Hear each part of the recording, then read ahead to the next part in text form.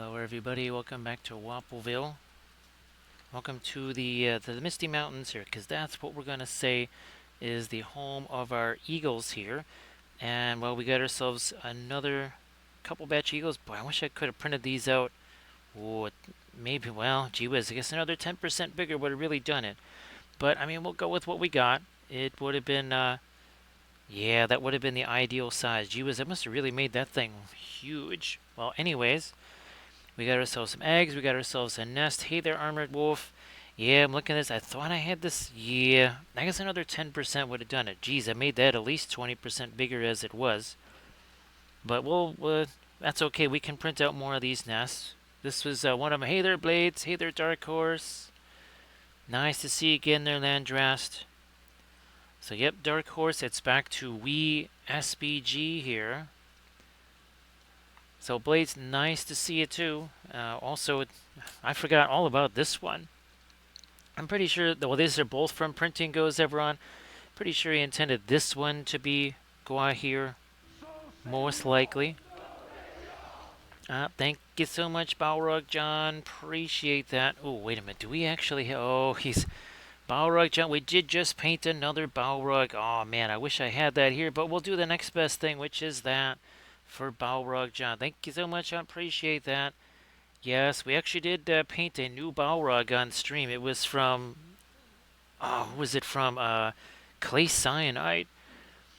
Thank you so much, Balrog John. Appreciate that.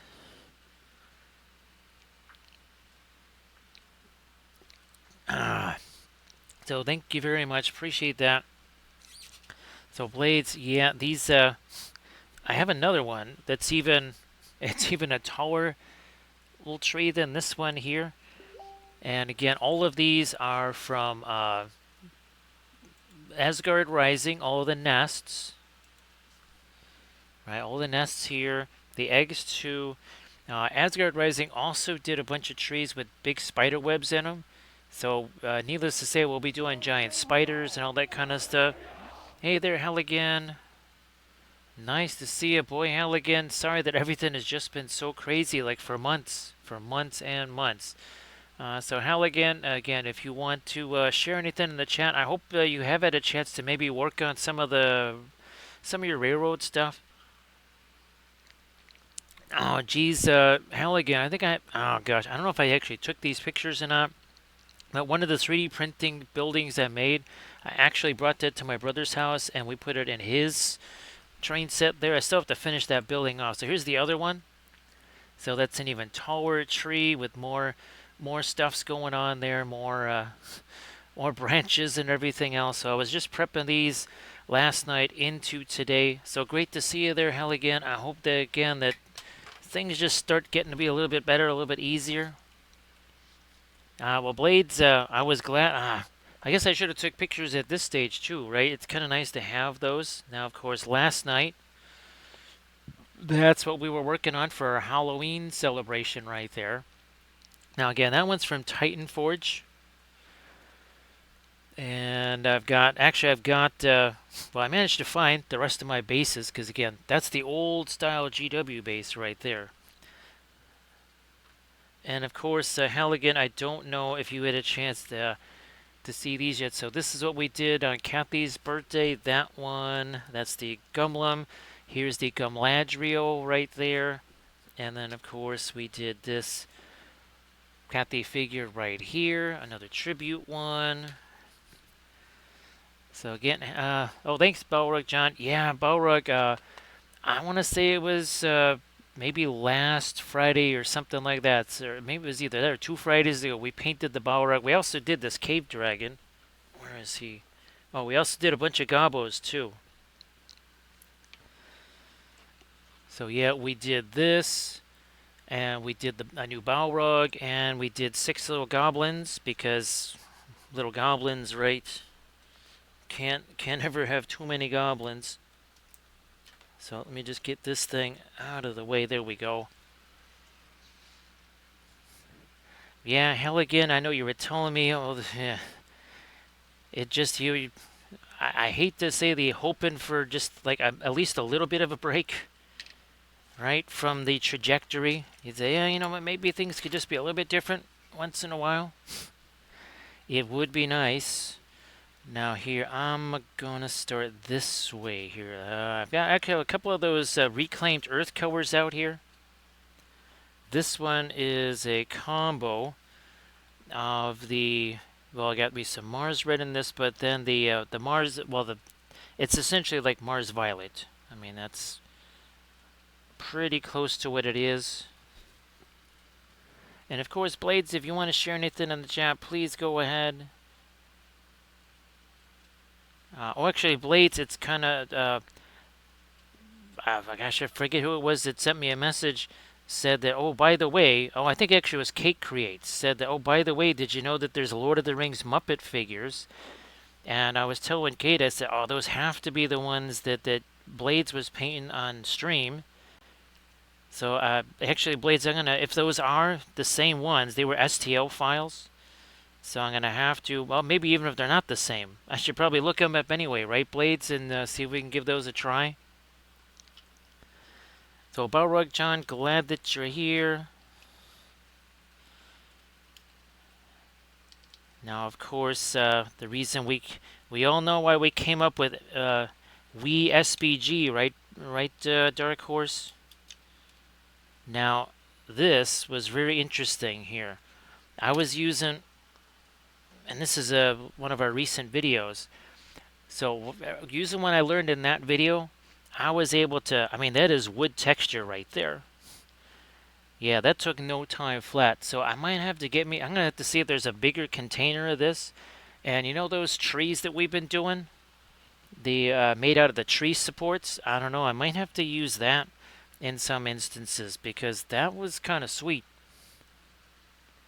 So yeah, Blades, I think I'm going to have to try to find those STL files because, well, that would be super cool. Well, then we could trade, Blades. Yes, I could, I'm trying to print out these curio cabinets. It's been weird. Yeah, Landress, I'll have to show you the pictures of these. I'm telling you, the way this stupid thing wants to orient these, and I have no idea why the slicer decided to suddenly change all my settings. Like, it changed my infill amount, it changed my infill shape. It changed everything, just for no reason. So when I try to print out the next batch after the stream, I guess we'll have to see what the heck's going on there. Yeah, hell again, I know Kathy's grandma, she has an extreme hatred of those water pills because, like you say, that water accumulation is just, it gets crazy. It takes almost no time at all for that to build up. So yeah, hell again, that is, and well, it doesn't, it's not like it's one of those things where here, just do this and it's better, right? It's just, well, we'll just see how we can manage this somehow. Now to manage this, we will be doing our glazy things. I might put a little bit of a bluish tinge on the eggs.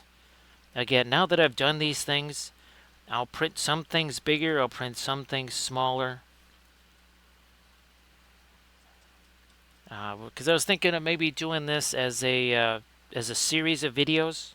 So just using these as the experiment, learning the lessons, and then going from there. Let me try this here. So Blades, I'm hoping that these curio cabinets work out because I mean I have things that I can store them in. I also have more of those wooden ones, but those really are more for transport and not really for displaying things. See that already starts to emerge super fast, doesn't it, Dark Horse? Look at this. Takes no time at all. Dark Horse, I mean, all kidding aside, I did see there is reaching a level now. Well, the vitriol, obviously, as you can imagine, right, Dark Horse, the vitriol is just, I mean, it is, whew, it's being dished out in megatons. And I think people are getting sick and tired of that. And I think if we just make something that is our own and just say, you know what, this is what we're doing. You guys do what you want. That's all good. That's fine. But this is what we're gonna do. Yeah, Dark Horse. I think it was the Candish stuff because I quite literally was. I mean, well, right? What are we painting on terrain lately? Yeah, right. And I also have printed out a whole bunch of the printing goes ever on stuff to do Candish Kings.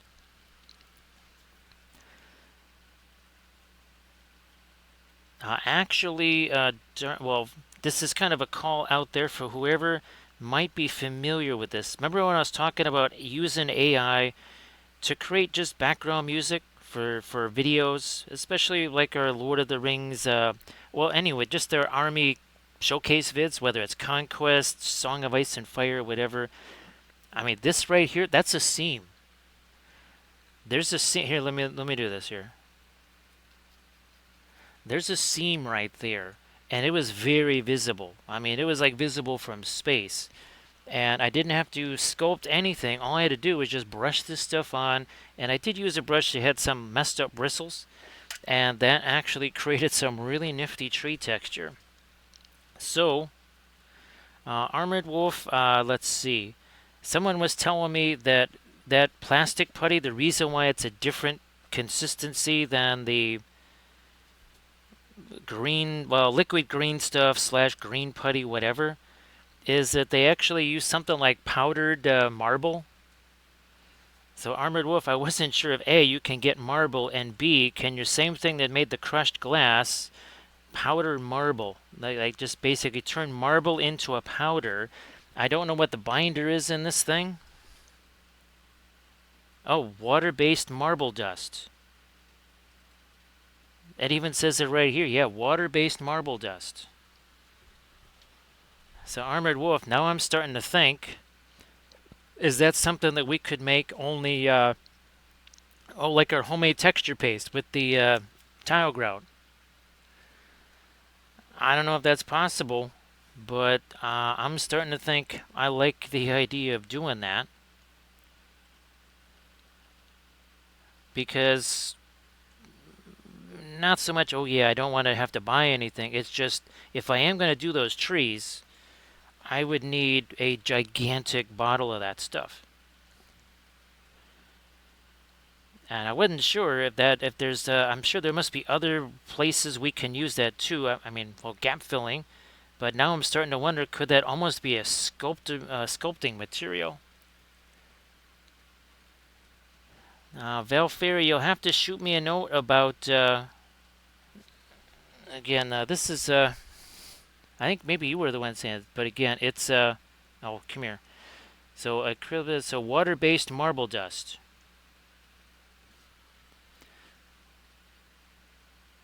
Look at this. Create or build up and correct details. Well, it certainly did that over here. I can tell you that.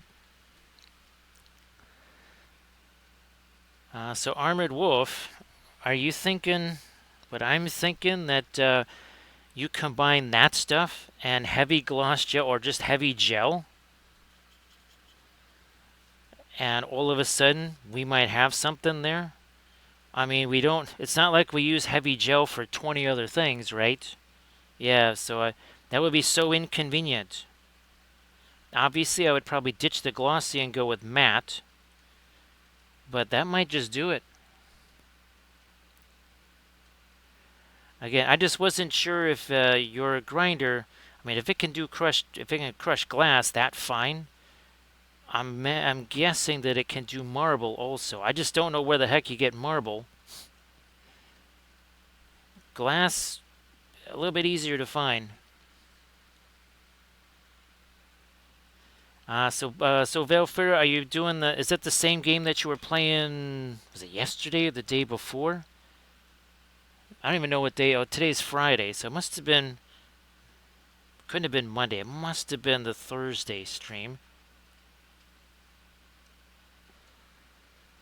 And again, Blades, if you want to share some of the stuff you've been doing in the chat, that'd be excelente. So the tree and nest and even the eggs, those are from Asgard Rising. Now remember, Asgard Rising also has, it's almost kind of the same type of files, except they hung some big spider webs in them. Now I did try to print those on the FDM style printer. It's okay for terrain, but for doing something like this, I'll just bite the bullet and print them on the resin printer. I mean, they are basically hollow, so they don't necessarily take up as much resin as you would think, okay, a big old tree might take. And as you can see, these are all hollow here. Let me work this in.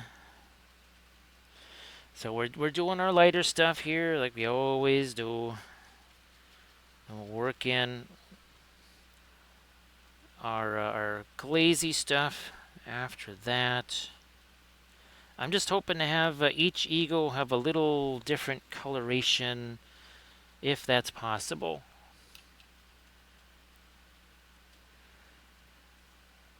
Now I did have to chop this thing down because this originally, well, the other one, like stuck out the here. Because again, it's meant for terrain. It wasn't meant to be put on a base like this. The other thing is I might, I mean, it is possible you print these things maybe smaller. They might fit a little bit better on a 60. I want to say if you printed them if you print them 10% smaller, they'll easily fit. 5%, look at that. I thought I had all of these off of here, but there's still one more of those.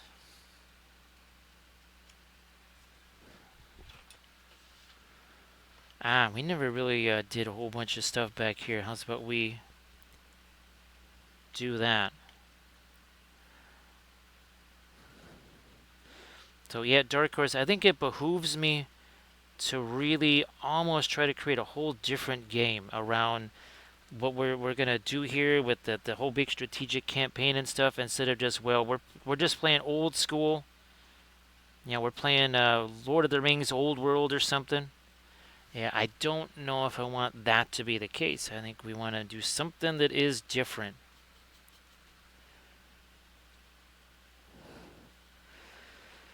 Score a different filbert brush. Well, not that one. Oh, this one right here. There we go. That's what I'm looking for. Some of that ice blue.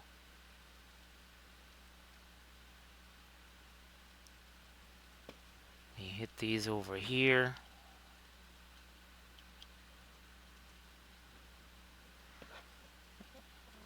There we are. So Velfira, yeah, I don't know if you've really had a chance to look at those curio files, but yeah, last night was the first one, and it really is bizarre how that wants to orient them. And it gets very cranky because there's a lot of, well, obviously you're supposed to be screwing those things together. I kind of wish they had a different version, like two versions of Velfira. One where you, well, do all the screwing together, and then another one you just glue them together, where there is no, I mean, it would still be modular, but it just wouldn't be, okay, now you can take it apart and rebuild it. Yeah, I would prefer a version like that where you just glue the darn thing together. Again, well, each one of each. I would think that it would be easier to create the one where you just glue stuff together instead of, again, having all these screws and other parts and pieces. And I know that you're playing your game right now, so you may not even be hearing half or any of what I'm saying right now. I just realized that. So we have really lightened this up here. Like a lot. Now we're going to get to our glazy portion. Oh, by the way, it's only been 20 minutes. It has been all of 20 minutes that we've been working on this thing. Velfira, I know it can be hard to focus, right, Velfira, on both things. Let me do this.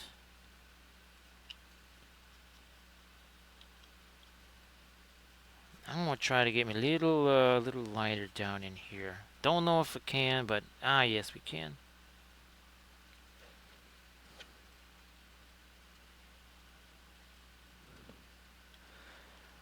It did take a while, I have to say. There's all kinds of little mini supports in here, and it took a wee while to get those bad boys out of there.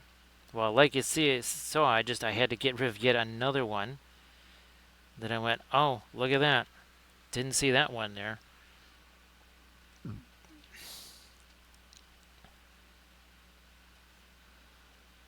We got that going. I think we got our rock scoot over there.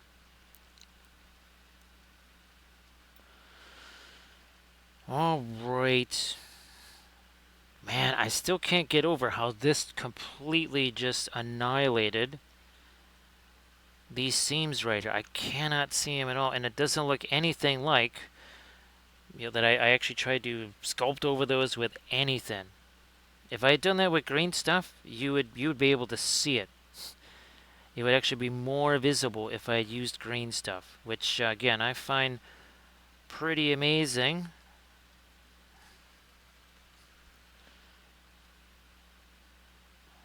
Well, that situation never arose before, so there was no real chance for me to try that out or test it out. But that's why we try things all the time, right, Denethor? So Denethor, thanks for thanks for letting me hang out with you on stream last night. Everybody, please give Denethor a follow. And Denethor, those were looking great, and the sculpting. Actually, Denethor was really cool. That was the first time I got a chance to see your sculpting. Yeah, I only ever get to see the link. I never get to see the actual sculpt. So Denethor, why don't you post that? Speaking of which, instead of me yapping about it. Yeah, Denethor, why don't you post that? And of course, Denethor, how was it? I don't know how many hours you were filling in for Bunko there. But everybody, please welcome Denethor. He's like, don't you even think about it. He's like, what? I'm totally not thinking of making an omelet here. It's like, you better not be. Actually, I was thinking more like poached eggs. So this, oh, this is gonna be raucous. This is gonna be very raucous, Denethor. Yeah, we got all kinds of birdies here. We have all kinds of birdies here. So Gandalf, we better keep his eyes out from above there.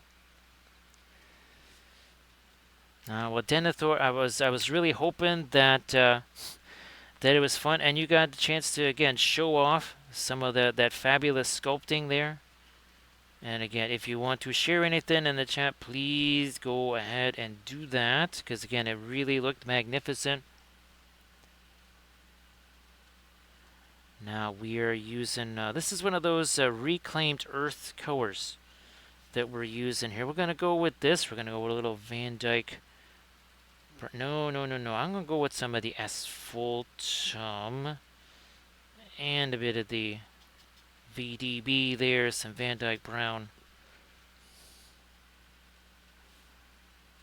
So yeah, Denethor, please go ahead if you want to share anything in the chat. Please go ahead and do that. There we go. Now again, I don't know how many hours you had to fill in for Bonko, and I think Bonko is still going, right, Denethor? Or do we have another a relief pitcher for Bonko in there right now? Because I think I saw that it was at something like 25 hours.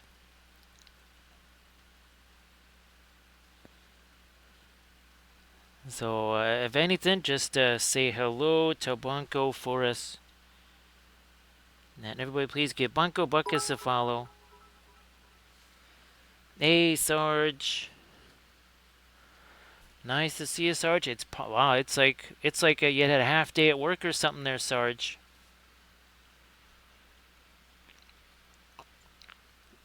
Denethor, that is the every single time I try to tell people what that was like. That is the line that I use, and nobody believes me, Denethor. Nobody believes me that they actually use that line. They think I'm just making that up. I said no, they use that. They used that line and thought that was great.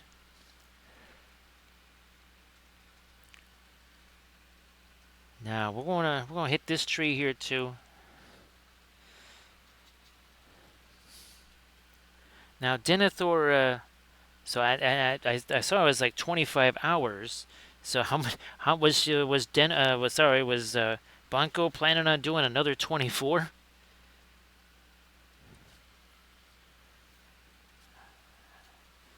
Now what I'm thinking is some of our gameplay streams, right? Maybe some of those could be mega sessions because, well, I mean, it takes a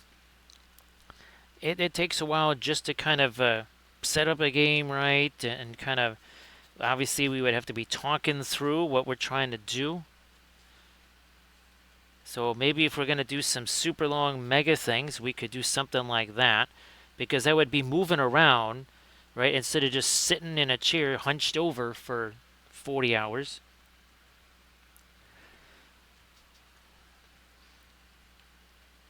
So Sarge, yeah, I've found an interesting little use here for that plastic putty.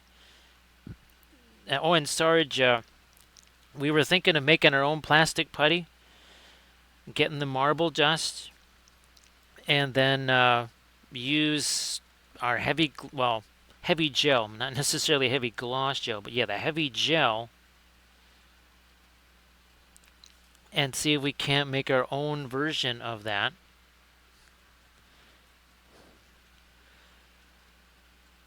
Now, so again, Denethor, yeah, it was very, very cool to see what you had sculpted, and I heard you were talking about how you really enjoy green stuff, the physical material there.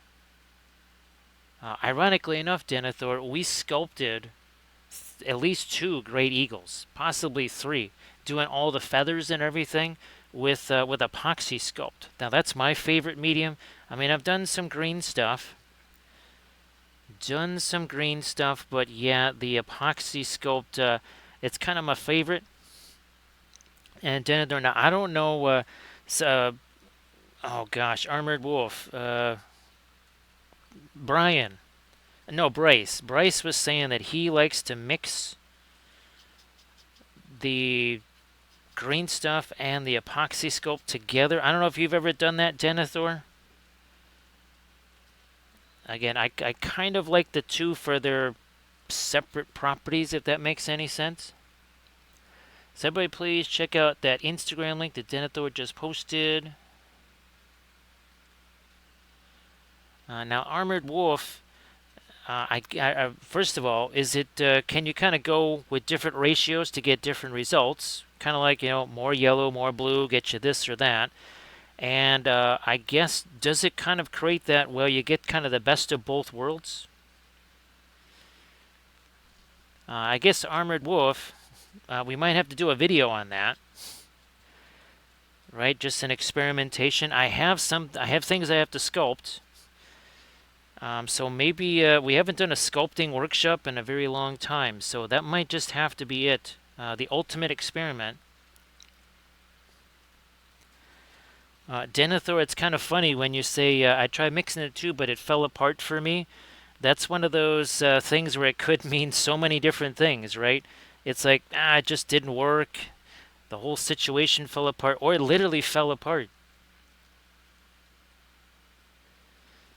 Now, everybody, please give Denethor a follow, because when Denethor starts getting those sculpting streams going, you are definitely going to want to see those, because again, it's going to be you'll really love what you see. So yeah, you have to follow Denethor so that you are all set when Denethor starts doing that sculpting stream. Where is... Oh, let me see if I can't grab this here. I gotta move a couple of things. Just bear with me here. What is this other thing out here? 1 second. Here we go. Come on. There it is. So this was done with epoxy sculpt. We did this one on stream, if you remember our Aowen figure there. So yeah, this is one that we sculpted on stream. Well, and we painted it on stream too. That was done with the epoxy sculpt. Denethor, well, that is definitely a reason to mitigate it, right? Now, Armored Wolf, it's kind of funny. That's when I talk about how I like the epoxy sculpt, because it is some of the what would you say, some of those nice properties of the milliput, being able to sand it and such. I guess Armored Wolf, another one of my favorite things is Mr. Stark. How you doing there, Mr. Stark? That's 19 months in a row, 21 overall. So, Mr. Stark, you have just reached the drinking age. There you go. Oh, look what we have. Oh, by the way, they didn't have a cranberry ginger ale, and I was at risk of sleep streaming, so there's actually Mountain Dew and rum combined there. Unfortunately, the much as I love the Screwball, the peanut butter whiskey, that's $28 versus $22 or $20 for the for our Kraken. So we went with the Kraken there. Again, I really well. Hopefully, we can sell off a few things. And no, we're not doing a fire sale on all of our Lord of the Rings stuff. There are some things that I have doubles of, like I literally have two. I have two Dark Marshals and I have two Corsair. No, sorry, Knight of Umbar, and one of them is very rugged. That would be the what is it? The one from Medusa Project. So that one I don't feel bad about shipping. The Navarrete Studios one, it's like no way. Unless I could physically hand it to somebody, that ain't gonna happen.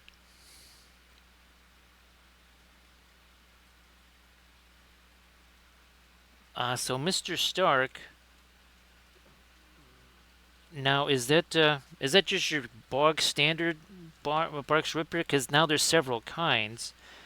I love Barks, Mister. That's what caught my attention.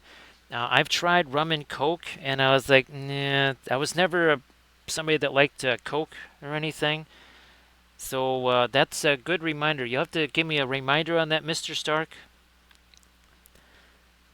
because that would be fun. That I could get on board with that.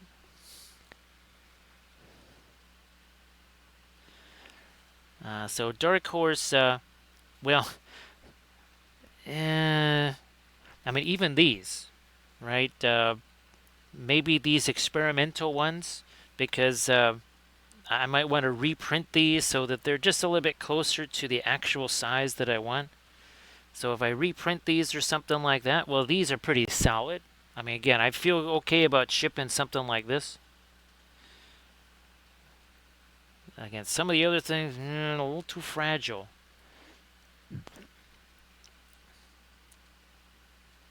So yeah, Mr. Stark, I forget what it was. Somebody last weekend, it's in a black can or something like that, and they had a different Barks there. I don't remember again which one it was.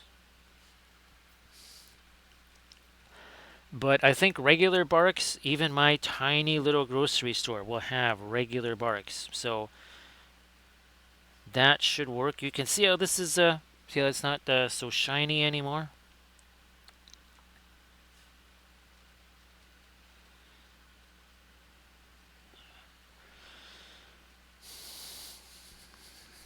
Now, the eggs over here, I might, well,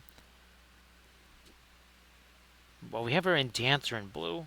We could do that. Oh, you know what? I'm going to get something here. I will take the A little bit of that perline black. That's some of our green. And I was like, wait a minute, why does this not have quite the level of darks as the other stuff does? That's because we hadn't hit this yet. Well, now we have.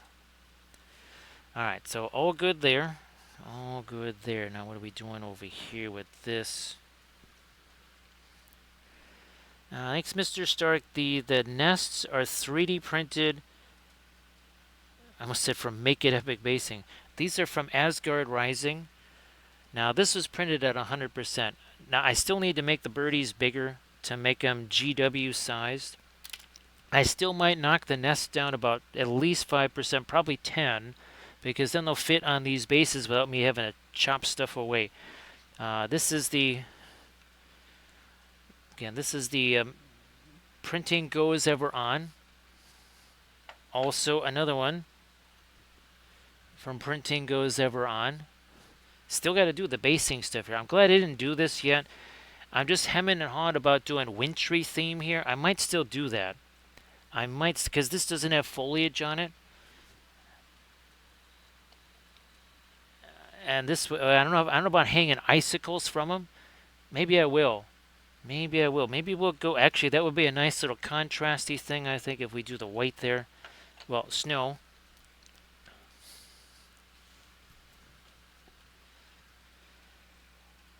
Alright, let me take Indanthrone Blue.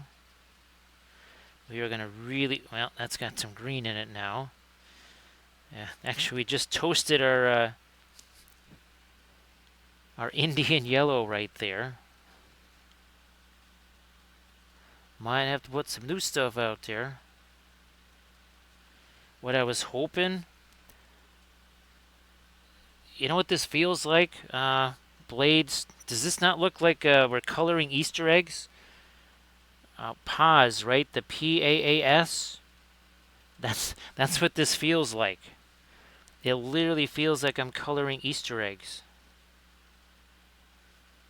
Because this is actually mixing with what's on the figure here. And I'm trying to get a little bit of spotting on there. I was kind of hoping that would. Yeah, that's way easier than I expected it to be. That's so much easier. Well, Mr. Stark, good luck with that. Geez, I don't want to take you away from what you're doing there, Mr. Stark, but if you want to, if you have any pictures of your contest, now, of course, if you can't post pictures of it, because, you know, sometimes contests are you can't post things beforehand. But yeah, if you wanted to post anything there, Mr. Stark, please go ahead. Oh, by the way, you know what? I might just do that, Armored Wolf, because I want to sculpt.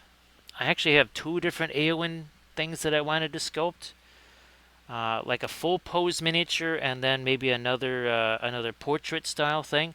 Maybe that would be a good opportunity to do the that sort of thing. Denethor, it's kind of funny. Hey, Assassin Killer, how you doing? Happy, well, still a happy Friday here. It's not quite a fabulous college football Saturday yet. And yes, we got ourselves some Donnybrooks.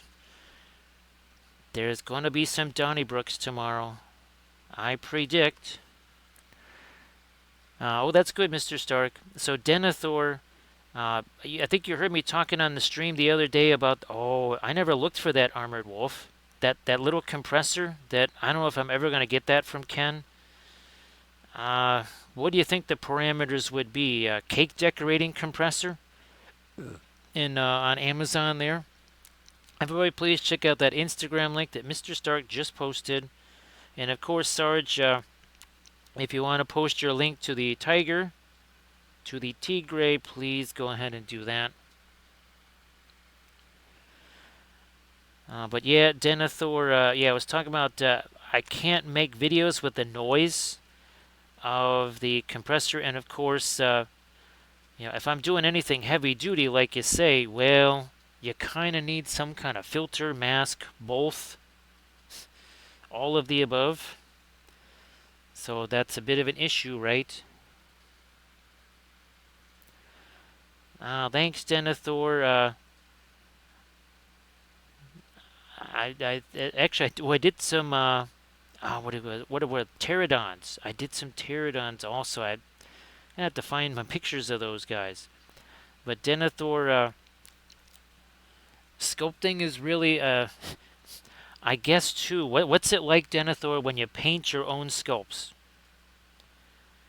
Now sometimes you do end up saying, "Oh, geez, why did I sculpt it that way?" It is now a little bit challenging to paint that, and the we can't just say bleep bleep that sculptor because we were the ones that did it. So yeah, we only have ourselves. If we've created something that's a wee bit challenging to get to, well, that was us that did it, right? I still can't believe that really did cover up that heavy duty texture right there. All right, so these things worked out very, very well.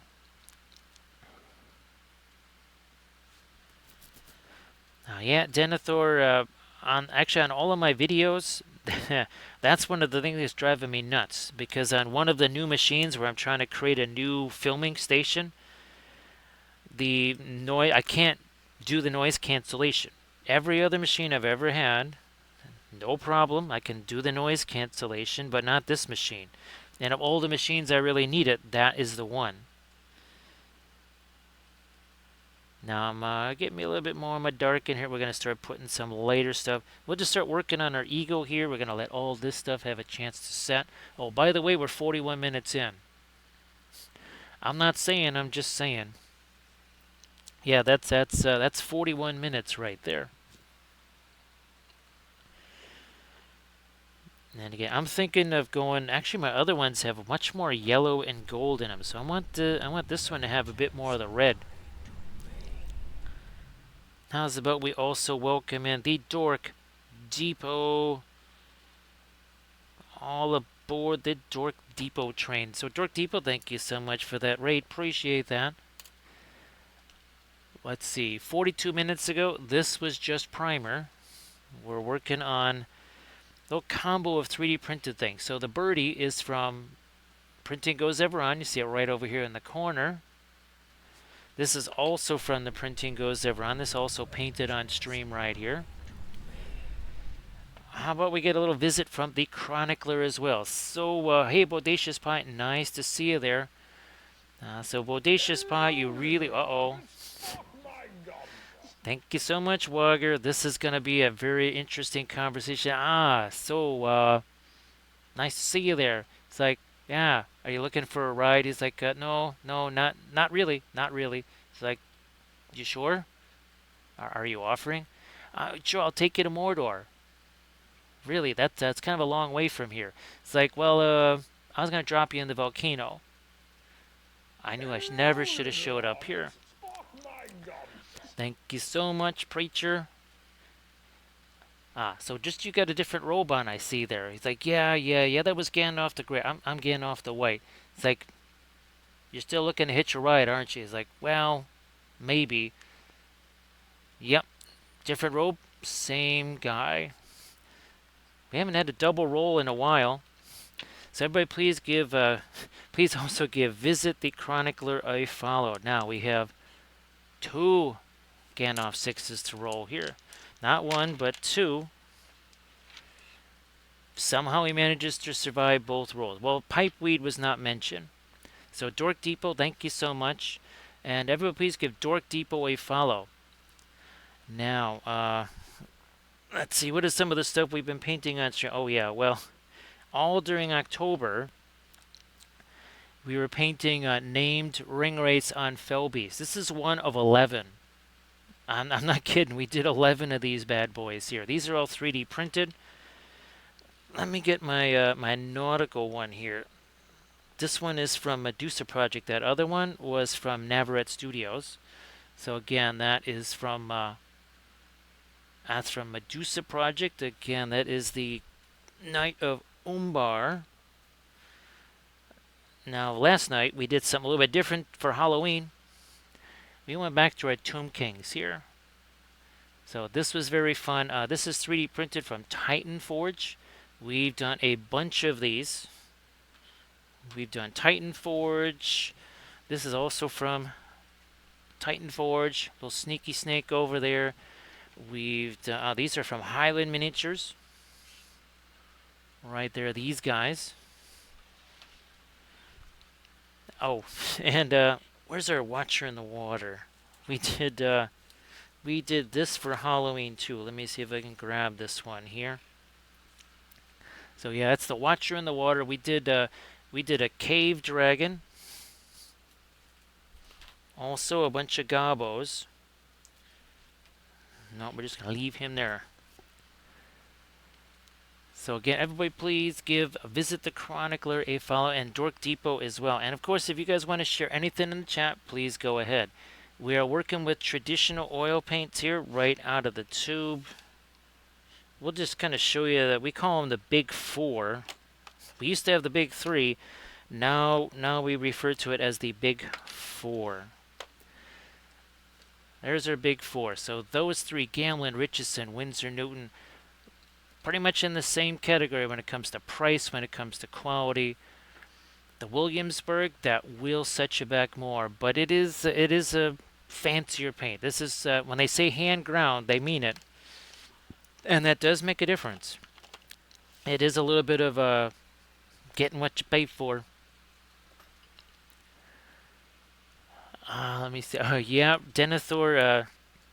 Sometimes you sculpt things and you say, wow, I really, I made that more difficult than I needed to. But yes, I will be definitely trying to sculpt me some more Eowyn stuff. Like I said, I wanted to sculpt a bust and a miniature. Well, it'll be 72 mil. I don't think it's going to be 28. Who knows? Maybe the improvements in, oh gosh, what is, the scanning, 3D scanning, could be such that we'll be able to scan that. I mean, even if it's painted, right? I mean, it's a scanner. It's looking for the shape, not what colors I painted it. So I might actually sculpt that, paint it, and then hopefully one day we have some way to actually scan that and then replicate that somehow. Denethor, I was really looking forward to the... oh, wait a minute.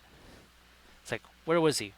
He was just here. He's like, yeah. The guy in the... He smells really bad. He's like, oh, yeah. You gotta watch out. If you're on him too long, you get a contact high. It's like, whew, that's what I'm feeling now, man. I might just fall off of this nest.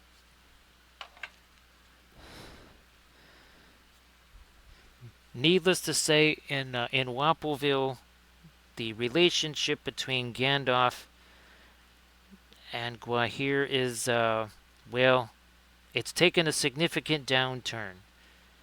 Yes, Gwahir just got sick and tired of being nothing more than a personal Uber for Gandalf. So yeah, he kind of took that personal. He took that very personally, and well, things just have gone kind of downhill from there. Same thing with Shadowfax, which is why, of course, Gandalf was somewhat bemused when he saw all these ring wraiths riding those fell beasts with nary an issue. You know what? I'm gonna zoom in here because we got our birdie going. There we go. Let's zoom in a little bit right there. And of course, if you guys want to post anything in the chat there, again, Chronicler, Dork Depot. I know you just finished your streams, so you may not have anything of what you were just doing. But if you got, Insta, Discord, work in progress kind of stuff that you want to share, please go ahead and do that. So we got that wing now a little bit better situated. This one, at least I can stick my hand over there on that that branch. With these right here, the oil paints. This thing, if it's not completely dry by this time tomorrow, it's going to be pretty close. That chariot that you just saw not long ago, that's basically dry. Yeah, and that's all done with regular oil paints right out of the tube. Ultimately, the oil paints end up being cheaper. They end up being far more versatile and far more rugged. So Denethor, I hope it was really fun painting the oils on stream.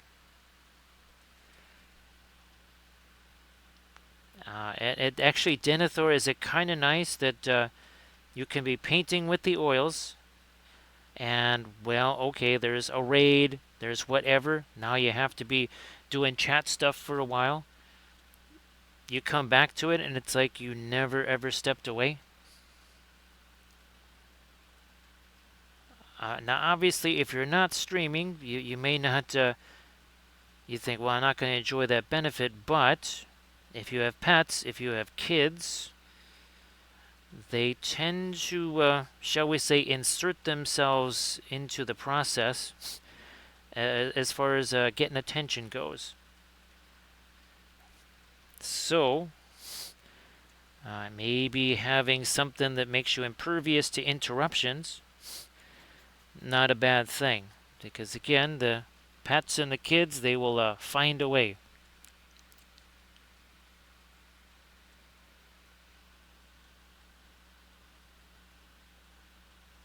Now, Denethor, is it still a couple of hours before you're going to sub for Banco there? I'm guessing that Banco is going to be doing another respite spell there. Maybe get some food, maybe get some sleep in.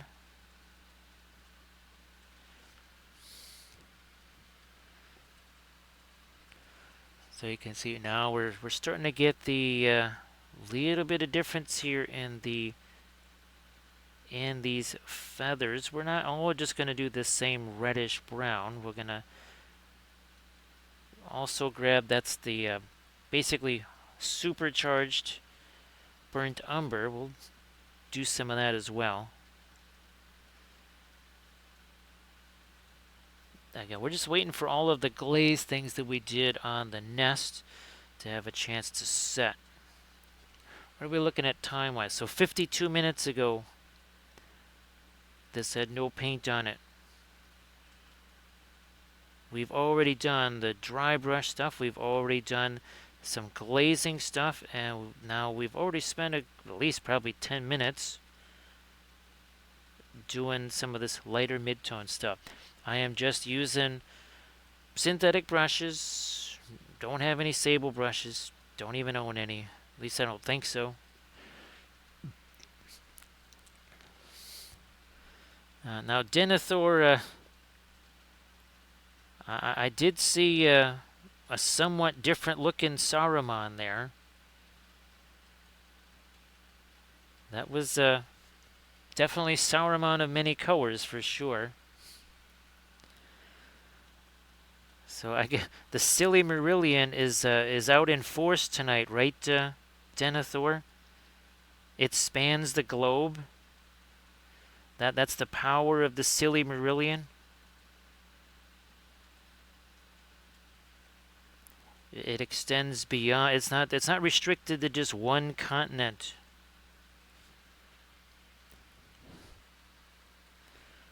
It goes everywhere. Just like if a color goes somewhere, it must go everywhere.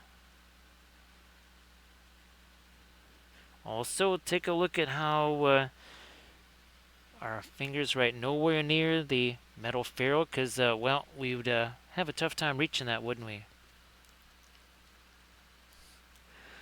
Yeah, Dark Horse, it's just like we SBG, right? It's not, we are not restricted by any one corporation's rules. We bypass, or we transcend that. We transcend those rules and those restrictive norms to create something all of our own here.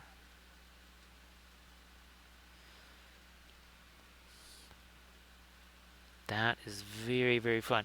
So the one I'll do tomorrow, we'll try to do a different coloration. Now, you think you can see, and at some point we'll do a film noir. You can see how the one on the right has more of a golden brown appearance. This one, much more of a reddish brown appearance. This one is almost more like yellow gray. So we have three birdies, and we have three very different colorations.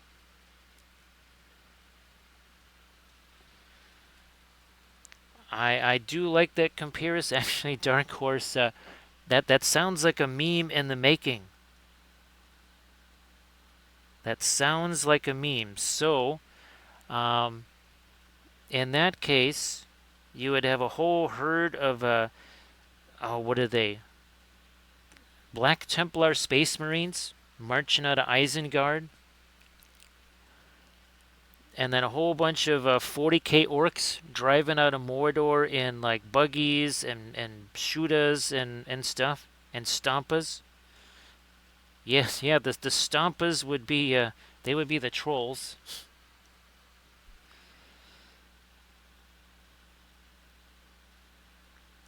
So yeah, I not only have I not posted anything to any of the Facebook groups, not wanting to get in any kind of a fracas there, just literally just by posting pictures of miniatures. You would think that would be the one thing that would kind of calm everybody down, but something tells me that the smoke ain't cleared yet. I'm having a feeling that there's still a whole lot of again, a whole lot of upset going on. So we'll just let that all just settle down there. We'll just do our little thing over here, and we'll have fun with it.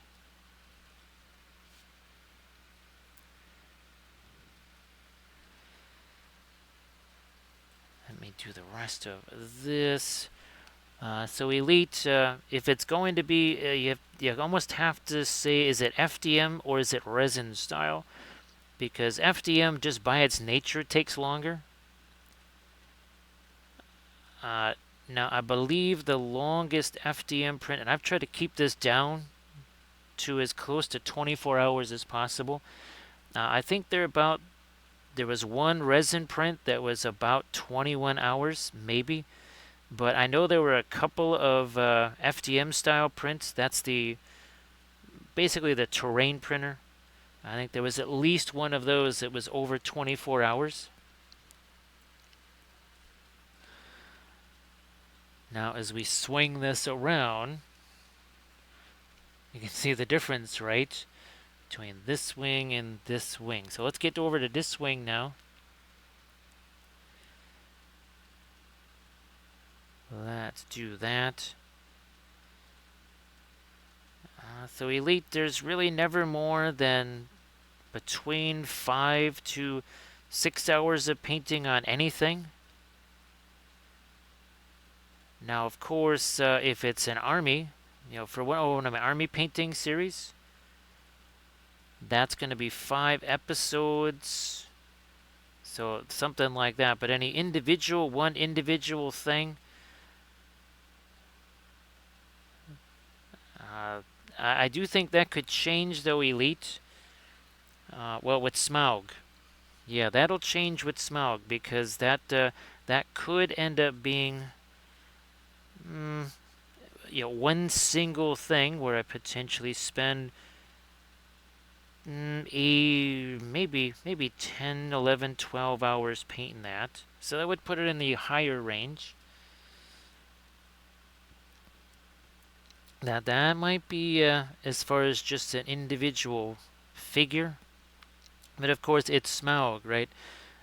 Which is probably a good 2.5 times, or at least 2.25 times the size of that Cave Drake we did. And that one's about a 5-hour stream, wasn't it? 4.5, 5 hours-ish. So happy Friday there, Elite. Well, happy Saturday for you. we still got ourselves a half an hour of a happy Friday here. We got ourselves a big college football Saturday that's coming up, brought to you again by the Wappleville Sports Network. And, oh yeah, hey Valfira, I saw the first this Tuesday. This Tuesday they announced the initial bracketology, so the very first college playoff rankings. And if you saw what the playoffs were already looking like, Horns fan ain't going to be happy. Let's put it this way. Because right now, if things are, I mean, if they were to be, done today, Texas and Texas A&M would have to play each other in the first round of the playoffs. Just after playing each other either the week before or just their literally their last game would have been against each other, and they would potentially have to play again in round one of the college football playoffs. So that would be very interesting. Now that's all subject to change, and I think it's going to significantly. Maybe not this week so much. Well, Ohio State, Penn State, that game's going to have a big bearing. Now let me see what we did here on his face.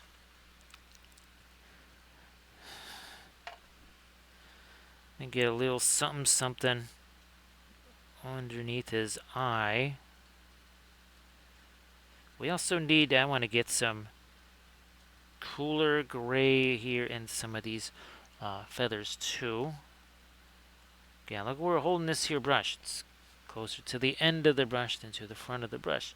It's also not super light here either. You think that, I mean, this looks very light, but it's maybe like a value 3 on that 1 to 10 scale.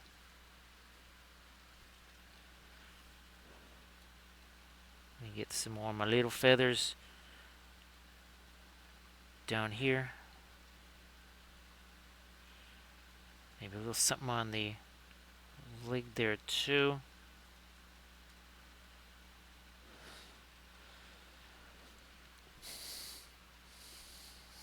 A little more on the leading edge of some of these feathers. Now, let me see. I think it was 3 different poses Printing Goes Ever On did for the eagles. What's weird is I don't know if anybody else has done eagles. I don't think that Diwali has done eagles. I don't think Medbury or Kurzlook have done eagles. Or Dandelion and Middle Earth.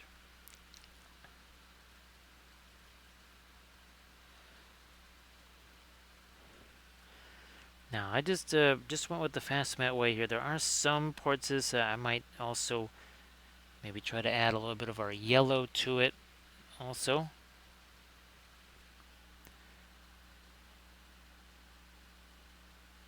I should get some over there.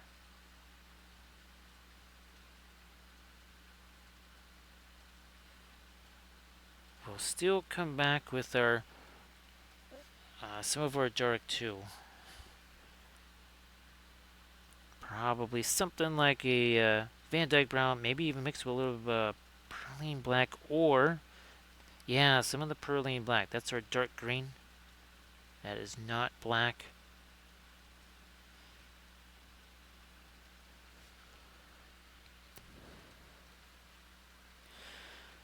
I do find it interesting that places like Printing Goes Ever On, the human characters tend to be much more stylized, and any of the creatures, whether it's eagles, horses, pigs, cows, whatever, those tend to be kind of almost hyper realistic, at least by comparison. And I don't know that now. That could be intentional. Just knowing the sculptor, one of the things he doesn't want any black helicopters showing up on his lawn. So there's kind of a strategery there to, oh yeah, that looks more like Schmeodin or Schmeowin or Schmarwin than the actual character.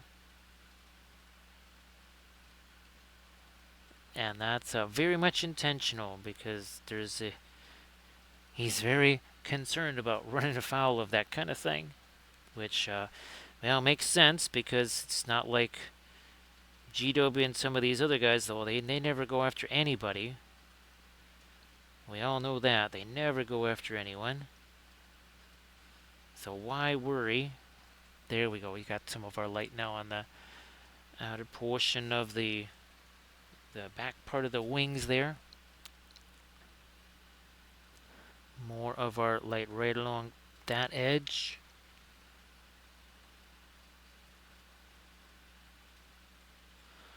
And again, we want to thank our raiders. Wow, look at this. Look at how that has really lost all of the shininess there. Remember, it wasn't long ago. That was it was looking pretty shiny. Not anymore. Now, I'm gonna, speaking of switching here, this is gonna be a bit more towards our yellow, at least yellow ochre right now.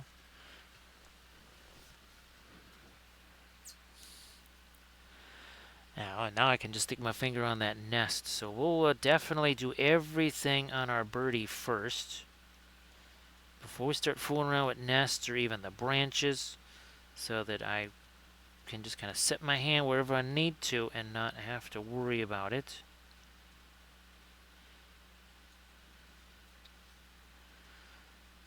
This is another area where I'm thinking maybe a bit more of the our tan-ish color. Okay, we'll just I can always wash some of that off of my fingers. Not a problem. If you get some of the paint on your fingers, dish soap, warm water, just a matter of seconds, that'll all be gone.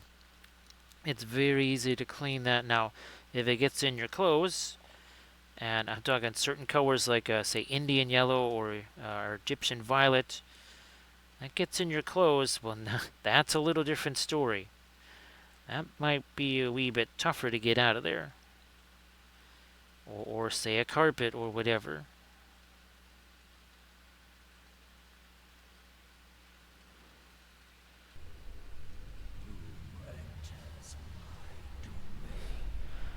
Thank you so much for the raid, Lion. Everybody, please give Lion Creative a follow. So, Lion Creative, happy Friday / Saturday. I hope that you're doing very well, of course. And, well, if you wanted to share anything in the chat, please go ahead and do that. We are working on some birdies here, yes. And Gandalf has already shown up twice, Lion Creative, and it's been contentious, to say the least. So there's a little different version, again, of our, basically one of our great eagles. These are all from the Printing Goes Ever On. There's another one there. Lion Creative, definitely please share something in the chat. Definitely do that. The nest here, that is actually from Asgard Rising. Again, the eagle, Printing Goes Ever On. This from Asgard Rising. Now, our stream last night, we for Halloween, we went back to our Tome Kings there to have some fun on these guys. So that was super fun. And of course, Lion Creative, we did Kathy's birthday stream. A couple days before that, there's our Kathy figure. And then, of course, we were doing the Lord of the Rings themed gummy bear figures. Where's our Gumladriel? That was a Gumlim there. Where's Gumladriel? Here she is. So there's Gumladriel. Now, what we spent most of October doing were, well, these guys. Right, we had a blast with those. So yeah, Lion, please, if you got yourself something you can share, please definitely do that. And again, everybody, please give Lion Creative a follow. let me see, what are we at here? 1 hour, 10 minutes ago, this had no paint on it whatsoever. This was one of our classic paint-free objects 70 minutes ago. Yes, it was completely devoid of all things paint. It was just primer. Gonna try and lighten up that a little bit down here. Blending brush. This might work. There we go. Hey, it's a casualty. How you doing? Appreciate you being here, casualty. Thank you so much. So yeah, that was a little special stream there for Kathy, and of course the gummy bears here. That was also part of the memorial to Kathy because she, remember, she started the gummy bear painting contest at ReaperCon, which they still do to this day. So everybody, please check out that link that Lion Creative just shared, and please give Lion Creative a follow. So Hollow Heart, hopefully there's I can give you a whole bunch of really good answers. So yeah, Hollow Heart, if you've got some questions there, please go ahead and fire away. And also too, again, happy Friday/Saturday to everybody. Thank you so much for joining with Lion Creative on that raid. We have another one of these that we will be painting on our stream on Saturday. It'll be interesting because the tree/branch part is even taller than this one. So thanks, It's a Casualty. A lot of folks kindly joined on the stream on Tuesday. Sorry. Yeah, a lot of folks joined in on the stream on Thursday, and that obviously it makes it a whole lot easier to have company on a stream such as that. So I appreciate all the folks that joined, and lots of folks were very, very kind to offer support. Lots of, well, I think we had a level 5 hype train. We had a level 5 hype train, all kinds of stuff. Now we got Spark Minis in here. We have a whole collection of folks. Spark Minis, how you doing? So Spark Minis, great to see you again. Ooh, let's see. Well, it's a happy Saturday for you already. So everybody, please give Spark Minis a follow, and of course, Spark Minis, I know you got some stuff that you can share in the chat, so if you want to do that, please go ahead. We are painting up, well, this is one of, well, it's going to end up being at least 3 great eagles on nests of different types here. So yeah, Spark Minis, please go ahead and share something in the chat if you want to. These are the eagles are printed from the Printing Goes Ever On. The nest here, that is printed from Asgard Rising. Hey there, T-Cat. So T-Cat, you want to post any links in the chat, stuff you've been working on, please go ahead and do that. And again, last night on Halloween, we went back to our Tomb Kings here. We had a blast with them. And of course, on Tuesday, again, we did the special Kathy stream. We did that figure. And then, of course, we did the Kathy-inspired Lord of the Rings gummy bears right here. Now, hopefully for next October, and this is something T-Cat that I really want to do for our KathyCon next year, is to have these also sculpted up. So that's Sargum, that's Gumdolf and Gumli, and that's Gumbeard and Legolas. So yes, I'm hoping to hook up with either sculpt these myself, or someone that does the digital sculpting, so that people could get those files, and we could have kind of a worldwide painting contest there. Everybody, please check out the Instagram link that Spark Minis just shared. And please give Spork Minis a follow. So yeah, those are the things. Again, I'm hoping to well, Boomits. Oh geez, I just reminded myself I never said Boomits. Some photos of those. So yes, I have to send Boomnets a photo of the ones that she sculpted. But yeah, we need to get the rest of those. We need to get the rest of those done. I was talking about the gummy bear painting contest on a stream weeks ago, kind of at the start of October, and then it just one thing led to another, and it was, well, hey, what if we converted some gummy bears to look like Lord of the Rings characters?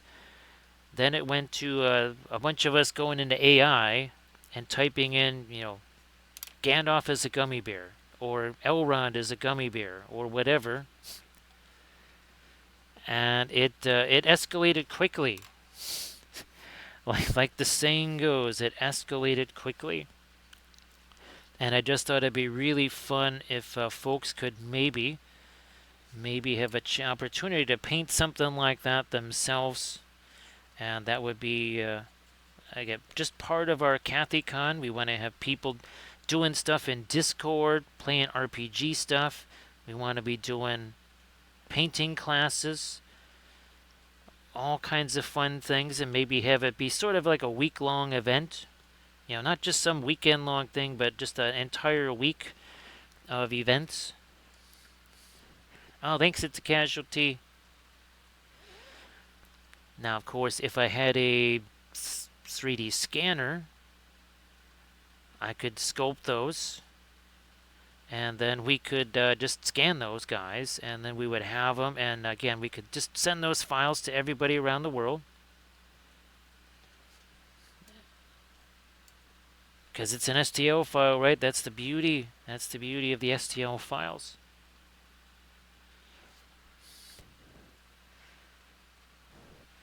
So I think what I might try to do is, again, maybe talk with other digital sculptors and stuff and see if they might be willing to do something like that.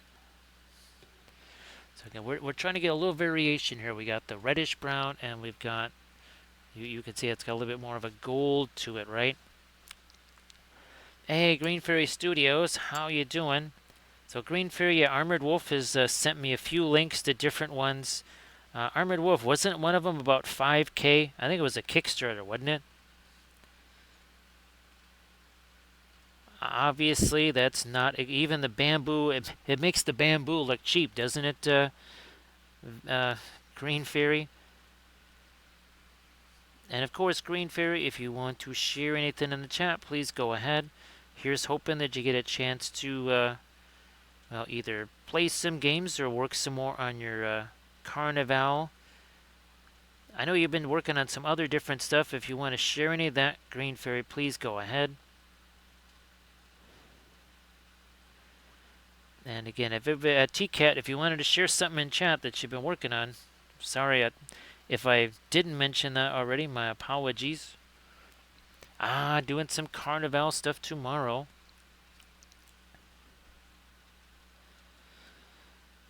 So yeah, if you want to share some of your, or even your, oh gosh, what is, oh, the Shadows over Brimstone stuff, that's right.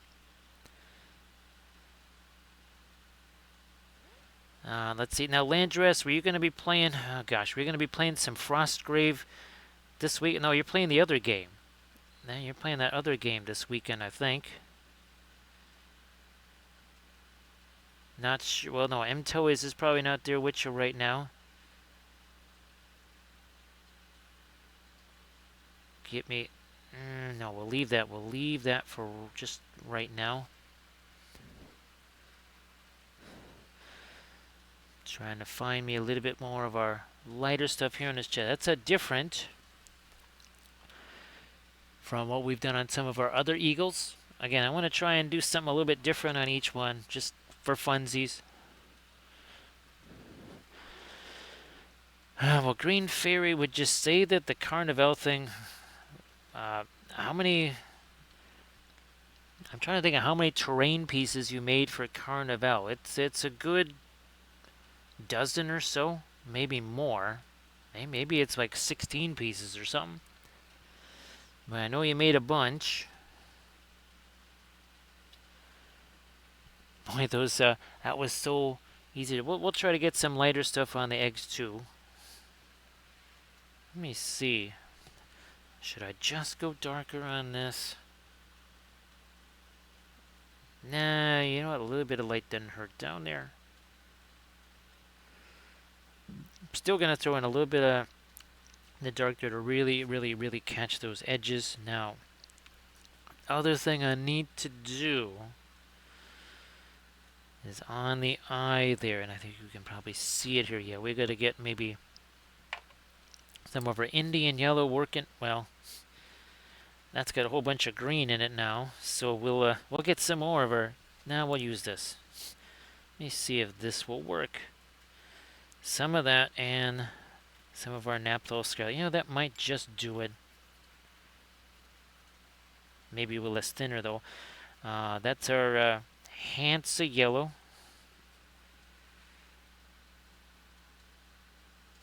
There we go. Now we're gonna get that on this side.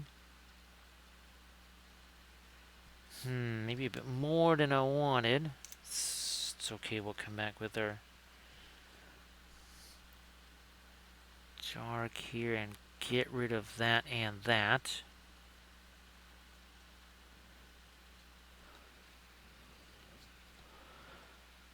So 9 canal boards, couple bridges, and 9 or so building. Yeah, I forgot about the bridges. I do remember the canal boards and, well, some of the boats too. So, yeah, Green Fairy, if you want to share any of your terrain or whatever, that it was, well, you know how much we love terrain here. Now, this is a little different here. We're doing some violet and some Van Dyke brown together. So we're talking about some darker stuff over here. Not black, not even just a dark brown. We have a little touch of violet in there too. That really starts to stand out now. So 82 minutes ago, this entire thing was just primer. Oh, it looked a little bit different. It looked a little different just 1 hour, 22 minutes ago.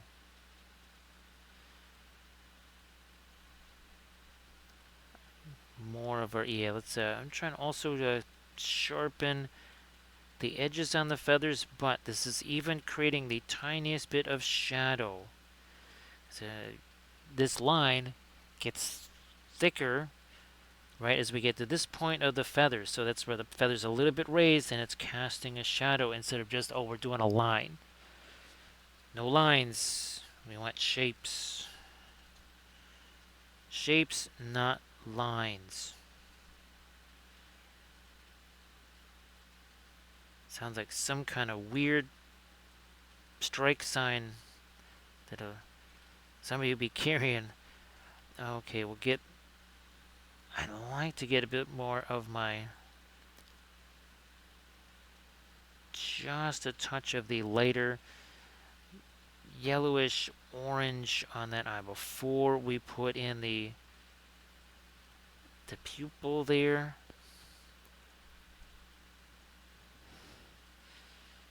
Yep, gonna work all the way down here.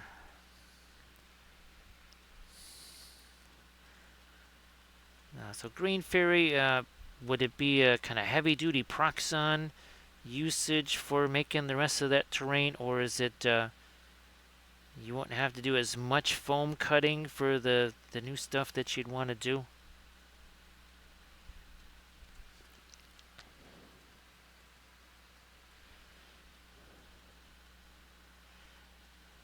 What's happening here? We'll get some of that too.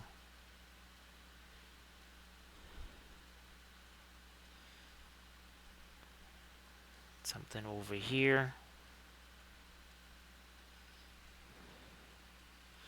Okay, we did make those there. I forgot these talons over here to make those darker. Okay, now this stuff here,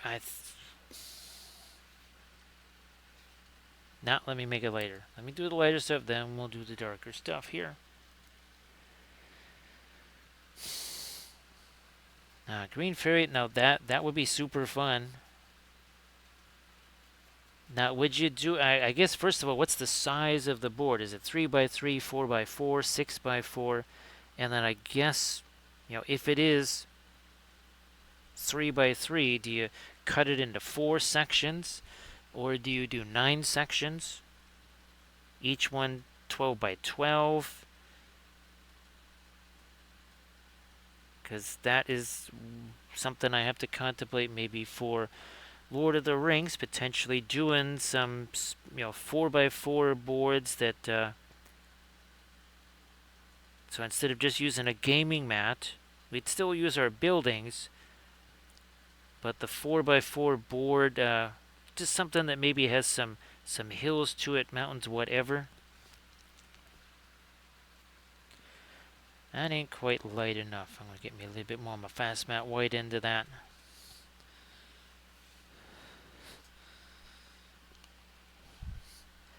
So the eagles, once again, 3D printed from the Printing Goes Ever On.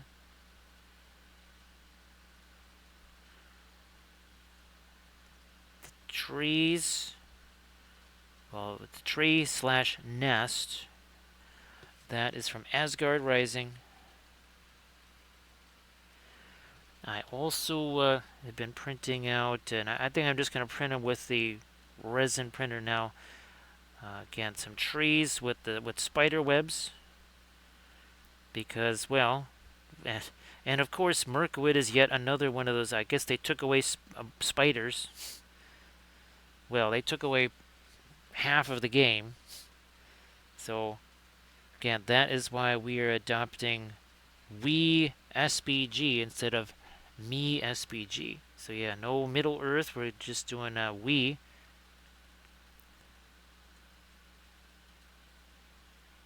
We SBG.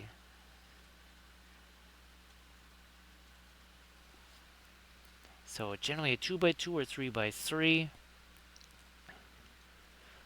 Yeah, that's good, Green Fairy. Would you say that the 1 by 1s are kind of, well, exponentially easier to store? And you can't, you really can't beat the modularity on that. I know that, I guess depending on what you're using, making those line up, right, and latch together. Now here's something I was wondering. If you're gonna do 1 foot by 1 foot, sadly, I don't think even on the X1 that bed fits something that's 1 foot. I was just wondering, do you sort of print the, well, what would you say, almost like the base layer, right? And those obviously you could print those out; they'd be perfectly flat. No matter what you add on top of them, they're not gonna warp or anything like that. And then you would have clips, right? Because there's that clip system. I wonder if you buy into the clip system, you put that, and you literally just print a bunch of rectangles. No height or anything like that. Everything is sculpted with foam or whatever. But the underlying layer is something that I gotta, I'm gonna have to look into that for 3D printing, or for a printing workshop tutorial / terrain. I'll have to ask Sectorix if that's possible. That's definitely the person to ask. Because Sectorix just might create something like that.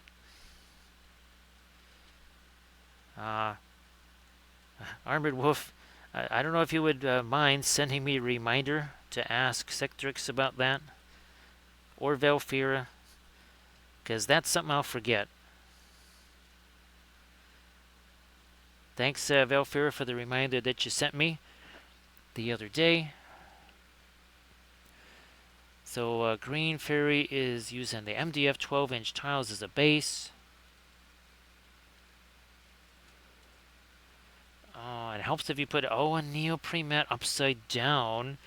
So that the side that's got the tooth to it is that's gonna get a grip on your stuff and keep it from flying around all over the place.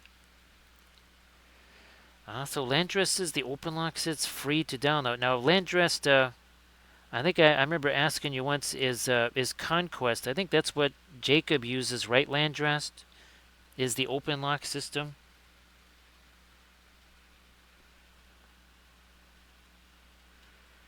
But having used that open lock system, it tends to work pretty well. And I mean, you would just literally, gosh, well, I've never done it, but that could make for a very interesting printing. Actually, I do have some things I was gonna do in a printing workshop episode.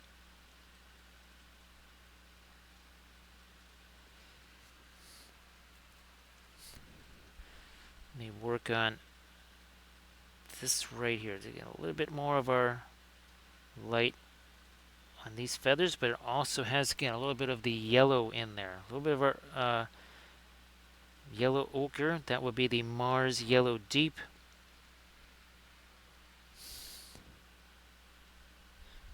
As we add a bit more of our light to the back of his head, hopefully not too much.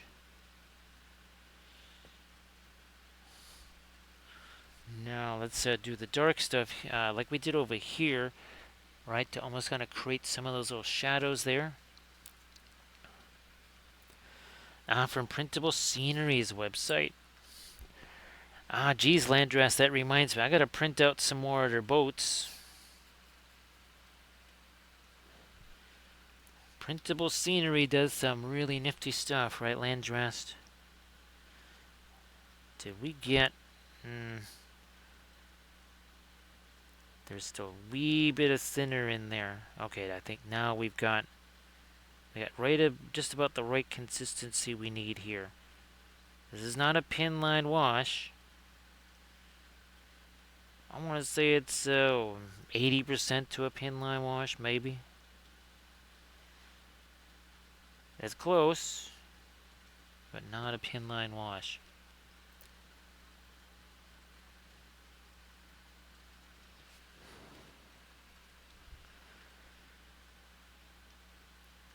Also, some of that under here. So we're now a little over 90 minutes into this. Right, and we got ourselves some nice texture here. We'll also try to kind of enhance some of the coloration here. We'll try and get some of our greenish grays in there too.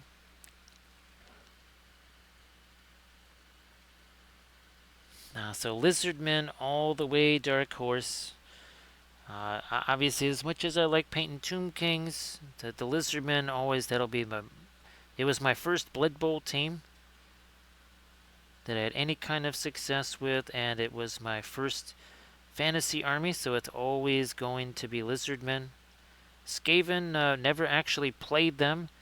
Actually, I only just started painting those for the army painting series. I think I painted one Skaven Blood Bowl team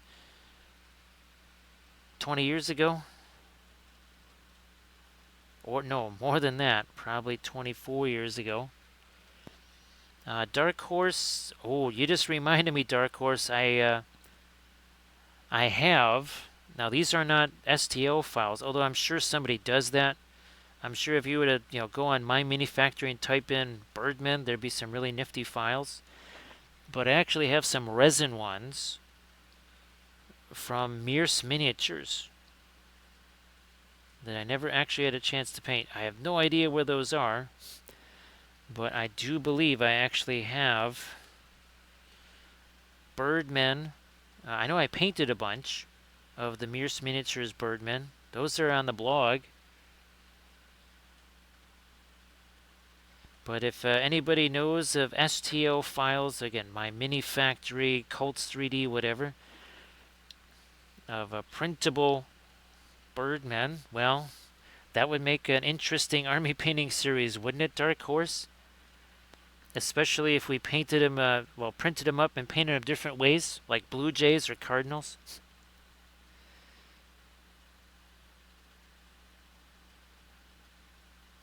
I can't imagine someone has not done like an entire army release of Birdmen.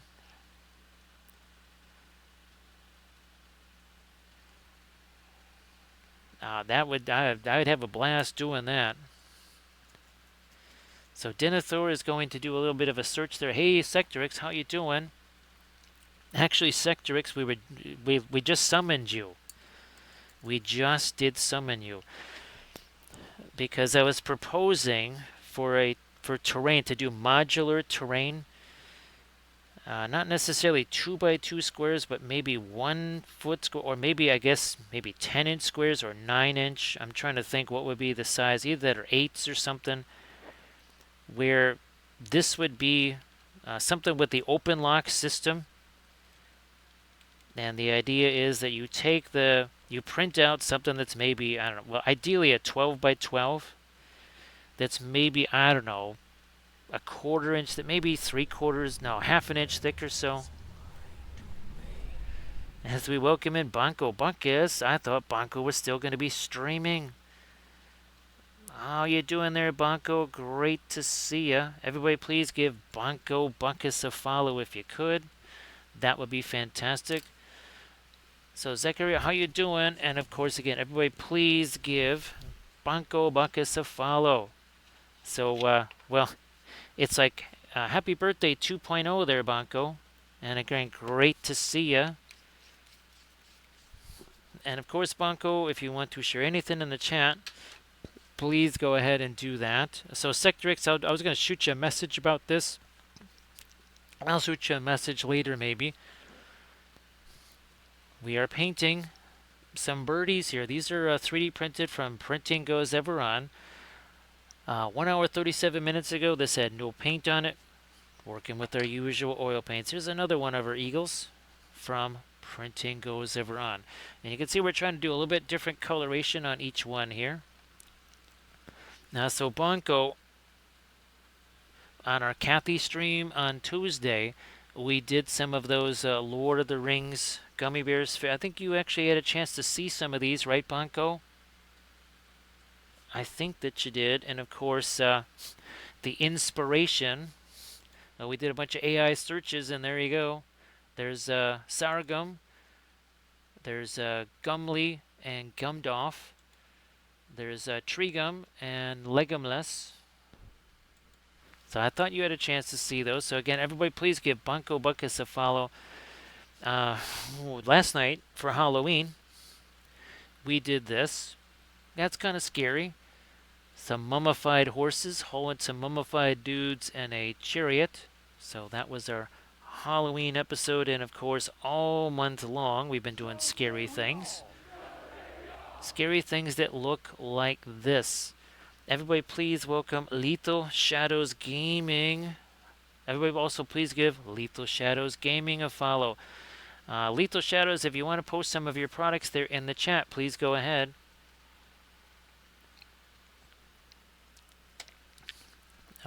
There's already been some confrontations, Valfera. There has been some confrontations now. One of the, I guess, the most well-known things from Lethal Shadows Gaming is also the paint scythe. Lethal Shadows has all things 3D printing. So, would you say about 35,000 files now, Lethal Shadows? But they also have their own sculpts. Speaking of kind of Tomb Kings type thing there, that would make a really neat Hyro Titan. Yeah, that would be a very neat Hyro Titan right there. So again, that is from Lethal Shadows Gaming, and that is one of their own sculpts right there. So yeah, Banco was playing the role of Saruman there. Oh, hey, let's do this up right, Banco. We should do this up the right way. Let me see if we got the right one here. There it is. So 1 second. Give me a momento here. Let's move that over here. It's like, yeah, I was streaming for a little while. I do have to say though that the Wi-Fi connection, it's not really up to par. So I just blame the Numenorians for that, because someone's trying to send me some texts and everything during the stream, and well, that it was hard to see, man. Stream just couldn't keep up. Sorry, Bunko, had to do that. So again, everybody, please check out Lethal Shadows Gaming for all things 3D printing wise. Lots of other great stuff there. And of course, Lethal Shadows. I hope that all the convention prep is going well. See that we just added his eye right there. We got to do this on the other side now. There it is. You know what? We need to get that line. Oh, never did do this either. Artemico, definitely. Well, and again, the keyboard app on those Palantirs is well, leaves something to be desired, doesn't it? Yeah, that keyboard app is not sensational. So, Artemichael, if you want to post anything in the chat, stuff you've been working on, please go ahead.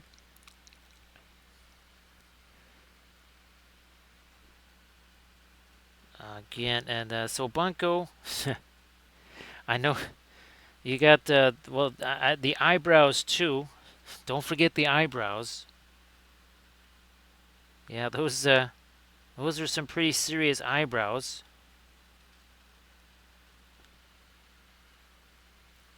Let me see. I think are we all caught up there?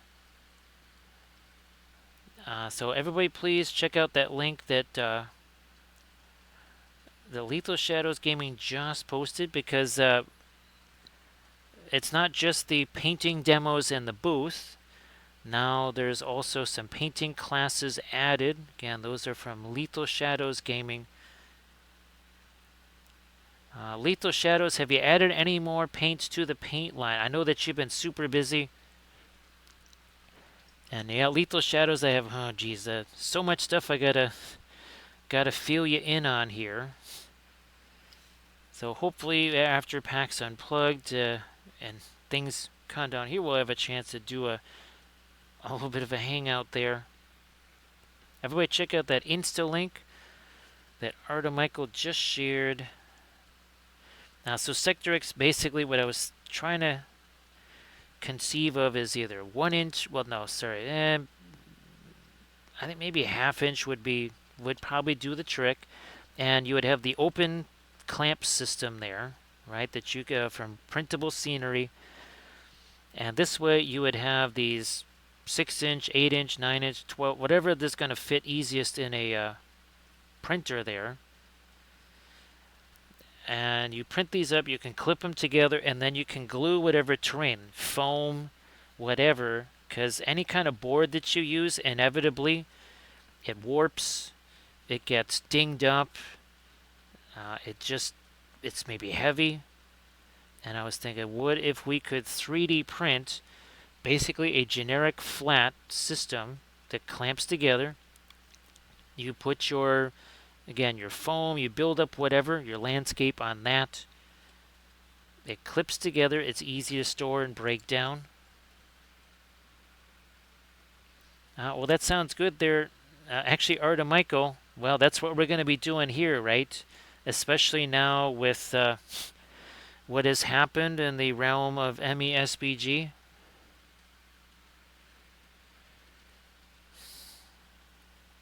So again, that's the paint scythe. There's also the paint scepter. And again, Lethal Shadows also has a whole line of paints. So again, please go check out lethalshadows.com.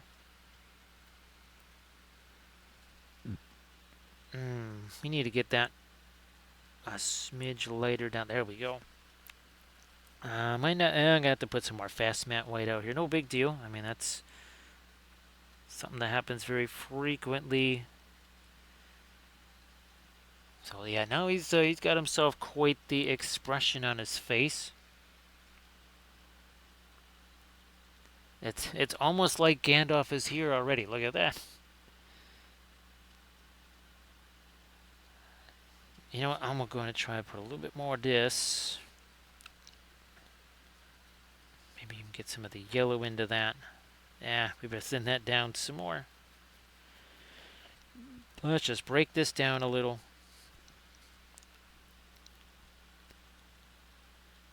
Boom. So Bunko, hopefully, well, it was really fun to be able to raid Denethor while you were having a little bit of a sleep there. I actually finally got to see Denethor's fantastic sculpt, which was really cool.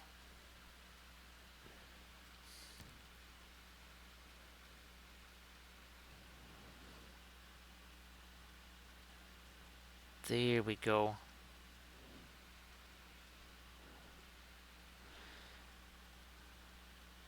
So yeah, Denethor, a couple of goblin spies in there to see, okay, what really goes into the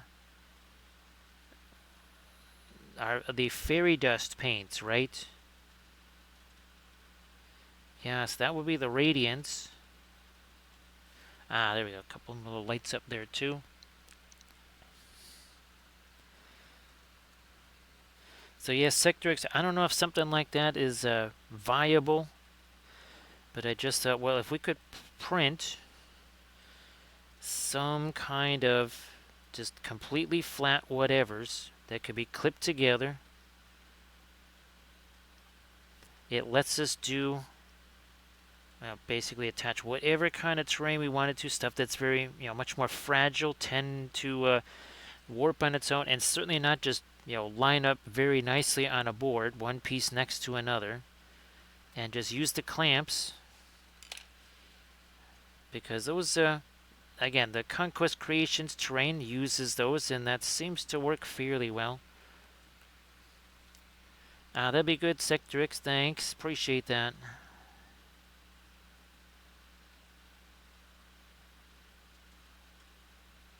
Oh, yeah, speaking of which, so Sector X, if you wanted to post a link to the Battlecraft supplies holders, that's what we're using here. Well, this is one I made a little modifications to, but there's all different kinds. So also the smaller ones here, and you can see again that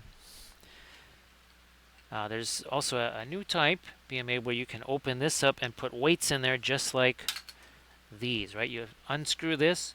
I've got pennies and sand in there to act as a counterweight, and as you can see that that works quite nicely there.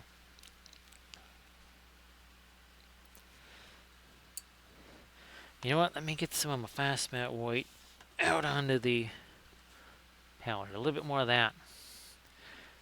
Yeah, Denethor, we gotta find out why did they cancel all of the fast mat colors. That's something else that our spies could find out.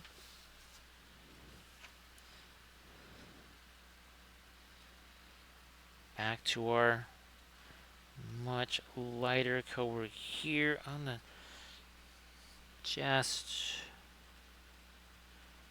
We haven't really done this on any of our eagle. I thought that'd be a kind of a fun, different thing. We've also never done a bald eagle. We've only pretty much done golden eagles. There's also, and I did this actually for the original painting pyramid Kickstarter.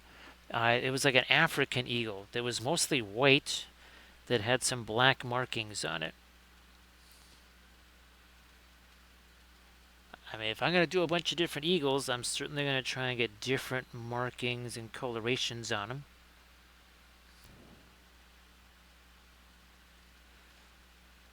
So yeah, all the fast mat colors, those are gone. Only fast mat white survived. Which is a bummer because actually one of my favorites is the Naphthol Scarlet. I do like the Hansa yellow.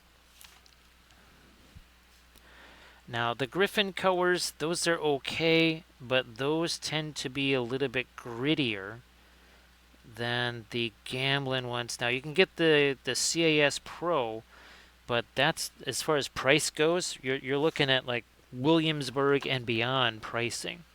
I mean, this right here pretty much costs double what the Griffin outfits do. Yep, Denethor, they all have Alkids. But, why are theirs a little bit on the smoother side, whereas the Alkids on with the Windsor Newton Griffin series, those can be very gritty and grainy by comparison.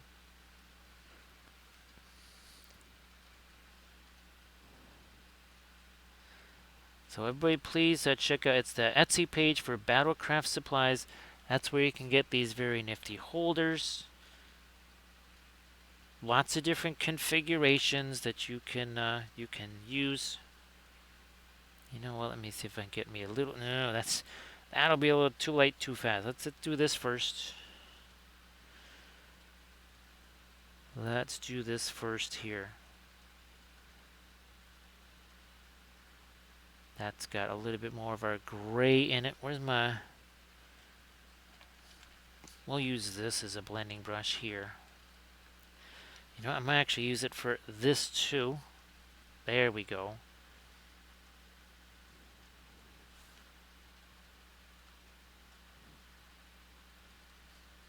Fish that down in here too. Now I think we can do this. Yeah, Den of the Whale, I think for the most part they're matte. Now, yeah, I don't know.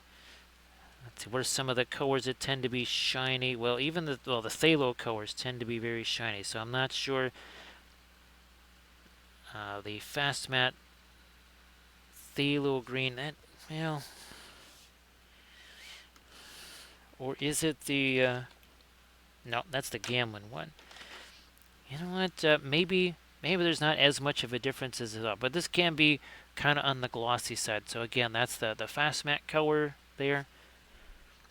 Just like our, let me mix this together.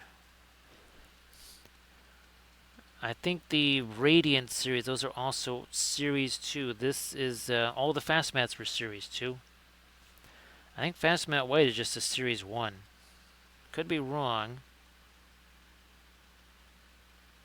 Well, I'm sure cadmium yellow or whatever in Fast Matte must have been more expensive. Again, I got these on clearance. I mean, they were on clearance, so I thought, well, let's just get them and let's see if they work. They are much easier to use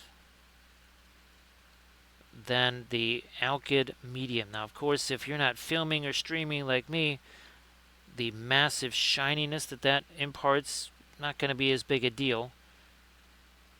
But for me, filming and streaming makes that kind of a no-go zone. But you don't have to worry about that. I'm going to try and, again, get a little bit more of this lighter tone down here. What are we doing up here on this, on the beak? Too much there. Oh, look, we have a blending brush. It goes away. It's like we have an eraser.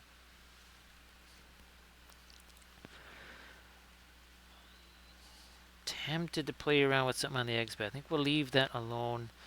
Not going to do anything with the nest or even the branches there yet because, well, we keep sticking our fingers on that. So we'll just we'll cover that stuff last. Let me take a little look-see at what we did. We did try to do the little highlight there. All right, so we'll try and do that on this one. Fine, it's okay. Take some of my fast matte. We'll just bring that over here. It can't have too much thinner, that's for sure. All right. Now something like this, maybe you hold your breath and you slow down your heartbeat and you just try to pop in one little, like right there. Boom, we got it. This one. Got it.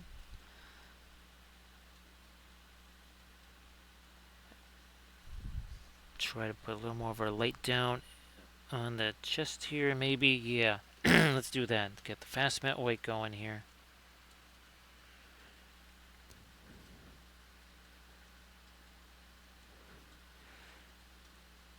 Maybe this side too.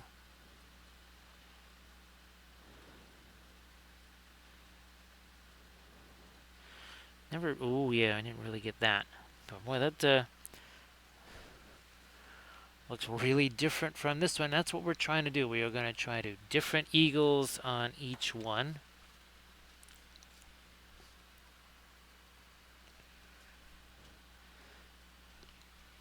So we're still not even at the 2-hour mark. 1 hour 55 minutes ago. This entire thing was nothing but some primer. That's all it was. As the Weeping Angel says, don't blink. It happens quick. Speaking of fast and matte, I think I'm going to try and get one last bit of really heavy duty light on the edges of some of these feathers. Something here. Now, Lethal Shadows, if you want to share where your booth is going to be at PAX, and then also, too, I know you got a couple of more events to close out the year. One more event, right? Valefair is kind of hoping for a film noir, and we'll see if we can have the two of them next to each other. Well, I'll see if I can get them both in my hands, because I think that would be super nifty. Well, wait a minute. There is a way. Well, what if we were to do this? I wonder if this will make it. Because look, I happen to have one of these here. Let's get that guy in here. Oh, yeah, I just might be able to. There we go. Yeah, all right.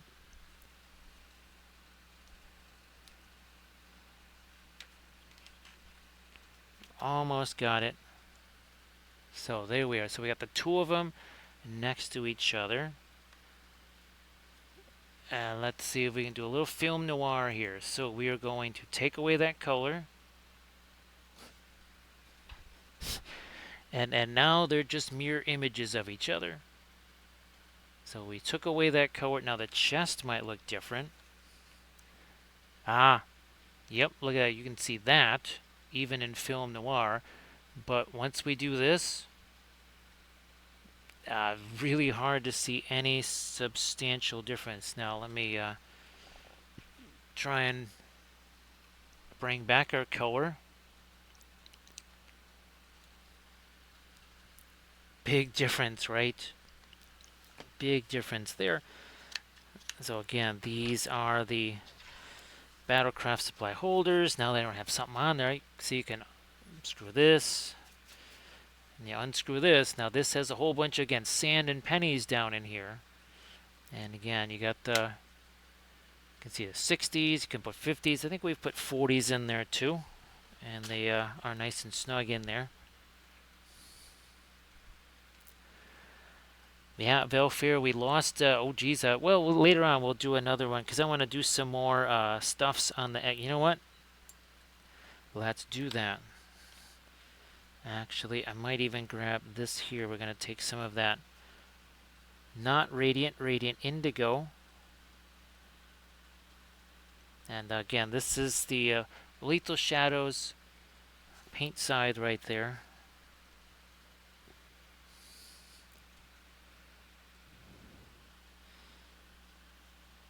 Denethor, well, it sure keeps the amount of paint down, doesn't it? And well, that's going to help on the shiny side. That'll definitely help take some of that away. So here, this you can see we're doing a little bit of stippling right here.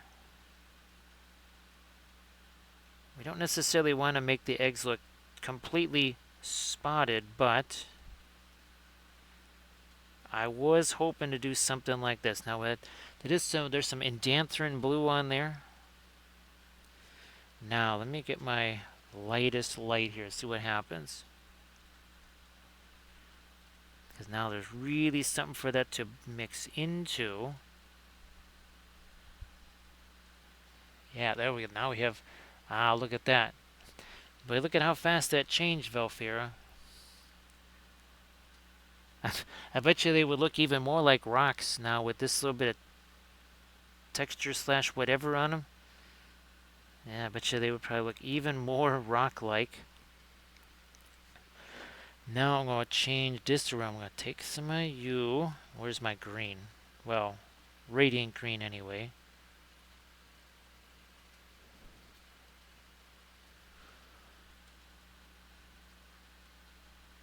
I'm going to take this brush. Actually, again, all of this right here, believe it or not, that is the plastic putty. Oh, that was the other thing that we're trying to figure out is, can we make our own homemade version of this? Because plastic putty is basically marble dust suspended in a medium. So it's probably very similar to what we're doing here. Crushed glass snow in the heavy gloss gel. Maybe not a gloss gel, let's just say heavy matte gel, whatever. You use that, you put the marble dust in there. Can you make yourself, again, basically the same thing? The reason I would want to do that is for much larger stuff like terrain.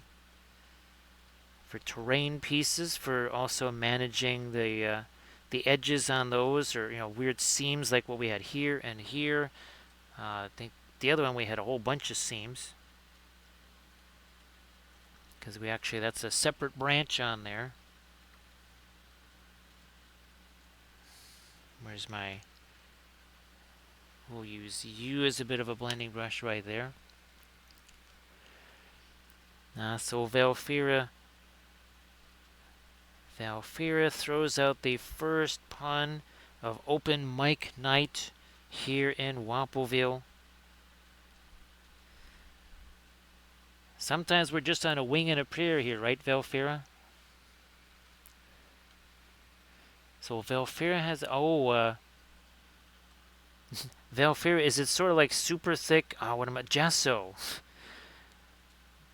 It's almost like plastic putty is a massively thicker version of gesso. Oh, that's it. That's gesso, yeah. Now, gesso, I know there's different weights of it. But, Velfir, I'm going to have to take I'm sure just a quick little Google search of, gesso ingredients. And if we find that, that acrylic medium and marble dust, heck, Velfir, now I'm starting to wonder, can you just get marble dust? I mean, we can get pigment powders, we can get a lot of funky stuff. I wonder if you can just get something like marble dust. Now, of course, the gessos that I've used in the past, they're relatively thick, but they're not plastic putty thick. Plastic putty is... I'm trying to think...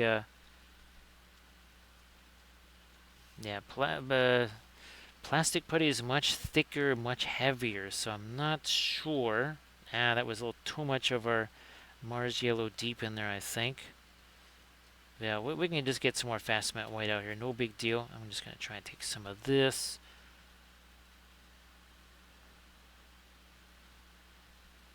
And just looking to get a little... Yeah, I'm going to take this brush and do the rest of that. Down in here. Now, I'm not going to be sticking my fingers on any of this, so I think it's safe to be getting some of this down in here. I am going to separate a couple of things here, though.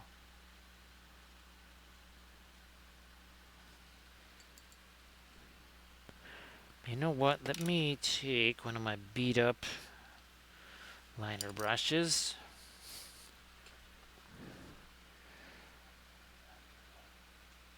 So Fredericks and Williamsburg make marble dust. Well, Artemichael just answered that question. Thanks, Artemichael. Appreciate that. Yeah, there's a couple of things I'm starting to think we could use marble dust for.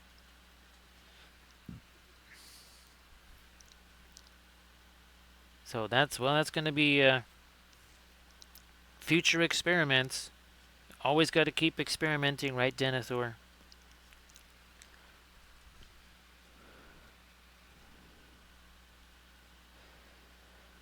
Now, of course, it would have to be a higher quality, right, Velfir, if it's made by Williamsburg, because it has to be hand ground. It's got to be some, almost like some guy with in a monkey costume doing organ grinding or something like that. That's how all the Williamsburg paints are made, by monkeys with little grinders.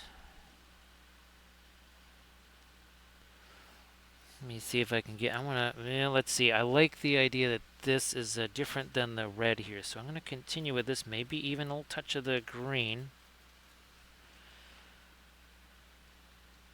And I'm going to try and start working out here on some of the little twigs and such.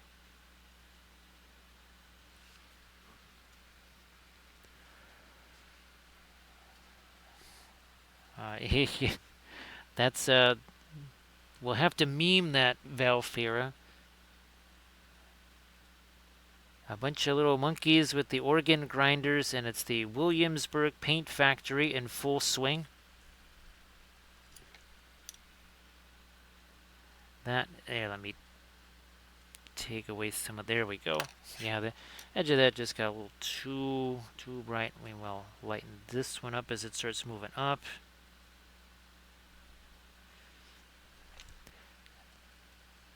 Blending brush action on that one too.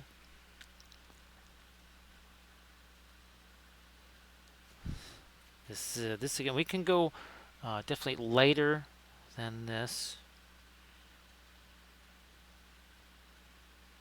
You see where we're going on these little twigs out here. How light do we want those to be? Not going to do that over here, right? The eagle's going to be casting shadows on those.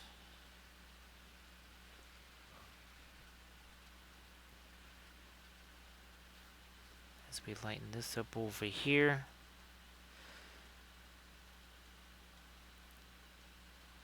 And of course, what Lethal Shadows also does, also streams.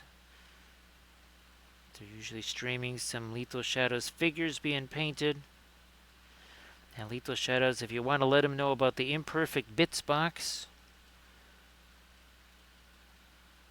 Okay, now here, okay, this is an example. This, the nest, right? That's from Asgard Rising. Well, let's say this prints out to 95% perfection, but there's still some kind of an error somewhere. Well, Lethal Shadows doesn't sell those as regular prints, but something like that, where there's a bit of a tragedy, where something didn't print 100%, that goes into the Imperfect Bits box, and you could get yourself a hold, again, of some prints that are darn near perfect, at a really reduced price.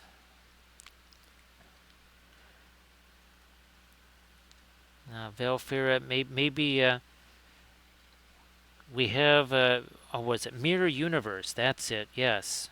So Fell Beasts are like eagles with Fu Manchus. So yeah, we'll have the, like the eagle before that Fell Beast was corrupted by Morgoth and turned into a Fell Beast.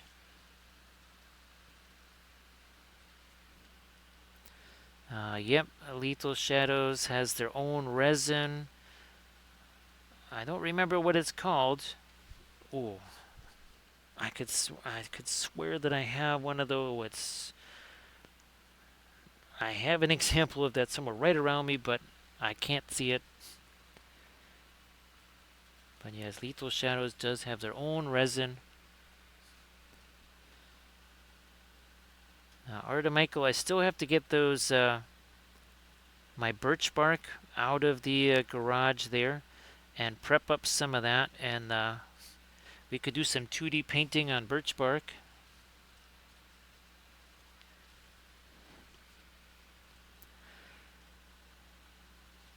Trying to lighten up a couple of these little sticks out here.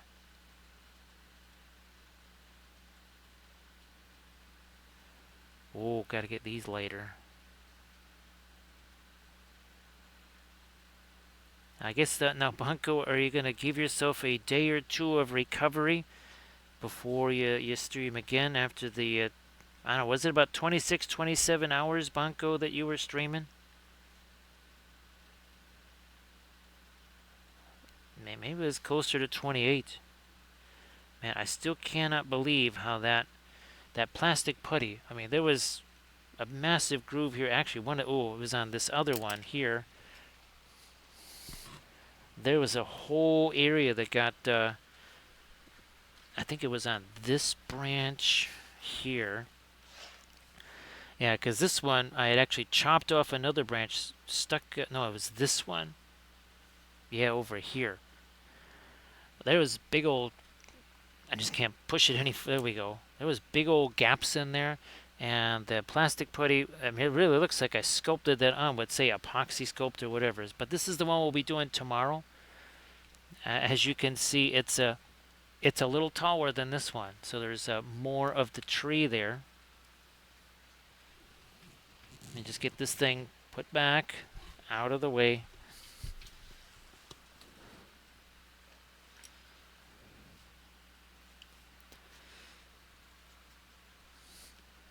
So we're again just picking a few of these twigs or whatever to really get some lighter tones on. Not too much down in the nest itself.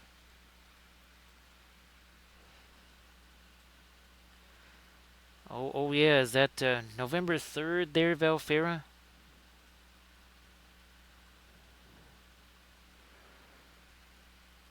Valfera, but we still need to turn that into a Tuesday, don't we?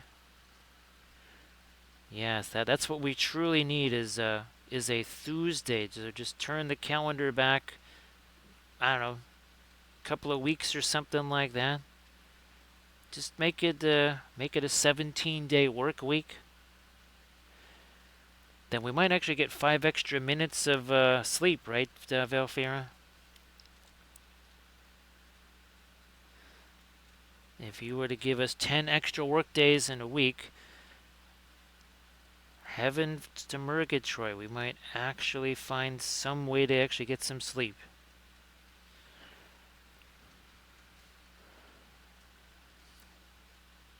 Yeah, Velferret, no one was more shocked than me, and I knew darn well it was November 1st, and then I looked at the computer. Well, now I look at it and it says November 2nd. So it's time for the Christmas decorations, Velfera.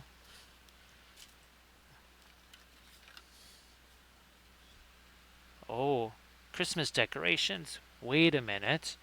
It's November. What does that mean?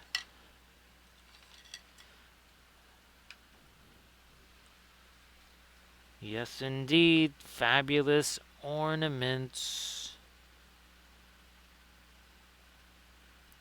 They come in flat, and they also come in globes. Yes, they do. Fabulous globes like this, or this, or this. Yes, fabulous globes. Space globes.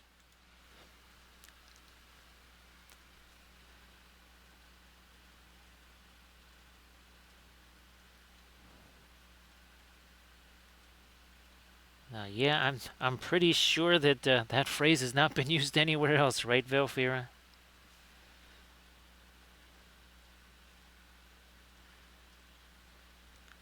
What? Oh, I should probably get a little bit light on that one there. Yeah. Also, oh, wait. Let me find a way to get my finger in here. And of course, no death grip on that brush makes it easy enough to sneak that brush in between the birdie, in between the eggs, all the way over here where it's needed.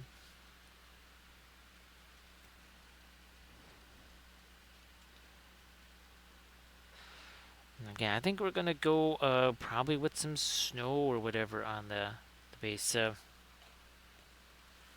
just to keep it in keep it in line with this original one here. I forget when we painted that one. But that big old rock there, that's actually a Daz air dry clay. I still need to press a whole bunch of that into molds, because I pretty much used all the stuff we made on our various videos.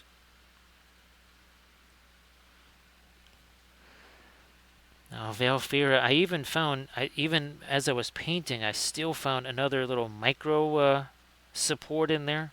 They're tiny little supports that basically kind of go from this one to this. Because, again, this one was printed out on the resin printer.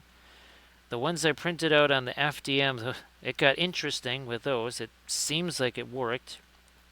But, again, those spider things, I'm going to try and maybe print some of those up on the resin printer. So we'll try and get those going tonight, because those are going to take a while.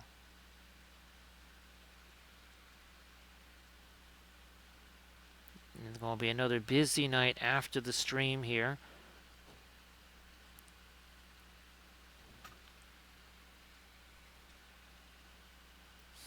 I guess at some point I'll have to bring the other guy back, and we'll really see the difference in these eggs versus what they first started with.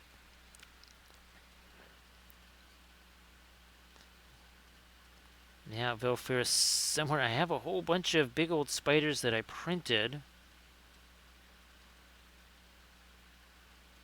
I might try to do some more, I guess. Thank you so much, Armored Wolf, for posting a link to the Patreon page. Our latest video, well, first one of November, just went up yesterday, and that was this right here. So that is the first of our skink raptor riders. We got, what, 12 more of these I think we're going to be doing, and of course that's our mega series. So instead of the usual 5 episodes, this is probably going to be more like 7,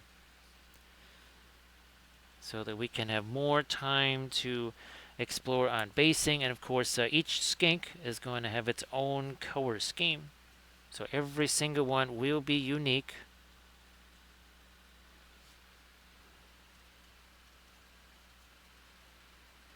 So Valfira, the last time I painted any kind of spider, that was, well, I actually had some spiders that were the old fantasy Goblin Rider spiders, and I converted those. Basically, the part where the goblin was going to be, I had, well, it wasn't really a saddle necessarily, but I just kind of cut that out and then sculpted some regular texture there.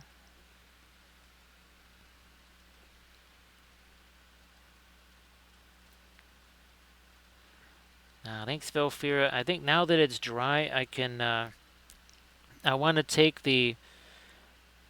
Oh, what is that stuff? The not a heavy gloss gel, just the opposite. Our fabulous Army Painter Anti-Shine, and get rid of that shine, because I was using Fanchon Red. Even the Perline Red has a little bit of shininess to it. So again, you let that stuff dry, and eventually you just get back into it with the again, the fabulous Army Painter Anti-Shine,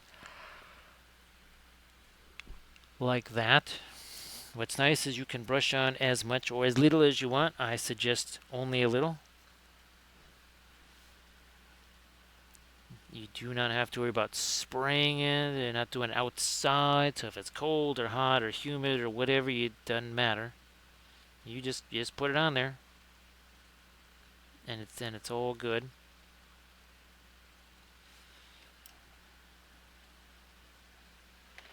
So I'm gonna try to have my light work its way down into the nest, not too far. Yeah, let's not do too much. Now over here, I think perhaps on some of these I find a little more light.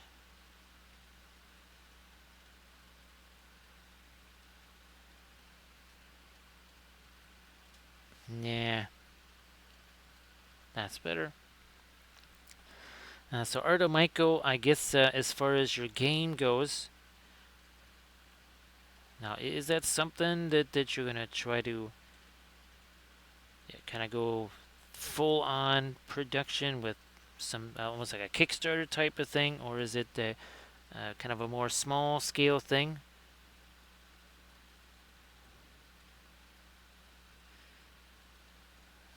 Catching a few more of our lights again on the straw there. Yeah, I might actually zoom out a little here so you can see a bit more of it. There we go.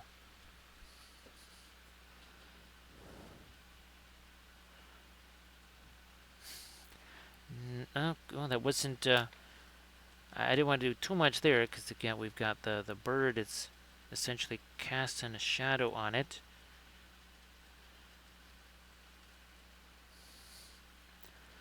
Now over here, let me try the lighter stuff again before we go into back into some darker, maybe, yeah, maybe some of the Payne's gray and some of our darks there. Let's not get too much thinner into this. I'm just breaking down some of this white here.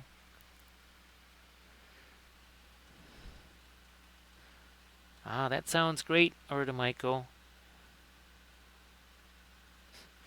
Oh yeah, that's the other thing. Minor detail I have to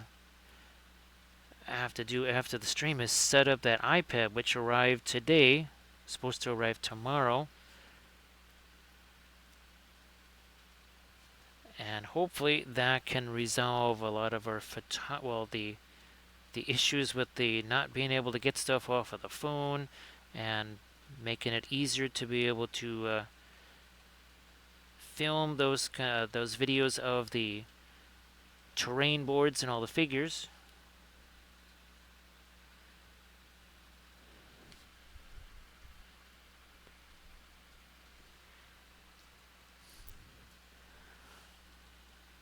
Drop this over here.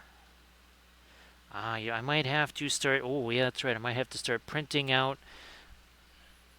I found these files for the War of the Ring board game,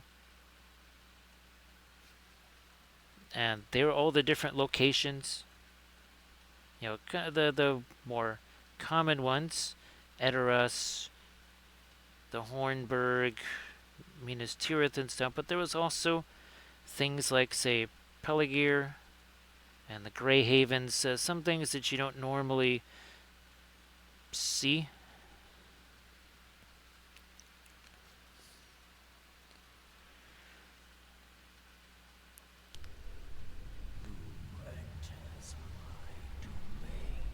Hey there, Professor Grimm. Welcome back. Thank you so much for the raid. Everybody, please give Professor Grimm a follow. So, Professor Grimm, I'm hoping that your stream was super fun. I'm sure that it was. Still painting with the oils like usual. This time well, it's not Halloween anymore. So we're painting a whole series of great eagles. These are printed from the Printing Goes Everon. Here's a couple of other ones. And you can see we're trying to do some different colorations on each one. This one also from the Printing Goes Everon. Again, different sort of coloration on that. The nest and the eggs and everything, that is from Asgard Rising. So that's me. Nice to see you, and thank you so much, Creature, for joining us again. Appreciate that. So, Professor Grimm, if you wanted to if you wanted to share anything in the chat before you have to head off to sleep, there, please go ahead and do that. Now, all during Halloween, we were trying to paint spooky things. This was our Halloween night stream, so a little Tomb King's Chariot action. This is also 3D printed. That is from Titan Forge. Now, all month long, we did 11 of the named ring wraiths. A couple of them we painted twice. Now, this one right here had a blast doing this one. Essentially, we did 2 versions of him. We also did 2 versions of the Knight of Umbar.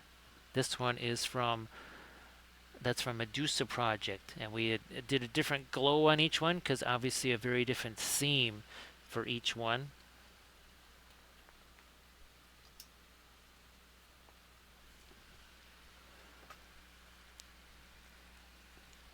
So again, everybody, please give Professor Grimm a follow if you could.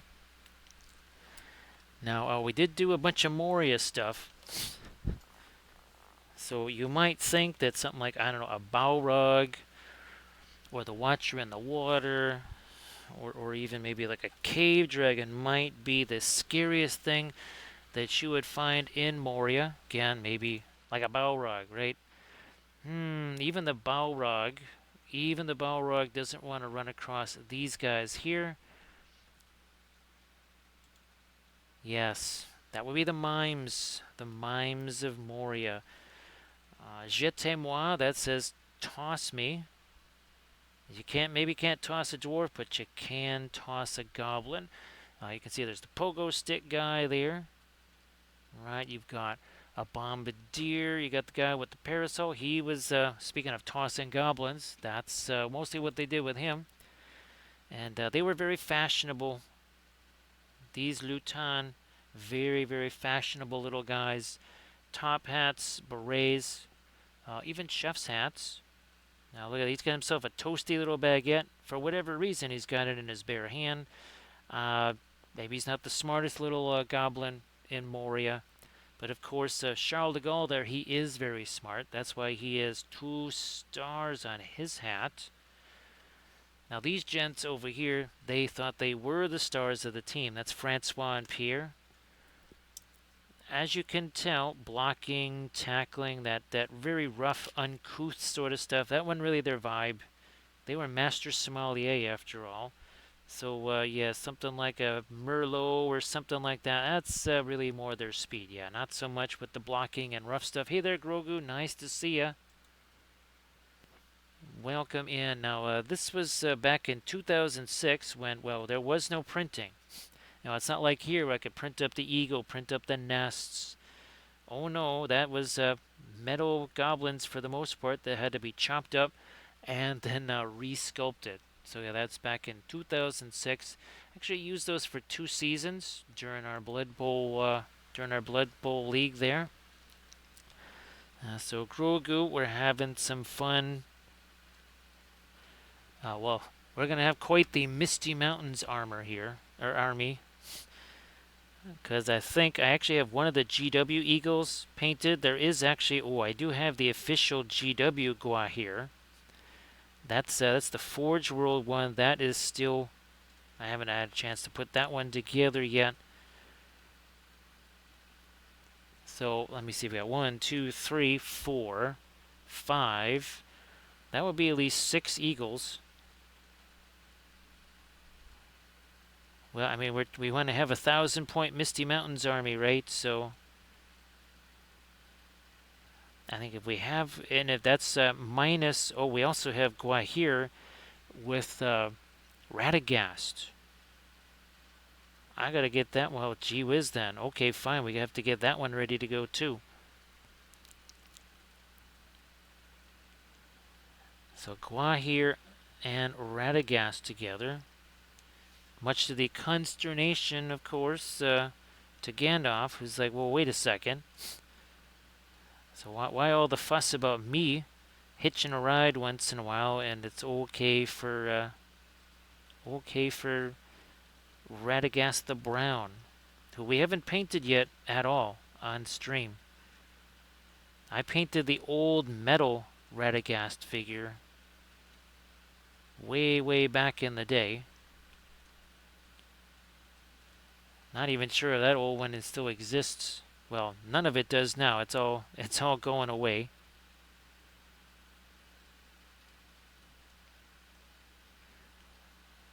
Let me get a little bit right along the mouth here. I gotta do some more. Is this the right? Oh yeah, this is the right brush we got here. So Grogu, I hope that your Saturday morning has been fantastic. It's looks like 1 o'clock in the morning here. Looking forward to a big day of college football.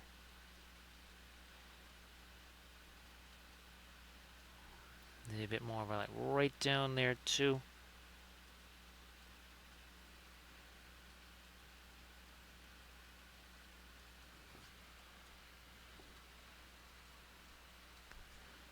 Yeah, not too much of that thinner on the brush.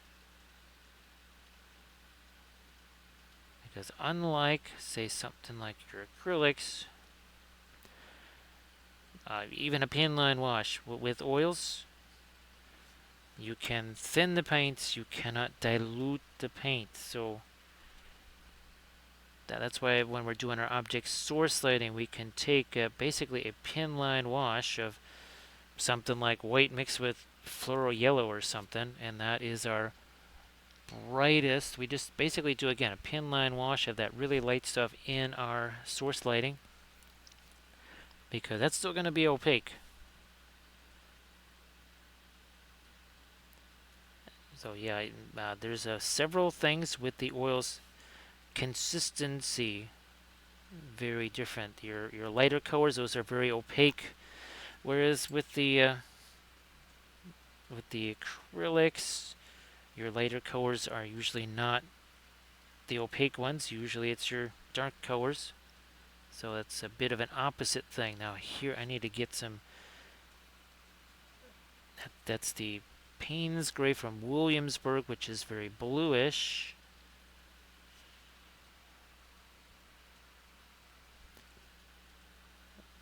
Let me see if I can just get that little bit there on the bottom part of the beak. Make that lighter. I don't know. I think I need to just go over. Well, it's got a bunch of our gray in it now. Okay, so we got that going. So seal either Valfera. Hopefully we'll see you again on our Saturday stream there tomorrow. Well, today, later today for both of us, right, Valfera? So thanks so much, Valfera. You have a good one. Hopefully I'll have some pictures of a few things to show you. Maybe pictures taken by the new iPad. So thanks again, Valfera. I don't think I'm going to be doing the icicles necessarily hanging off of these branches in the same way we did on our Galadrim elves here. We'll see. Maybe we do.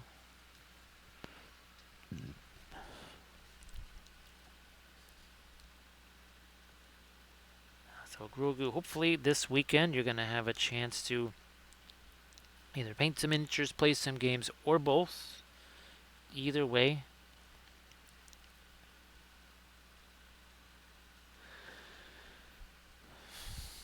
Now over here, what if I were to, let me take my darker stuff here. Take some of this darker stuff and almost make like there's a knot in the tree here. Don't want to make it look like a face. A frowny face of some kind.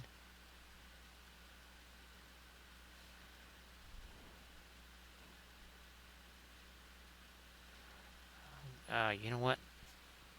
That's what I want. Some of this. It's got some of our brown ochre, because that was some of our initial little darker glazes, was the brown ochre.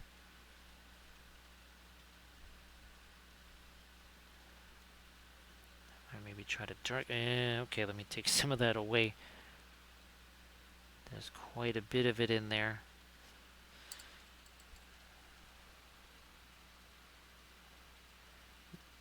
There we go. I'm going to get a little bit less of the brown ochre on that brush.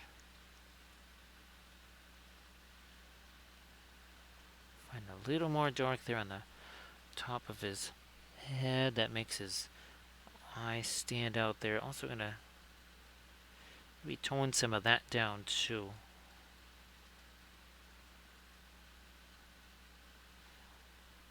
I think here's another place where some dark could help us up in here. We don't really do this.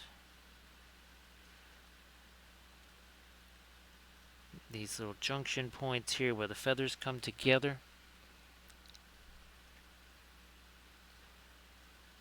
Also over there.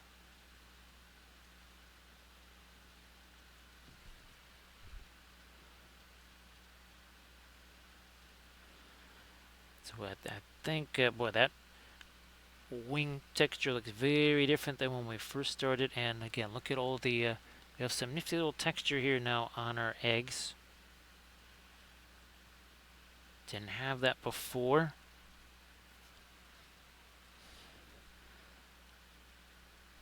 I'm going to try and enhance some of this texture even more, and that will do even more to hide whatever edges might be there.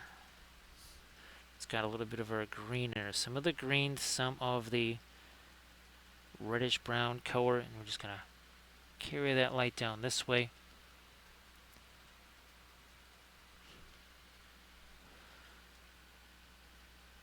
Two hours, 36 minutes ago. You didn't have any of this. No color on it. It was all just primer. Now underneath here, I'm going to see if I can't take my beat up liner brush and some of that darker brown there. And do a little more separation on some of these twigs, where they kind of join each other. Actually, seeing this, I ran it when I was looking for this stuff. I ran across the what was that, the Wicker Man that I printed out. That would be very fun. I also have to get my Warlord. Let's see, what is it? The Slanya figures. Yes, we need some of those so we can do all kinds of Celtic tattoo type stuff on them.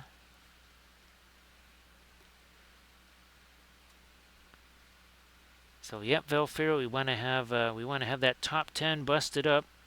Of course, if Ryan is out there, he's like, wait a minute, what you talking about there?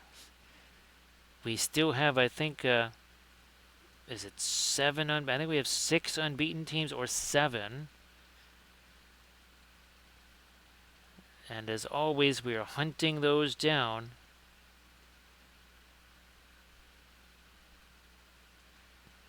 But yeah, there will be some epic.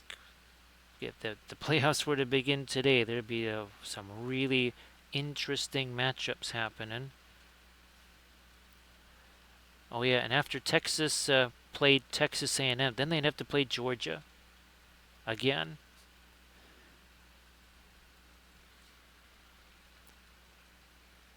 Alright, yeah, okay, fine. I'm gonna try and catch a little light right over there. Well, boy, we just summoned Bearded Celt. Bearded Celt, you're not going to believe this, but I was just talking about those Slanya figures and getting some of those prepped, ready for some streams, also for some videos. The Warlord Slanya figures there. So everybody, please give Bearded Celt a follow. And Bearded Celt, as always, you want to share something in the chat, please go ahead and do that. So Bearded Celt, our first couple of streams for, November, they're for the birds, right? Bearded Celt, this is totally for the birds. We are painting some 3D printed birdies. Now this is a previous one here. These are from the Printing Goes Ever On. We're trying to do a little bit different coloration for each one. This is, again, another little different coloration right there. We'll be painting another one of these tomorrow. Yesterday or last night, for our Halloween stream, we did a spooky Tomb King's Chariot, so that was very fun. That was about a 5-ish hour stream, I think, somewhere around there.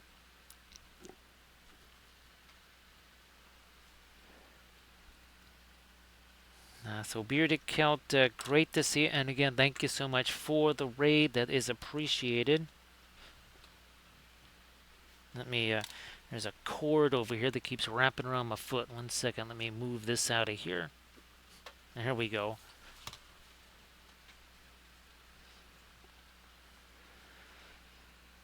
Well, Bearded Celt, let's just, what was it? Life kind of gets, makes its presence known. It says, "Oh yeah, you had plans to finish that thing." Yeah, I got something for your plans right here. And all of a sudden, you're like, "Wait a second."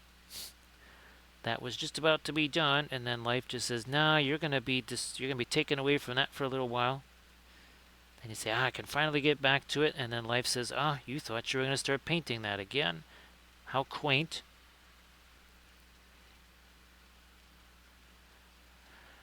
We've been doing this with the oil paints. Let me see, 2 hours and 40 minutes ago. Again, this was just primer right here. It was all just primer. Of course, the oils do so many things that we like to call it that free blending. Because all we have to do is place a color on here. Then we can take another brush, maybe like this one here. And we'll just fade it like so. And our various, I think this was about a 4.5 hour stream, start to finish, on this Nazgul right here. So all of our Nazgul on average 4.5 to 5 hours or so. Where's our Nurgly one here? Yeah, this is another one that we just did. Again, that was about a 4.5 hour stream or so. We had a chance to look at lots of yummy little pustules there, all kinds of fun color transitions.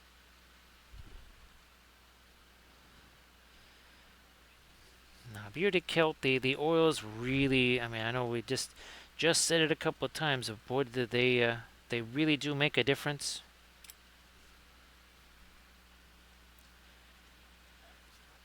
I mean, they, like you just saw me do there, right? That little bit of blending that just kind of happens, that I don't have to do several layers to have the same effect. And the nice thing is that pretty much, for the most part, by this time tomorrow, this thing will be all dry and basically ready to go. I haven't gotten my lightest light down in here on some of this stuff, like on his feet here.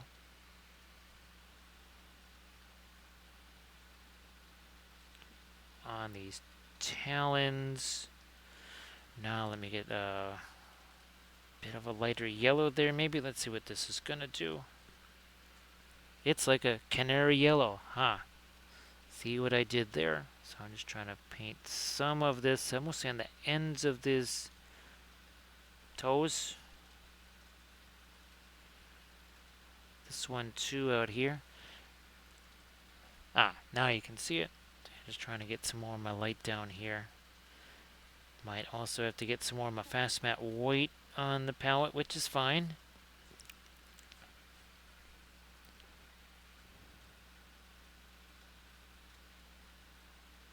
Touch more there. What about his other foot? Yeah.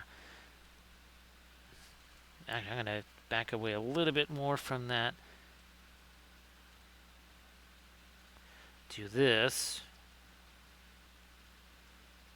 Okay, that's better. Now we'll get to this more of a lemon yellow color here. Thanks, Bearded Kilt. But yeah, let's see. We did 2 different versions of the Knight of Umbar here, with a nautical theme to it. That was super fun. And of course, well, we did our cave drake and our cave dragon, and we also did the Watcher in the water with all kinds of very fun water effects. And I'll be doing kind of the finished stuff on this. I'm going to be doing a video where we're doing some stuff with the water effects.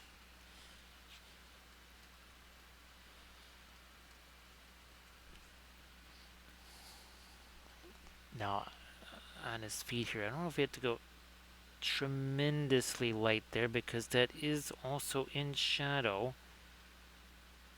Literally the shadow cast by the eagle himself.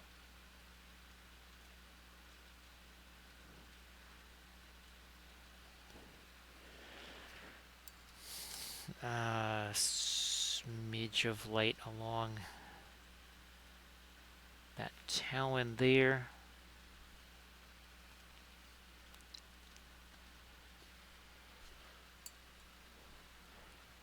Our dark one more time.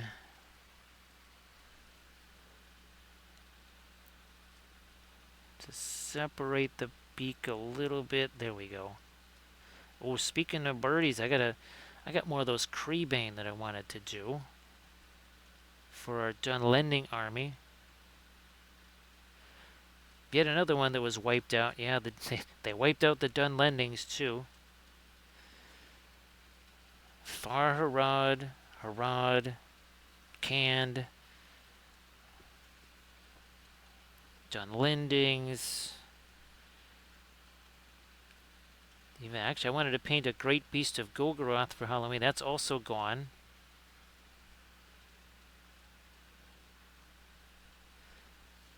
Which is why we'll be just playing our own version of that game now. Because those were some of my favorite things that are now no longer part of it.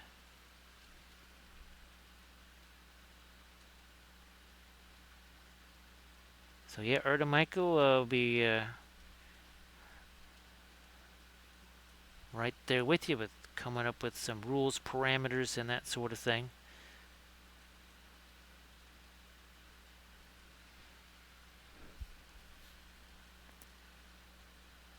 See if I can find it. Yeah, a little bit more of our dark there.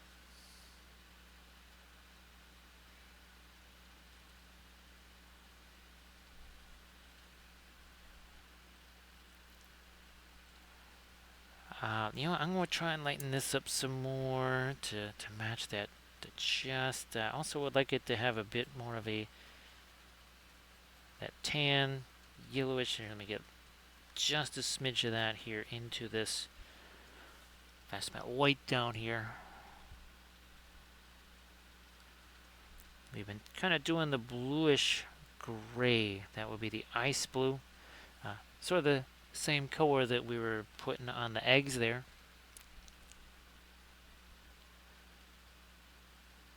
So Bearded Kilt, if you wanted to share a work in progress or something like that, you know, if that's a Discord link or Insta link or something, please go ahead and do that. And it doesn't have to be anything brand new because, well, maybe folks in the chat haven't seen any of it before, so it'll all be brand new to them.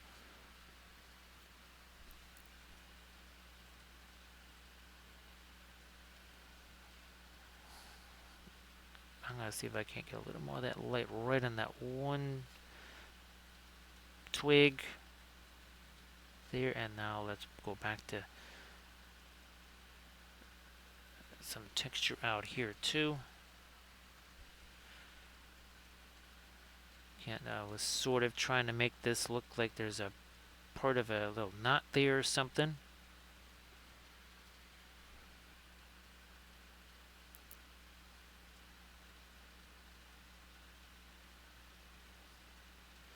Alright, we found a bit more of our line there.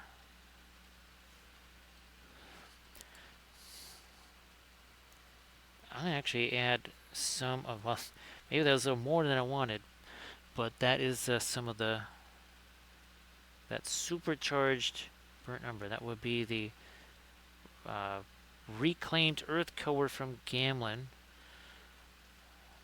Brown ochre. In many ways, like our radiant colors, it has these very different properties. It has things that kind of are a bit like, say, burnt umber, but without all of the little disadvantages because it's such a high pigmented color. I mean, burnt umber is not exactly, it's not nothing, but this thing's almost a staining color, which is definitely not something you could say about burnt umber.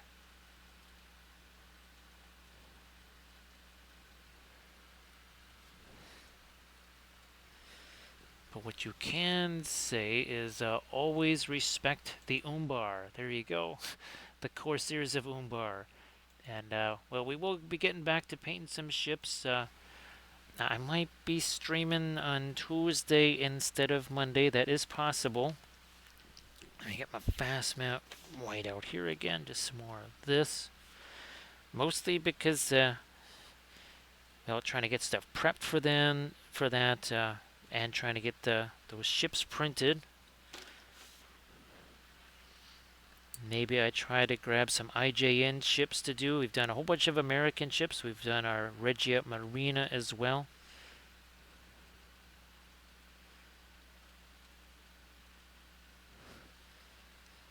I don't know if we get Kirubatai ships and do a whole sort of a Midway Strike Force session, or if we go more for the battleship type thing. So Congo, Issei, I would know the battle carriers. Obviously, everybody wants to see a Yamato and a Musashi, but maybe a Nagato, some of the pagoda style mast ships.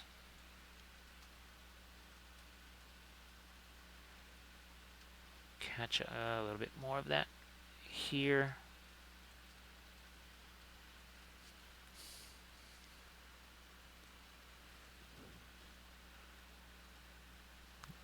Little something right there.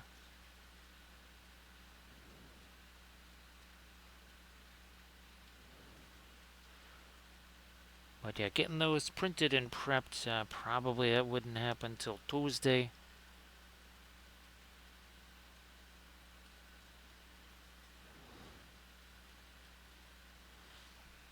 Trying to catch a little bit of light kind of cascading down into the nest here. That's not going to have any shadows from the birdie. Now here on his back here, I need to get a little something. I'm going to try the, whoops, okay, that just got the black there. Try some of this.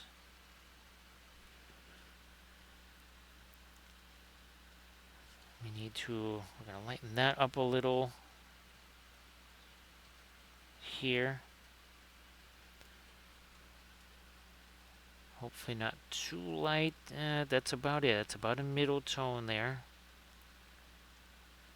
I mean, these feathers can't just have no value on them and just be all dark. Light is still hitting this area here.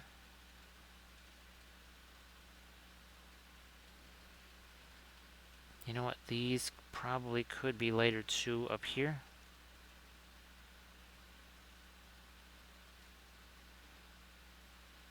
Also over on that side.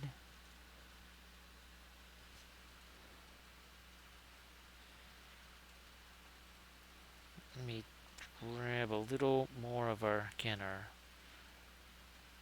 fast matte white mixed in with, well, Terra Rosa or Venetian red, one or the other. Terra Rosa is from Winsor Newton. The Venetian red, that is from Richardson. We just did a video not too long ago comparing those two, the Terra Rosa and that Venetian red. They both work very well as skin tone colors. They both work very well as a rust color. So a lot of utility to those colors. I don't remember if the Richardson is a Series 1. I know the Terra Rosa is a Series 1. It is a Series 1, yeah, so you bargain basement for something that does so many different things for it to be essentially Series 1 it's the cheapest color. If it's Series 2, more expensive. Series 3, and up the line there. You get into Series 4 or 5, that's your pricey stuff.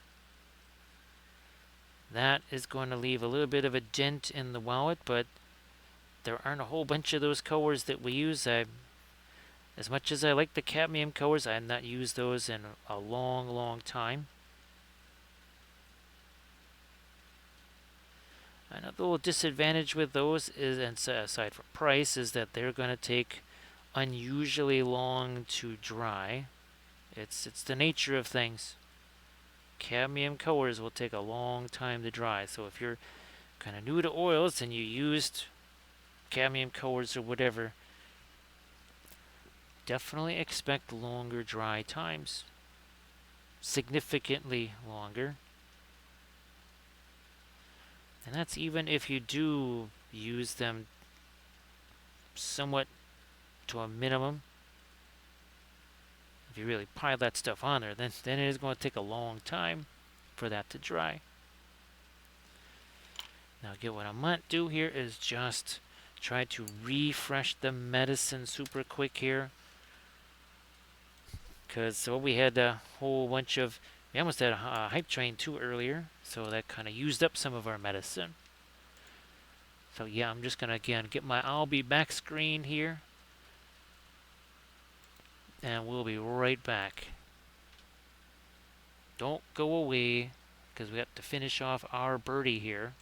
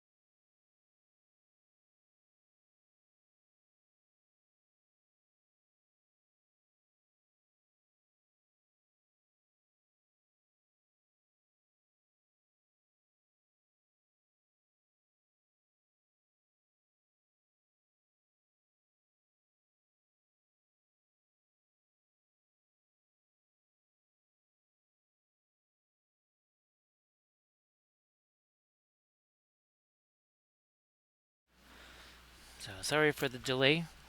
Made myself some more medicine, then forgot to bring it in here, so we had to run out there and go get that. Thanks to Armored Wolf for posting a link to the Patreon page. We just did post the latest video yesterday, part of our Lizard Man Mega series. Right here, where's a little skinky? There he is. On his little raptor rider. And each, we've got, I think, a dozen more of these that we're going to do, and each one is, a different color scheme. Yeah, there's the little axolotls on there. I think 5 of them, maybe. 5 or 6 of them have the little axolotls on there. Some have snakes, too. Because reasons. Gotta have little sneaky snakes on there. Grab me some more of my fast matte white here.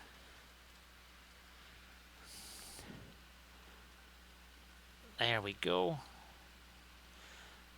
I think maybe even on some of these little sticks over here, gonna get some light on those. Hey there, Kate, how you doing?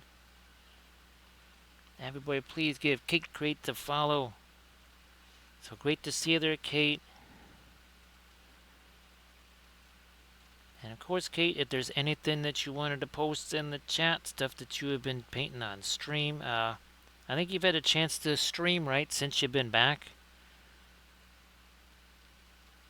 So yeah, everybody again, please give Kate Crates a follow.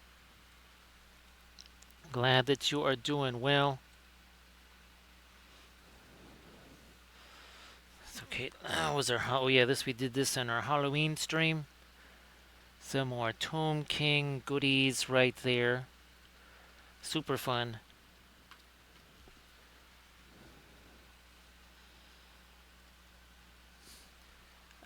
Working with this here, and we've got a couple of birdies here, so painting up some. These are from Printing Goes Everyone. We're trying to do some different colors on each one, but these nests here from Asgard Rising. As soon as I ran across those, I said, "Oh my gosh, we have to somehow make these things fit on 60 mil bases." It took a little bit of finagling, a little bit of chopping. But we did get them on the 60 mil bases, and there were plenty of places where we could set the eagle itself. So everybody, please check out that Discord link that Cake Crates just posted. Please give Cake Crates a follow. So Kate, I do believe those Lord of the Rings Muppet figures that you mentioned, the STL files there. Pretty sure, because I asked Blades, and Blades thinks those are very much the same ones. So that could certainly make for some fun times, more silly Marillion. I mean, we have Lord of the Rings themed gummy bears, don't we? So why not have Lord of the Rings themed Muppets? That would be a... Well, again, it's all part of the silly Marillion here. I'm going to try and lighten this up. I still cannot believe just how well that plastic putty, I just basically sculpted it with a brush. Yeah, okay, and well, the fact that they're 3D printable, you could make them, 28 mil size, but you could also scale those babies up. Maybe print them out at 72. Have some fun that way.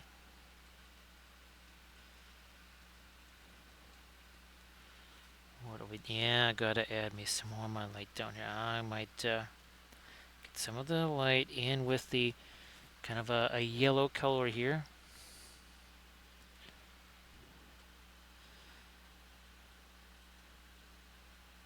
Yeah, Kate, I think maybe at that bigger size, you would really sort of get the mashup flavor, right? That little bit of Lord of the Rings and that Muppet stuff going on. I think it'd be easier to see, that they were a little bit on the larger side. Now, if they're too big. Yeah, we don't want them the size of actual Muppets, right? Oh, that's good, Kate. That is good. Now, I'm guessing that's the Winton colors. Now, there is definitely a difference in the quality of the starter sets, basically student grade type stuff versus the regular stuff. So I'm fairly certain that the tubes probably look a little bit like that right there. So yeah, that's the Winton colors. And a good for something that you're just going to be kicking around with to begin with. You know, that should work okay. And of course, those color charts, can't go wrong with those. Actually, some of the very first color charts I ever made were with the Wintons. I was sort of reminded of that when I was actually going through and redoing those pictures. All right, what are we working on here? We're doing some of that. More of our white here. And of course, Kate, maybe some kind of a figure that is got kind of those broad open surfaces. Maybe, I don't know about a bust necessarily, but something maybe with a cloak. Something where you can kind of experiment with just plopping the paint on there with a brush. Grab another brush that has no paint and then pushing that around. Hopefully you got yourself some nice high quality odorless thinner.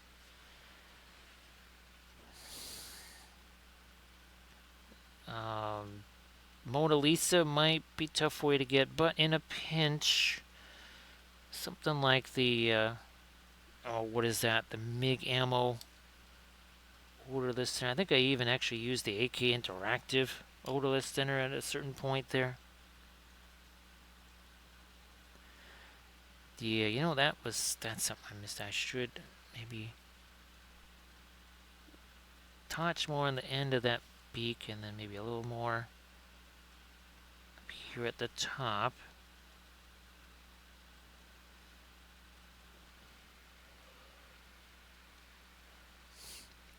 Yeah, Kate, that's something I tell folks is just try those out, right? And then you might see like, okay, I prefer phthalo blue to Prussian blue, or I would rather have this blue or that or this green or that green. But just, you know, before you get the artist oils, now you get a chance to at least say, all right, yeah, you know, this Windsor green, this is okay. Or you say, you know what, I think I really would like to have genuine phthalo green or something.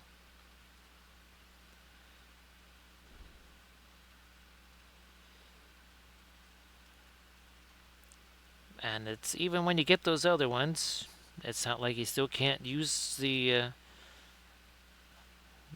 Wintons. And you probably won't be using the pre-glaze approach anyway, so that's another one of the things that the Wintons didn't really have was much staining power. But again, if you're not really doing that method, then it's not really a big deal. Not going to be a problem.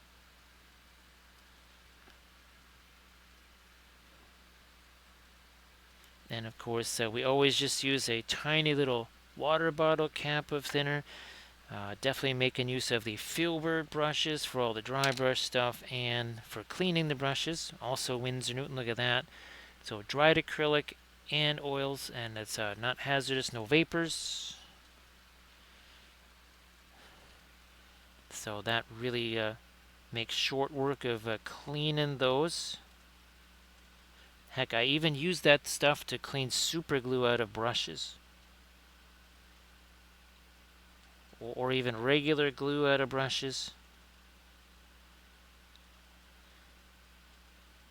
You might say, how in the world does super glue get on a brush? Well, that's when I'm doing my basing stuff. And I'm trying to brush on my homemade texture paste. And maybe some of the super glue that's gluing down the figure or parts of the base. Maybe there's still a little bit of residue that's not totally dried. So again, just doing a few little areas there on the wing.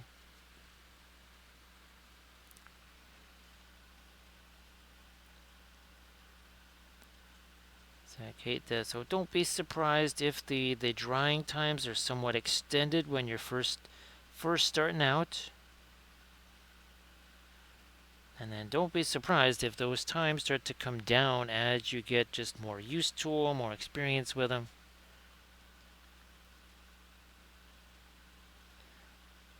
Eventually you'll find you're going to be able to do more and more detail with them. Again, maybe think about doing more broad, large, open stuff with them to start out with. Maybe teensy little things like that, or freehand or something. Maybe again, that's something you just kind of wait for there. So yeah, Kate, I do think that you will enjoy that. Again, that ability to just plop the paint on there and then push it around. Perhaps even work on multiple things at once. Because there's a propensity for folks they really enjoy all that wet blending and how fast it all is going. That's great. And then sometimes a little too fast. And if you have multiple things to work on at once, that just sort of slows you down by default. And I don't mean like bad slow you down.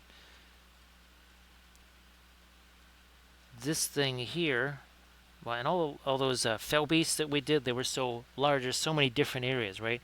Can work on the birdie here, let this set. If work on the eggs, let everything else set. Then maybe work on the tree, let the birdie have a chance for the paint there to set a little bit. Not dry. Not dry, but again, it's sort of like bread in the proving drawer. Right? You wouldn't take some dough that you just made and shove it in the oven 2 seconds later, or a clay pot. Right? You don't make yourself a pot and then that goes right in the kiln and goes boom. No, you let that maybe even overnight. You let that dry out so that when it goes in the kiln, you don't have moisture in there to make it explode.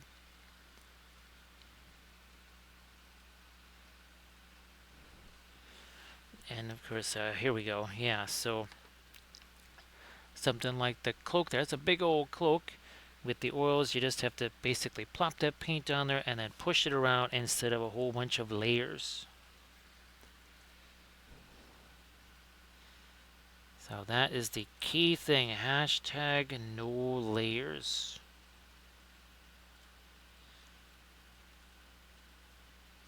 And of course, well, there's no reason why you can't maybe do some parts of it with the oils. You let the oils dry. Then you do acrylics on the top. When the oil's dry, it's paint. Paint is paint. It's dry. Paint over it. We've done that a bunch of times. Works out just fine.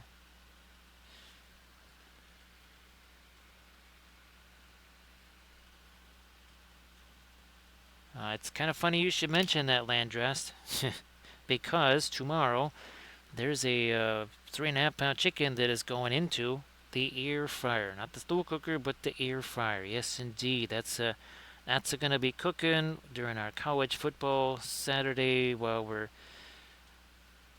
hopefully not just figuring out that iPad, but actually being able to use it for the things we need, like a whole bunch of photography things. Because we're kind of in that mode where, yeah, we sort of need that.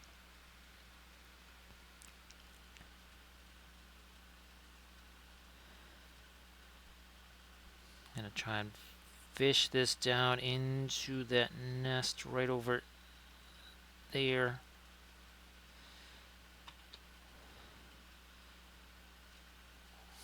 So we'll see how it's gonna go tomorrow with an even taller one. Right, Doji? How you doing? Doji, I hope that your bakery run was fabulous on this Saturday morning. And I hope that you've been doing well. Of course, Doji, if you want to share some of your oil painted stuff in the chat, please go ahead and do that. Thank you so much, Espresso. I appreciate that. You shall. Oh my goodness. I'm not here. I'm not here as there's somebody looking for you. It's like, yeah, I'm Saruman. Yeah. That's me. I'm sorry. It's like, no, you smell more like Gandalf. It's like the pipeweed gives me away again. Gandalf is very, very scared of the eagles because they don't appreciate him just, well, using them as his own personal Uber. Yes, indeed, pipeweed. What happens when you mention pipeweed?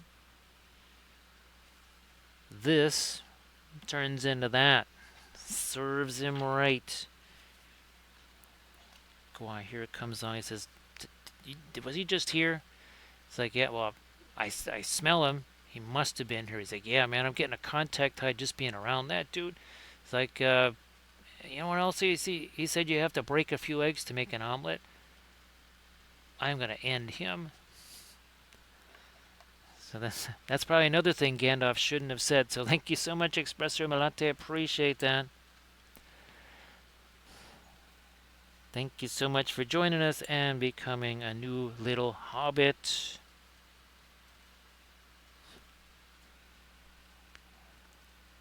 We want to thank everybody that followed, especially during the month of October, during the 9K run.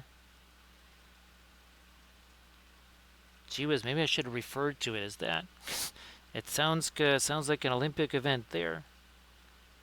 Now, this was an Olympic event that only took 4.5 years to complete. And again, we thank everybody that did the follow thing and got us to that number that really didn't think was going to happen 4.5 years ago. So everybody please check out that Instagram link that Doji just posted. Fabulous oil painted miniatures. And everybody please also give Kate Crates a follow. So Kate, I'm sure that'll be a yummy breakfast. Well, Doji, I don't necessarily have bakery goods here, but at least now I have bread for the homemade jam that was given to me by the neighbors. We finally have that.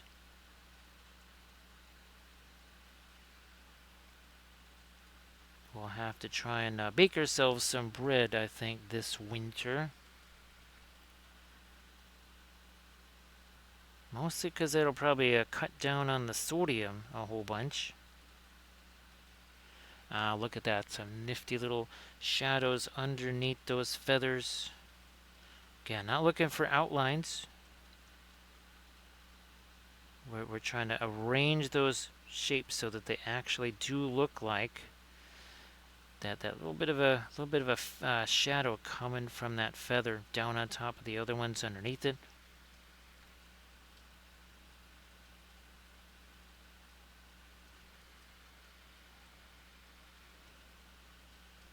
So yeah, Doji, I think there's one of them was kind of more like a marmalade, I guess you could say. And I think the other one was sort of a strawberry-ish type. That was a strawberry raspberry jam. That's it. I think that's what it was. A little mashup of those things.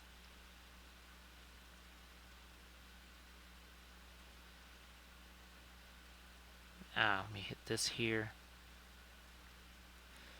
So Landris, I don't know if I think you were here when I was saying that I was trying to print out the pieces of that curio cabinet. It's really weird how it wants you to lay those things out on the build plate.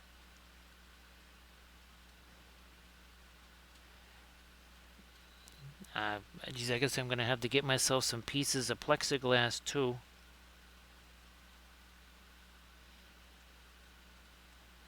Chuck some of my light on there.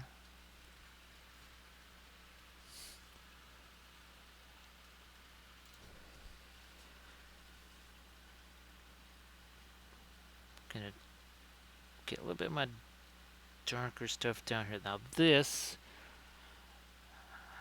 I'm gonna get some of it right here along that part of our tree branch there.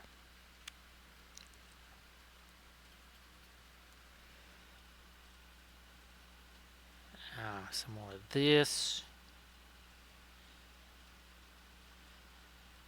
So Doji, we've been talking about making our own version of the Vallejo plastic putty.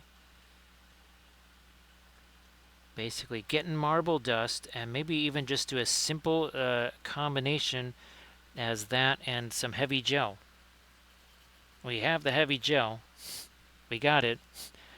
What if we were to mix some marble dust with that? So I'm going to look at, let's see, Dick Blick might have some, because I think Williamsburg makes marble dust, and of course we were visualizing like a little monkey with the organ grinder thing with a Williamsburg hat on, and he's grinding all of the he's grinding the marble dust, because everything with Williamsburg is hand ground, right, Doji? It's all hand ground.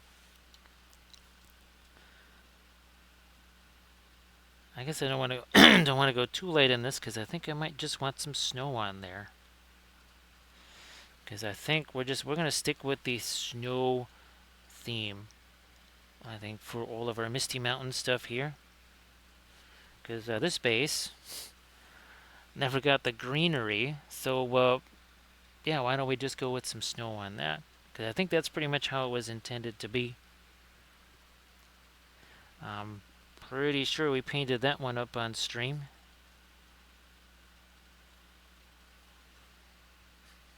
Gandalf is still going to have to probably do some running and hiding tomorrow's stream because, well, we're painting another one of our birdies here.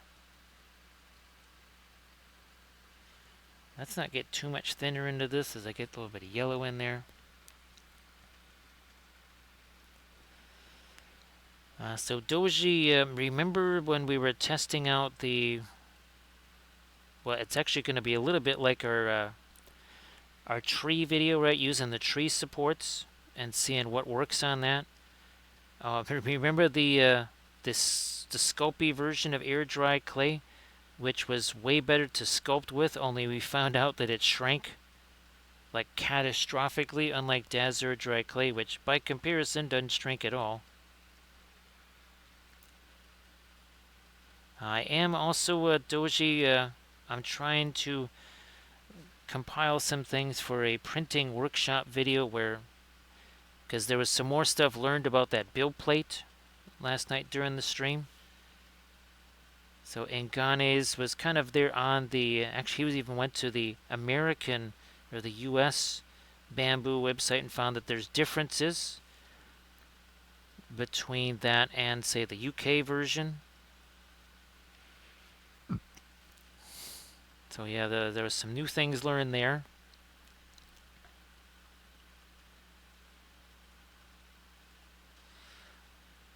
Trying to get me a little bit more of this red over here. Again, it's the same color that was on our bird.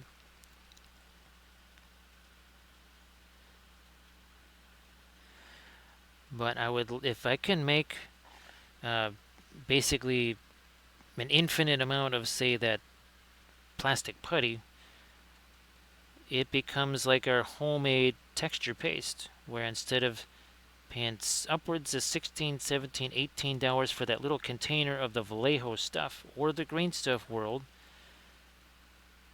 which the textures of those, to me, either one of them, I like my texture the best, and that's just tile grout and wood glue.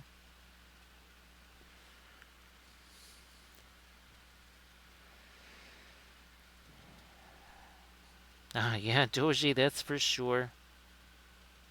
Now, of course, now I'm kind of hoping that either that P1 price stays the way it is, or maybe it goes down even more for, say, a Black Friday type of a sale thing. In fact, I think there's a bunch of stuff we need to start putting in our carts, whether it's maybe some stuff in Dick Blick or Gerstecker, and see what kind of Black Friday goodness might happen. So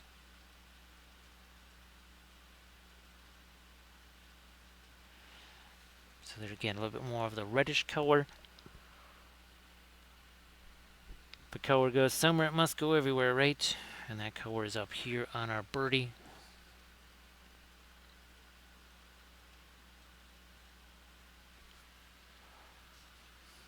Okay, let me try to touch more of this up here, but again, we don't want to lighten these up too much, because if we do, that snow is gonna look mighty dingy up there.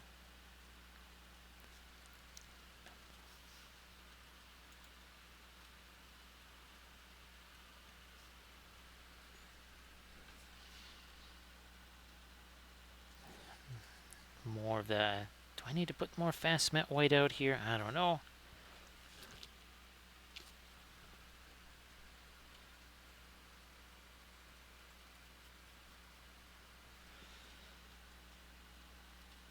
I think we do, but not just yet. So this little guy over here, you know what? Let me go. Let me flip the script on this and go a little darker, actually. Like in there and down in there. That's when in doubt, make things darker. That's in the book of Wapple. So, yep, making that darker. Eventually, you run out of room to just keep making things lighter. I think the focus always is on highlighting, highlighting, highlighting. Well, maybe making things darker and just boosting the shadows on something might be the better way to go. So Gestecker will often send some vouchers, some sale vouchers there. And of course, well, that is how you're going to achieve your Pearline Crimson and of course Cobalt Teal Bluish without having to harvest some organs, right? Right, Doji. There's another place I'm gonna do some of the right down in there. See that? Very nice.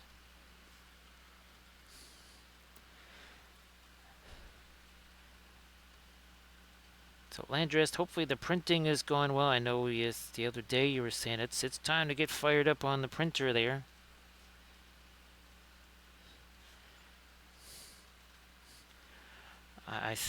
Let's see. I don't know. I guess my overnight print is gonna have to be the weird orientation block. I think there's 3 of them that are like it wants to orient him on this weird angle. I think we'll print those overnight, and then tomorrow we'll start. Hopefully, there'll be some simpler pieces. Like I won't necessarily do the shelves. I'll try and do like the top and bottom pieces. I'm doing the 100 millimeter thickness one, so it's the small, and yeah, it's like the smallest sizes of everything. Not necessarily looking to put a whole bunch of ring wraiths in the printed cabinets.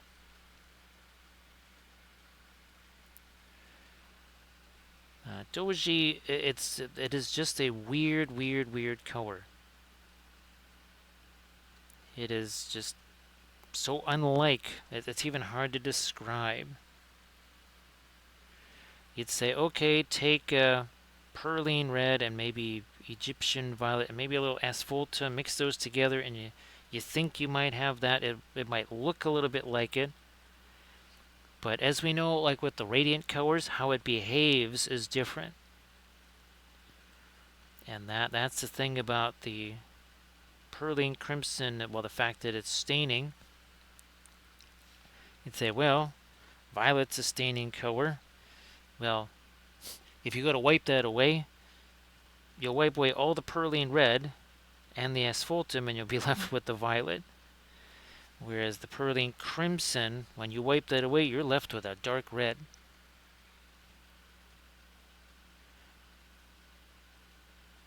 Okay, yeah, now we're really starting to separate some of our little twiggies there.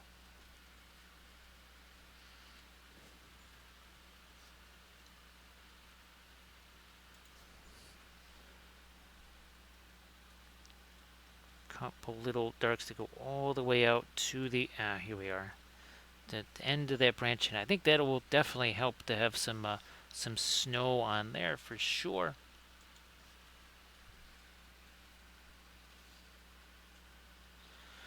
And the eggs there, that was there's actually some Indanthrene blue on there, so it was pretty simple to get that going. We had just sort of a lighter, actually almost kind of a warmer light color that was dry brushed there. And then I did the glaze thing with the enchanthrin blue. In some cases, let it actually mix with the lighter color that was there. And then we took our dry brush and we just sort of stippled on the little dots there.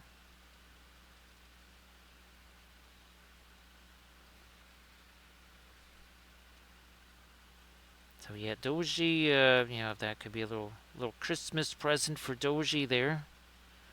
This holiday season, maybe wouldn't be too bad to do that.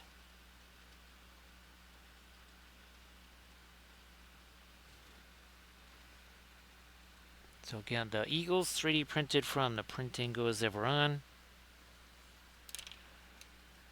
And our nests, those are from Asgard Rising.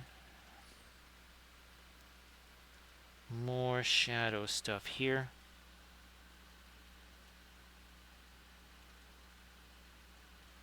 Like that.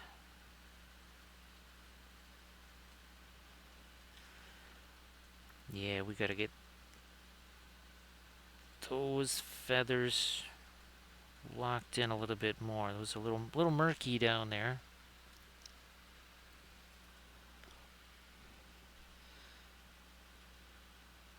Three hours and 32 minutes ago now. This was one of those paint-free miniatures. We call them blank canvas miniatures. Everything on here has happened just in the last 3 hours, 32 minutes.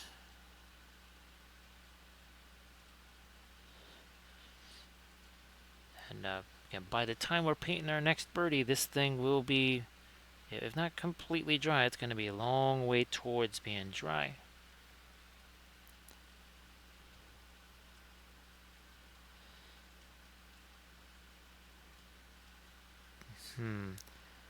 Still like the idea of that light there, but there is, we need to get a little bit of our reddish brown out here. Let me actually take some of the, we got a couple of the reclaimed earth colors out here. I think the violet one, essentially like a Mars violet.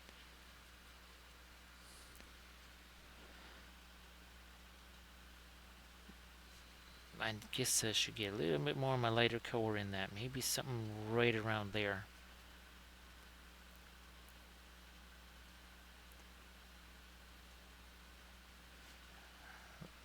Perhaps a bit lighter. Let me see what happens right on the end of these feathers here.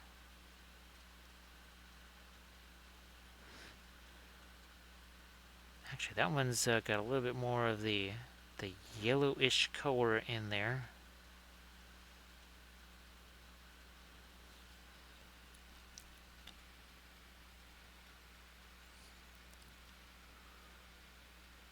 Now, it really is interesting, right, Doji, to see. It's almost, I don't know, it's one of the better barometers, Doji, just how familiar you're getting out, because you're really starting to analyze what the different colors can do and such. How's about everybody please give Paintwater Sommelier a follow. So Paintwater, I hope that you're doing fabulous. Happy Saturday. And of course, everybody please give Paintwater Sommelier a follow. And Paintwater, definitely share, well, if you want to share your Gondalorians, your Rohan, any of those things, please do that, of course. Yeah, Paintwater, we've got, I actually have a second one of these all prepped for tomorrow. The basically the tree that it's on is taller. It goes up to about there or so. But yeah, some Misty Mountains Paintwater, because, we only have, I think, 4 eagles already. Yeah, we only have 4 of them, so we clearly need more. These, again, are from the Printing Goes Ever On.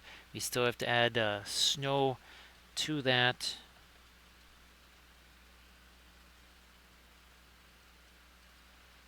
And again, Paintwater, you want to share anything in the chat, please go ahead and do that.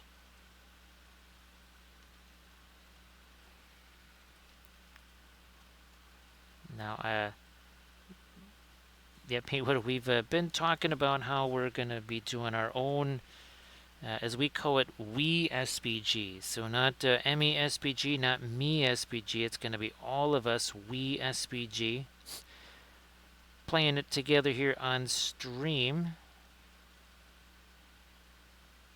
Because yeah, I wasn't even thinking about trying to do YouTube battle reports or something like that. First of all, there's a bunch of those out there already, and that tends to lean towards all the tournament stuff anyhow. So we're going to do something different. So definitely skedaddle off to that photo booth there, Paintwater, and please again post the pictures once you got those. Here's another place we're trying to find some more of our lights along the edge of the feathers. 3 hours 36 minutes ago, this was just primer. This has all been done with the oil paint start to finish. Our Halloween stream last night, we had some scary Tomb Kings. And again, this is already basically dry, and that is from last night. And of course, all during October, we painted 11, count them, 11 different named ringwraiths. So that was super fun as well. See you later there, Doji. Now, Doji, I think the Monday Armada stream might be more like Tuesday, just because, well, to be able to prep something in time, I definitely would need the extra day, and I kind of need to film some stuff. So don't be surprised if we maybe stream on Tuesday instead of on Monday. It's possible. Again, it's nothing for sure. You know, I'm gonna change those a little bit. Maybe, I don't know. Let me try something here. I'm gonna take my dark bluish gray, mix it with the Van Dyke brown. Because I was looking at my other eagle there, and I think maybe that's what we should do. These need to be locked in place a little bit more.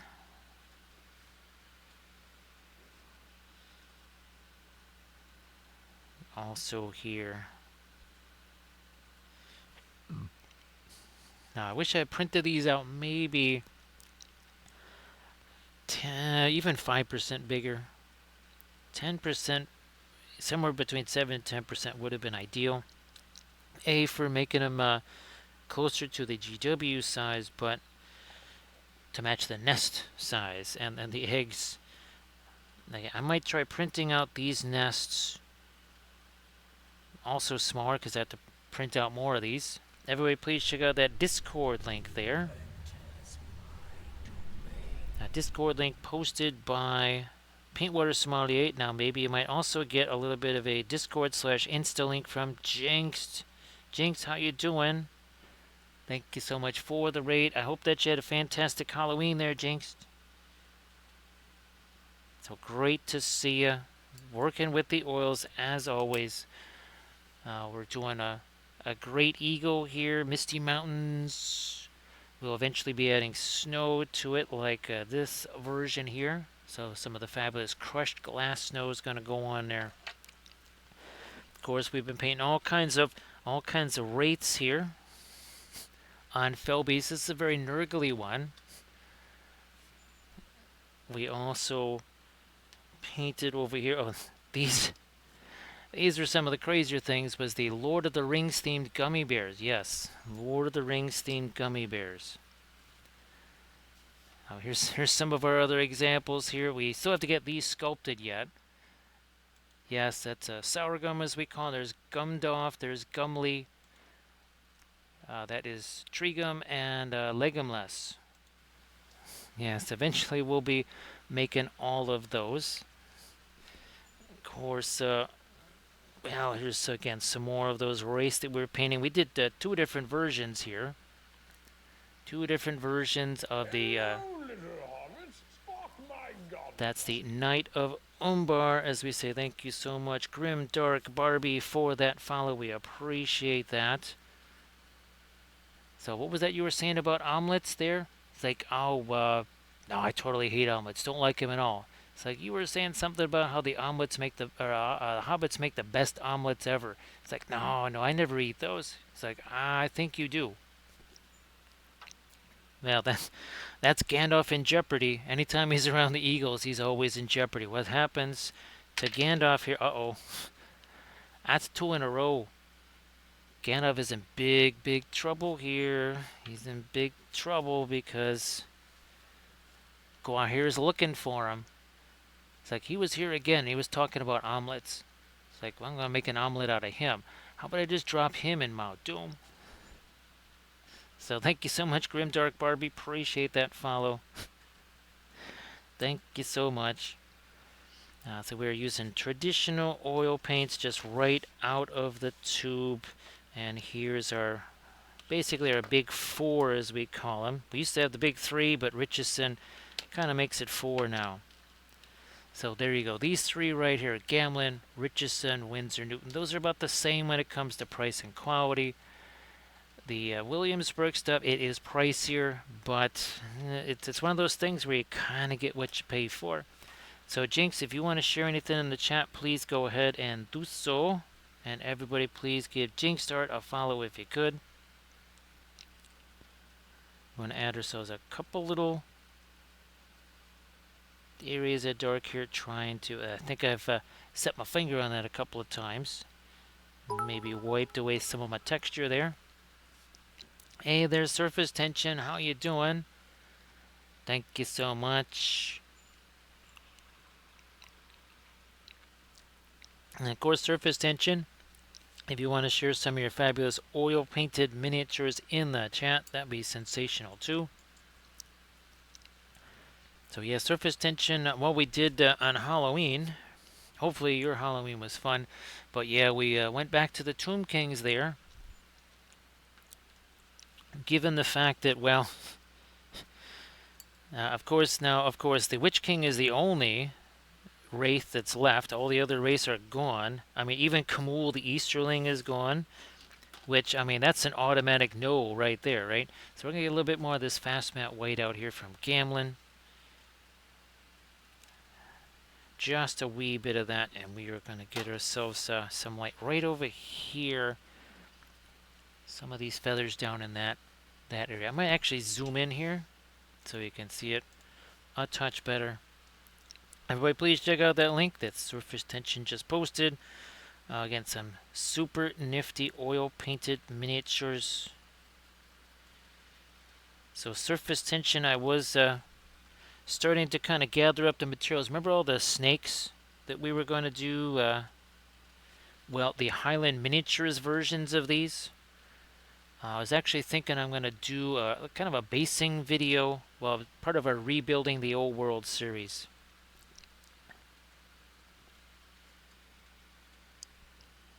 There's never enough Tomb Kings, never enough Lizardmen either. Tomb Kings, Lizardmen. Apparently there's never too many Eagles either. Oh, I also have the Radagast on Gua here, so I've got to get that one prepped and ready to go too. It's not necessary that November is going to be the month of Eagles.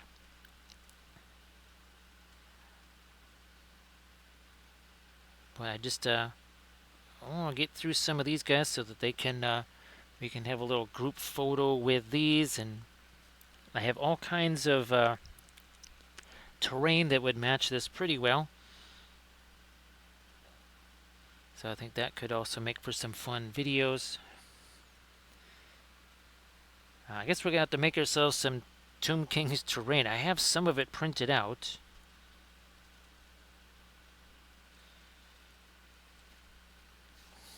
You know what? I want to hit this a little bit more right along there. Surface Tension, the other thing we've been discussing is basically making our own homemade version of this, as in mass quantities of it. so that I could use that to potentially sculpt things like trees, right? Because it worked so well here.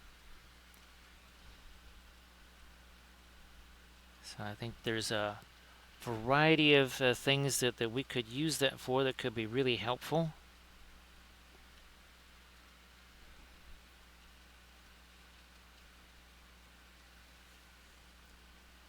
Let me try and use some of that back here. On these tail feathers. And now down over here too.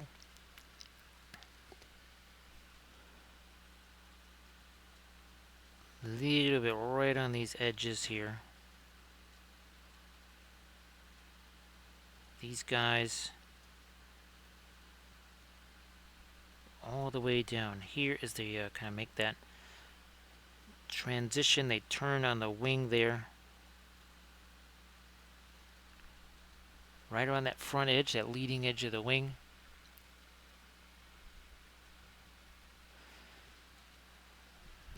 So yeah, surface tension, thinking that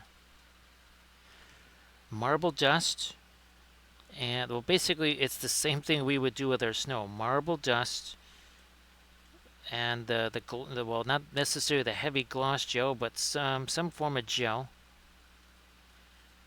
We can just get the matte gel, and that should probably do the same thing.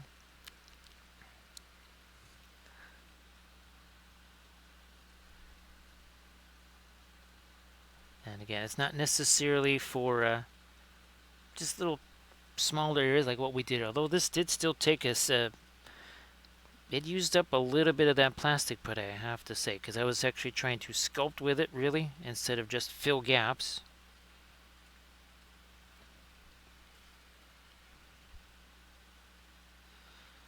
You know what, let me hit these rocks down here, just a touch more of our light there, okay. We got these guys, we're pretty good on these. Like I said, we'll probably be doing the snow here around the perimeter, on this branch, on those branches up there. Because I do actually have, ironically enough, I have a whole bunch of snow terrain already made, and I also wanted to do a video where we made some more. Basically taking some of these essentially kind of faux Christmas tree type things for, I mean, I guess some folks also use them for model train layouts.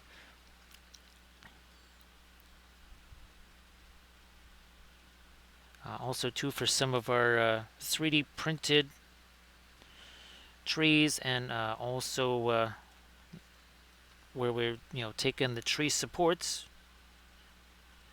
from the bamboo and also making trees out of those.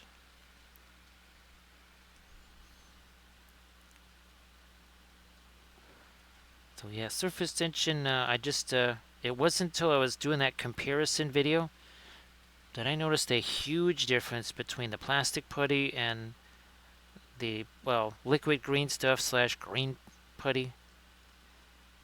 I never really compared them that intensely side by side.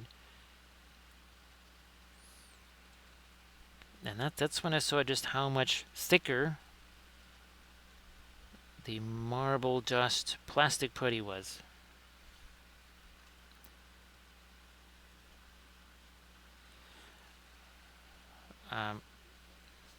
Not sure how much lighter I want to go on these eggs here. Especially out in front of where our eagle is casting a shadow down onto those.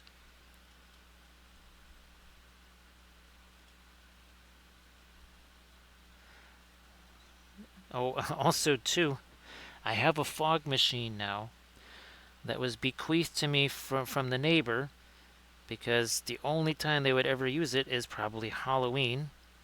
And since I helped them set it up, they said, well, here, it just lives at your house. You could actually use that all year long.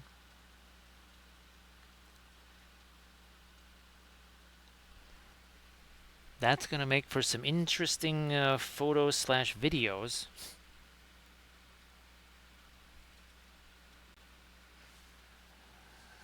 So yeah, this is which shelf is it? Ah, here it is. So yeah, that was this stuff here, which it does work for, say, very light applications. But for the stuff I needed to do here, yeah, I would have needed about 5 applications of it, and even then, it still would have probably sunk down and found its level. Whereas the marble dust plastic putty, it is almost like you're sculpting with it. It probably has almost about the same consistency as heavy gloss gel. Which means, well, one of the other things I'll be doing tonight is looking through Dick Blick and seeing if there is any marble dust to be found there, or Hobby Lobby. Either way, I don't care where it comes from.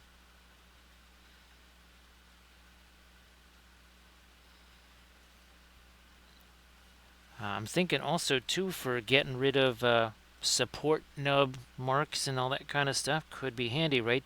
Right, surface tension. And so Jinx, thank you so much for that raid. And Jinx, again, I know you probably have to go do post-stream stuff, but if you're still there and you want to post anything in the chat, please go ahead. Do I want to try and find a little more light over here on this bed? I don't think so. What do we do over here? Yeah, see, we didn't exactly do a whole bunch of really light stuff on this back there either. So let's just kind of leave that where we got it. And our eggs definitely have some nifty little texture on them right there. We don't want to do too much more on those. Let's just maybe leave those where they're at too.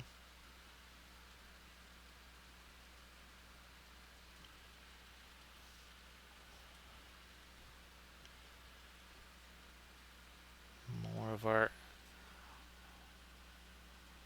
light on some of these bits of sticks, straw, whatever. Again, out on this end where the eel is not going to cast any shadows. So see you later, Jinx. Again, thanks so much for the raid. Appreciate that. And everybody, please give Jinxed Art a follow.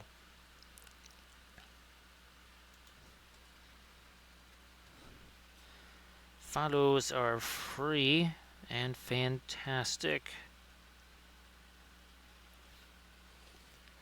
3 hours and 54 minutes ago, this was just primer. There was absolutely no paint on this thing. Like the Weeping Angel says, don't blink. And again, Paintwater, if you wanted to share, your links again there, since we have more folks in the chat.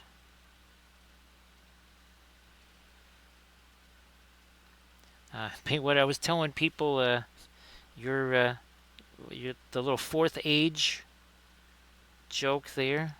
So you have this is the fourth age, and we'll stay in the third age. But again, what I'm going to be doing is I'll just go lean into, I guess that's what all the cool kids say now. I'm going to lean into that combination of the War of the Ring board game with MESBG. So I need to start dialing up some more of those old, well, not old, but some more of those War of the Ring playthrough videos and get familiarized with it again.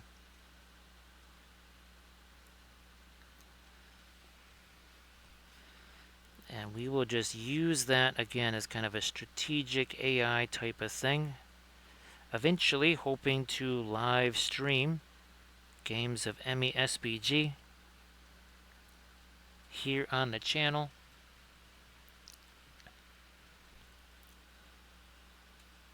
Where the chat maybe again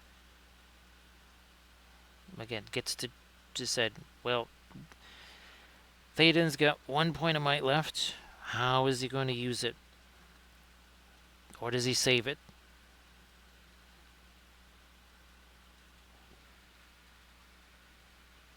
So that's the board game there, Paint Water. Mostly because there's a lot of interesting off-board stuff. So Paint Water, in some ways, it would behave a little bit like the Song of Ice and Fire game, where you have those the NPCs, where they're not actually on the board, but they're influencing what's happening on the board. And you would have a combination of the action dice and the cards. So let's say you're laying siege to Minas Tirith, but Sauron is only interested in looking for his piece of jewelry. So you have no action dice to spend on continuing the assault on Minas Tirith. And there would also be uneven battles, potentially hundreds of points different. However, generally what happens in the game when there is a disparate in the points, if it's a couple hundred points difference, maybe you just you hole up in something like Helm's Deep or Dol Amroth or wherever, because that's exactly what happens in the board game. Because it doesn't really make sense to have a siege where both sides have equal points. That's pretty much not how that works.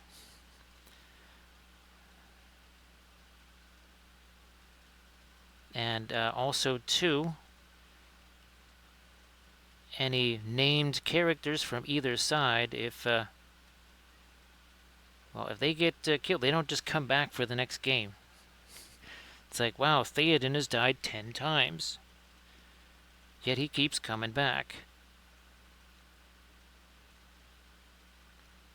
Oh, and the other thing, Paint Water, there's a lot of neat printable stuff. So people, for the physical board, you can actually have little representations of Minas Tirith, Osgiliath, Minas Morgul, that kind of stuff. Just getting some more lights along my edges there. There is also a tabletop simulator version of that.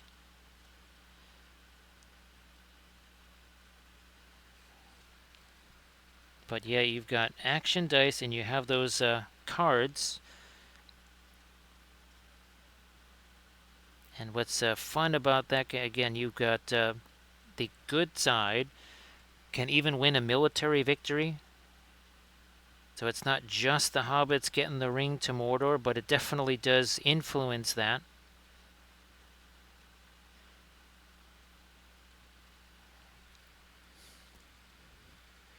Yeah, surface tension. We can only have infinite Gandalfs and Schmandalfs. Because the Paint Water, I don't know if you're familiar with, they did years ago in a White Dwarf, try to make like a map of Middle-earth and make it more like a campaign, but it was very, very crude, and it was pretty much, almost like a game of Risk, where you know what everybody's going to do before the game even starts.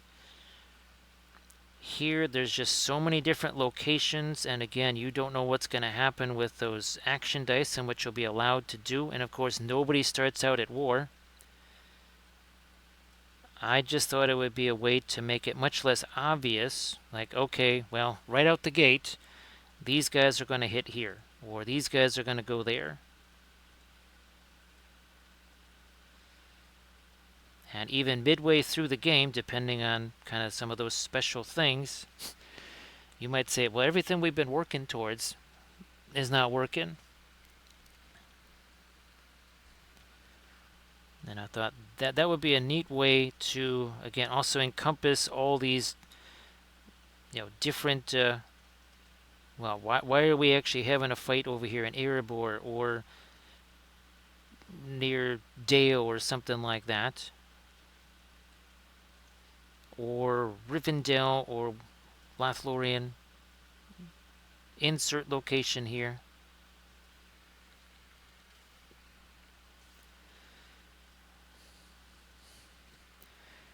And the idea is there would be kind of, the movement phase on the main map with all of those special off-board things.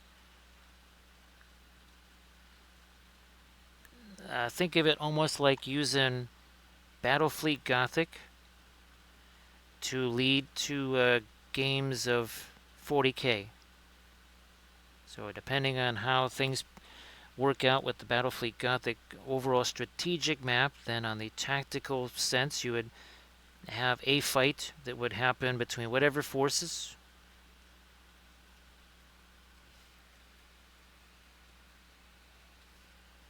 Yep, paint water. Well, it's on the map. Well, what's left of it is. And of course, since we've been 3D printing every environment in Middle Earth,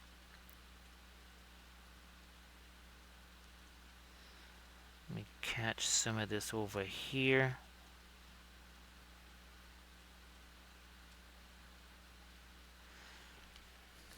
So what I might even try to do is, I was going to actually make my own board, make it a little bit bigger,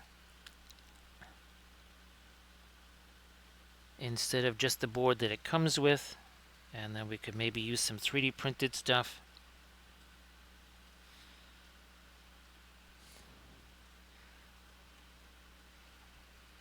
In some ways, what's going on with the game itself works out pretty well. Because for a while I was thinking, well, maybe we don't have to do that. Maybe we're not going to do that. But now it's full speed ahead on that for sure. Hey, Inganes. Thanks again, Inganes, for looking up all that stuff on the bamboo and figuring out what's going on with that that particular plate. So appreciate you doing that last night. So, Inganes, happy Saturday to you.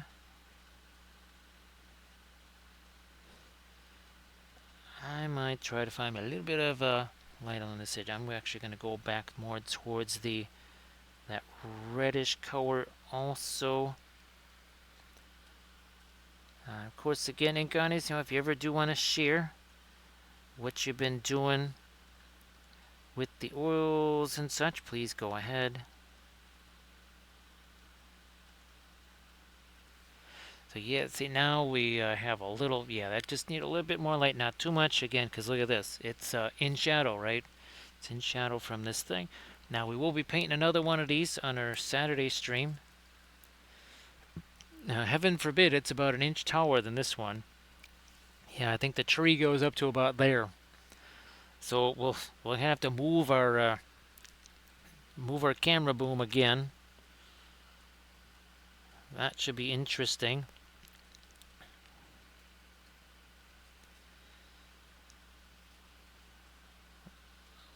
I'm looking. I don't know if I want to go lighter there. Again, I have to think about how the snow is going to change things around here. And especially down there, so it's going to look more like this. Again, that is the crushed glass snow. Yeah, I'm just now starting to picture how fun it might be to have the that marble dust and the gel mixed together.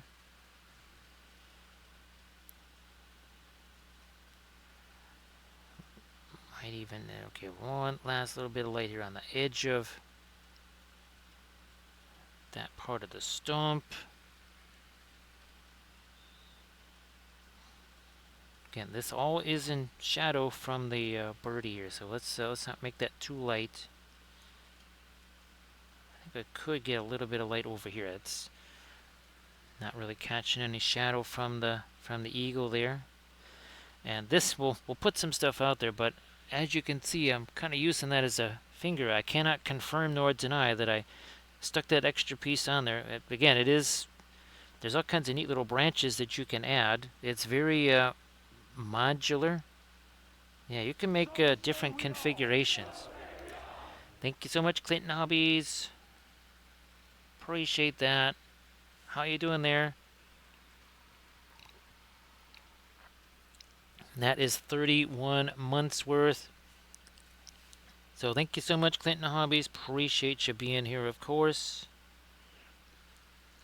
And as always, if you wanted to share something in the chat, please go ahead and do that. I'm gonna lighten up this a little bit over here, maybe even that.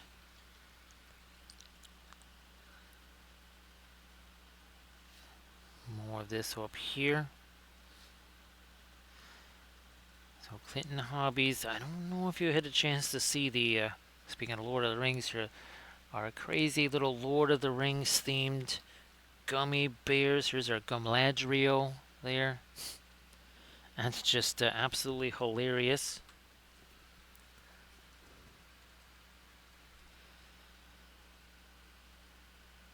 And let me know if you've seen the proposed sculpts for some of the other characters, like, well, Gumdolf and Gumli and Sargum and Tregum and Legolas. This could be a little lighter right over there. Again, look where I'm holding this brush.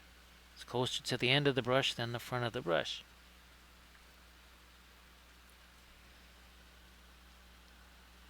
Let me see if I can get a little bit of light on that one. See if we can make this a touch lighter here. Again, the lighter we make these, right, we're bringing that lower area up towards the top here. Yeah, we don't want to do too much of that. We want that to remain down there. Yeah, in fact, when in doubt, make things darker. We are going to do that here with some Van Dyke Brown.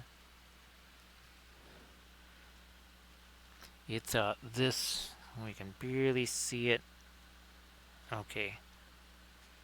Now for some thinner here. To do a wee bit of super controlled, delicate pin line activity here. Surface tension, oh geez. Surface tension, well actually, I don't know if you wanted to look in AI, nobody has created that one yet, surface tension. I think surface tension, I mean, if you're going to do Tom Bombadil right, he might be the most, well, he might already be a Lord of the Rings gummy bear. He probably looks like one. Again, if you do him the right way, not the way a certain other show did, but the right way.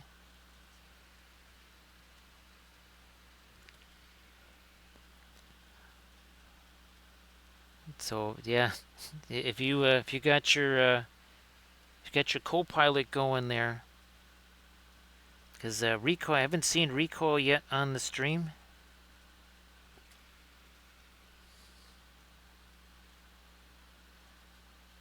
So yeah, if you wanna play around in the AI there, and then let me know what you follow or what you find.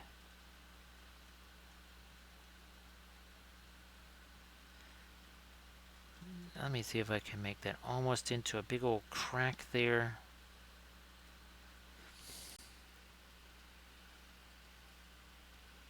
So believe it or not, there's supposed to be another branch attached out here. What I did was I just kind of snipped off the attachment point there.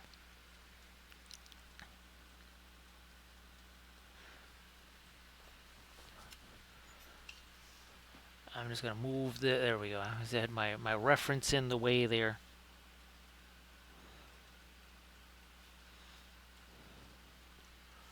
So 4 hours and 10 minutes ago, again, we had no paint on this at all.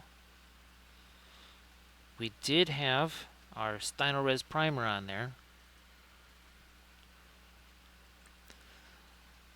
So the nest, the eggs, and all the tree there, that is 3D printed from Asgard Rising. Actually, Paint Water, they have some spiders, but they also have kind of a similar tree layout. Like there's 3 different trees, but there's spider webs in it.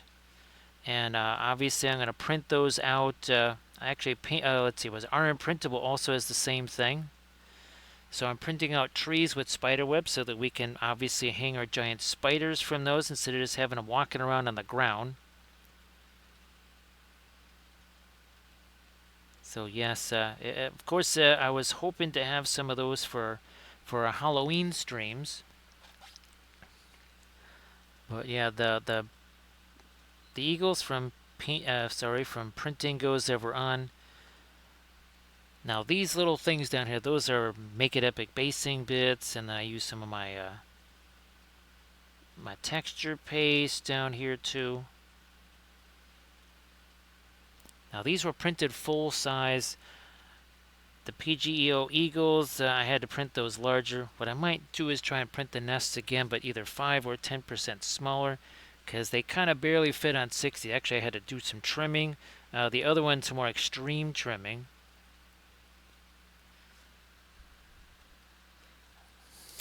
That would be, let me see if I can grab that one here. And again, this is what we'll be painting on the Saturday stream. And as you can see, it's taller than this one, and you can see I had to kind of really trim that away. I had to cut away a bunch of it. But kind of a similar, here we go. Well, this is exactly what it looked like here. 4 hours, 12 minutes, and 33 seconds ago. That's what it looked like. So you can see a big difference there. Let me get this out of my way again 1 second.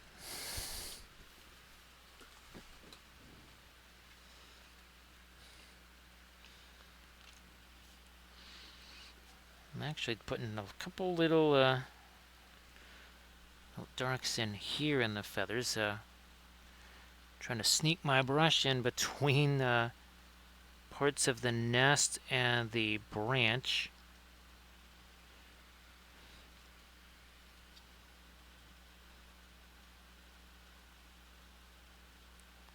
So that might be something that I do for start setting up for next Halloween already, is to get those get the spiders and stuff. Although I would make some fun streams and or army painting series.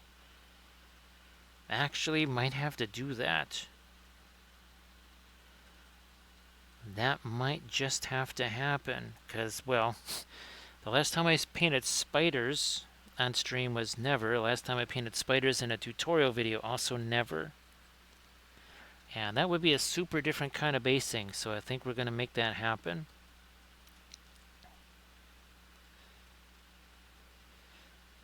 Fortunately, these are spider webs that would be a little bit more durable than that spider serum, right, Armored Wolf? I think that paint water, did you try using that? I think you tried using some of that, right? Surface tension. And, well, it wasn't super effective.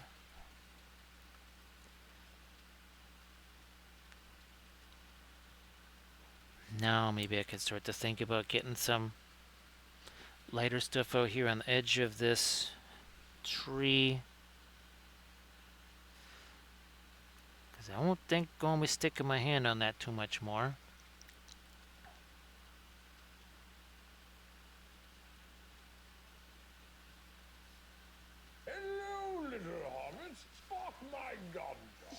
Thank you so much for that follow. Appreciate that. Borking Bjorn.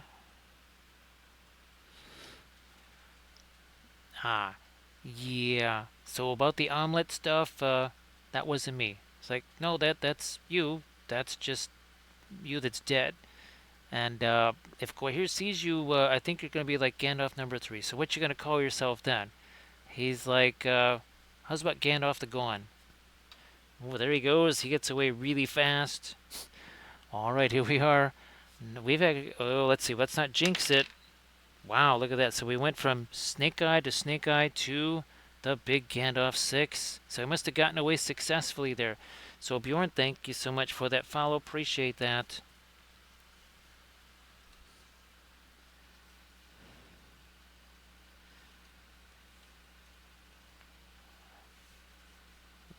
Yeah, let me get some more of this. Some more of this here. That's got a little bit of our fast matte white. There's even some gray in there.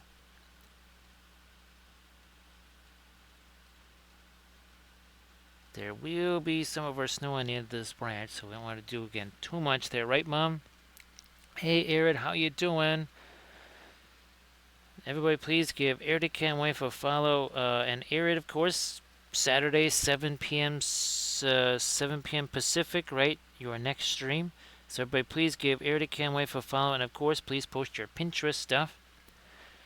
So, Mom, I hope that you're doing well. Everybody, please say hello to Rico's mom, and of course, Mom, I think you saw these being painted, right? And Rico did a really fantastic job finding those for us, didn't he? Where's our Kathy fig? There we go. And we'll get it now that this is all dry. We'll be getting our flock and foliage on that, of course. Everybody, please check out that Pinterest link that Iridicam Wife just posted.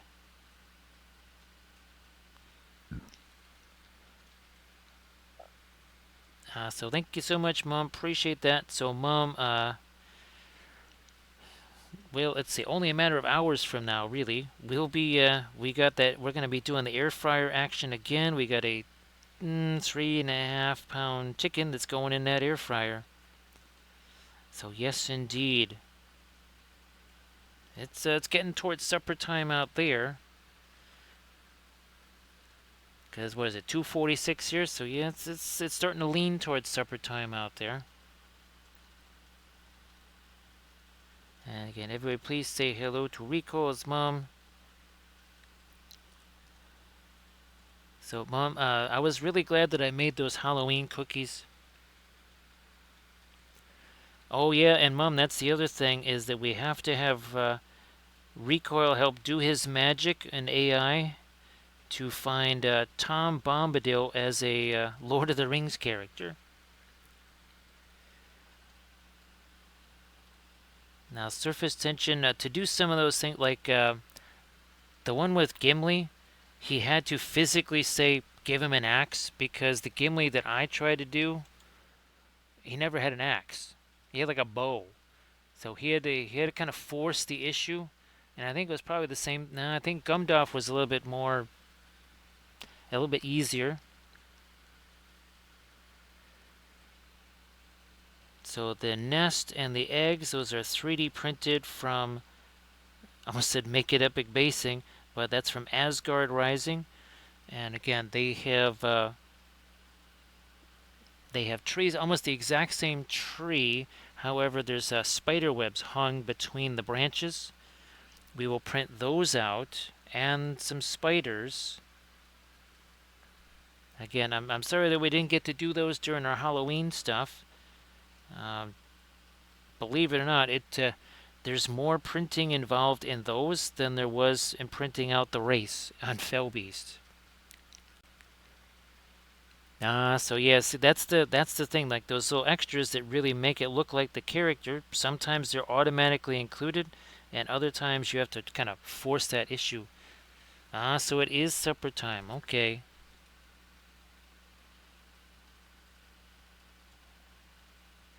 I just know when it gets to be around 3 in the morning here, it's getting to be definitely supper time out there.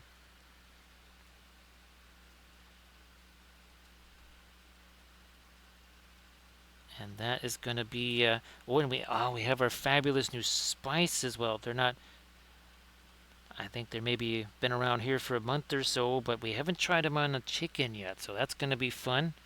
We tried them on a lot of our other air fryer recipes. This is a cuisine channel after all. Wait, what are you talking about here? as we see these two eggs sitting right there, we start saying this is a cuisine channel. If anybody has recipes for omelets or something like that, maybe you kind of keep those under your hat until well, not on the next stream either, because yeah, there's going to be another nest with more eggs in it. So maybe Ixnay on the eggs a recipe A's. Maybe we don't do those for the next day or so. And thinking that might not be the thing to discuss here, even though it is a cuisine channel.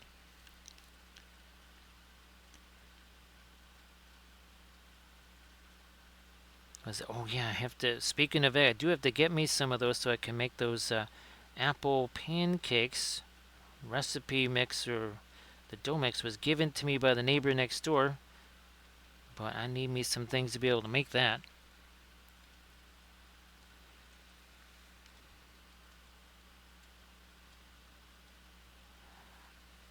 So again, that magical, where is it here in the plastic putty again with the basically marble dust and something along the lines of like our heavy gloss gel that we use for everything: snow effects, water effects, fire effects. That is definitely going to have to be a test that we do.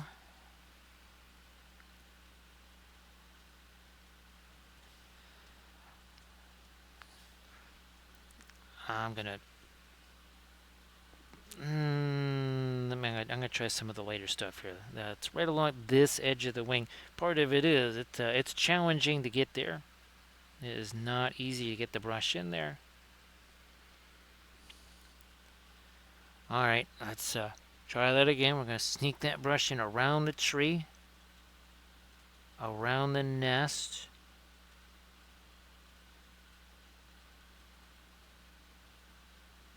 And there. Now, I don't know, speaking of recipes, not sure what Recoil has planned for tonight. Speaking of air fryers, but I'm sure it's going to be super tasty.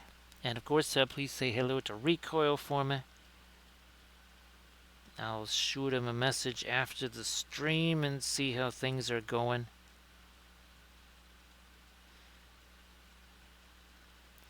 I know I sent him some pictures of what Halloween was like here in the neighborhood. It was almost like a mini block party. It was non-stop trick-or-treaters from, I want to say, 4 in the afternoon to about 7:30 something at night. And that was again on a day when, well, let's see, maybe it was a 8 or 9 degrees Celsius day, something like that, with a 25 to 40 mile an hour wind. Well, it was 49, 50 degrees, which I'm pretty sure translates to something like 8 or 9 degrees Fahrenheit.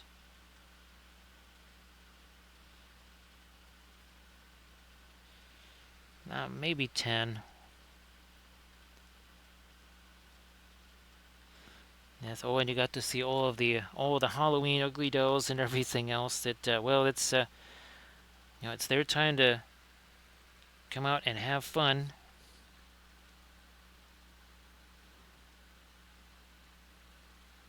Let me try. There we go. A little bit more of that lighter stuff there.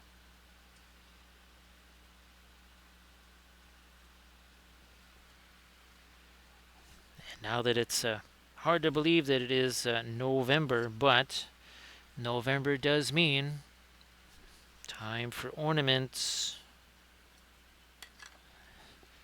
It's getting to be that time again. Hard to believe.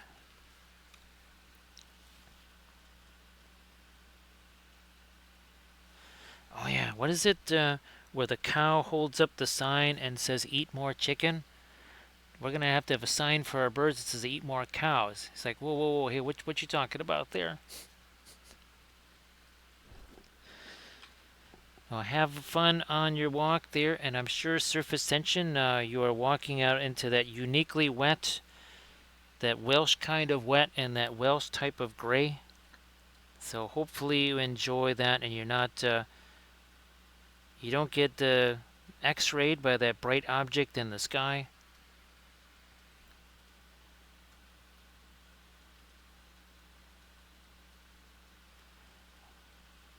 More of our light down here on his chest.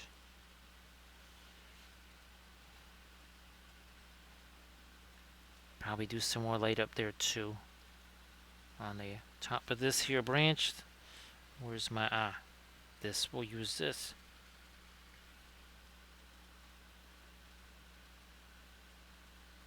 Bit more like right up in there.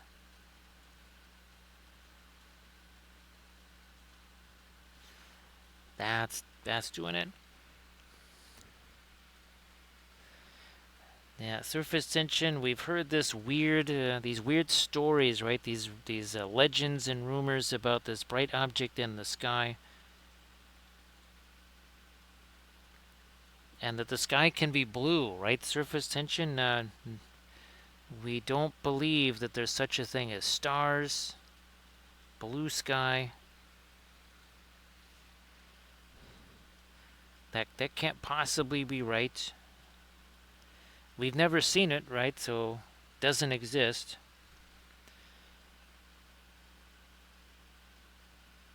A little bit more of our lighter stuff on here.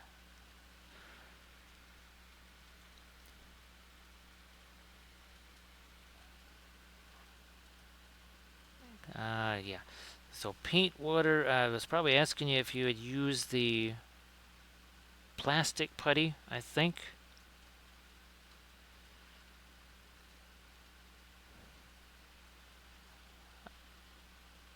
Let me get some more of my light over here. Yeah, so since not only have I painted basically 1,000 points of Candice stuff, and there's more on the way, and now done a big Candice terrain board.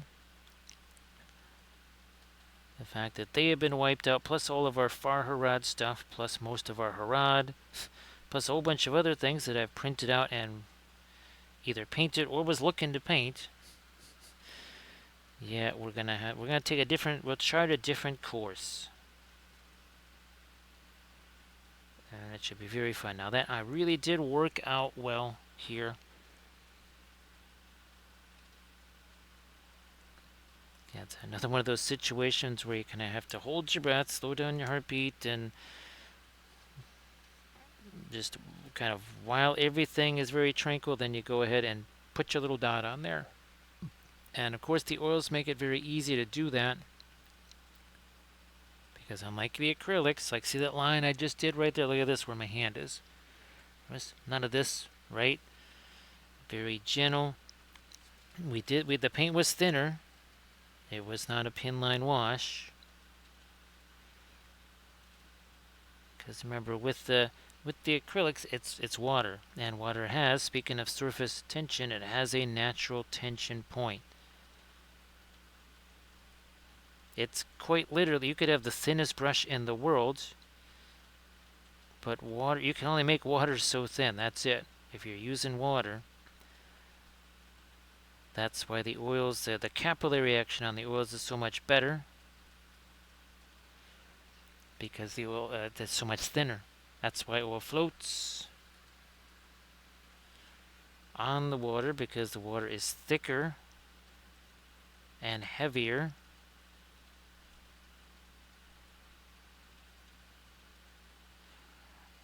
I think we've got, you know what, I need to score a little bit of dark in there, a little bit dark over there, and then this, we'll just maybe leave that the way it is. I think we will.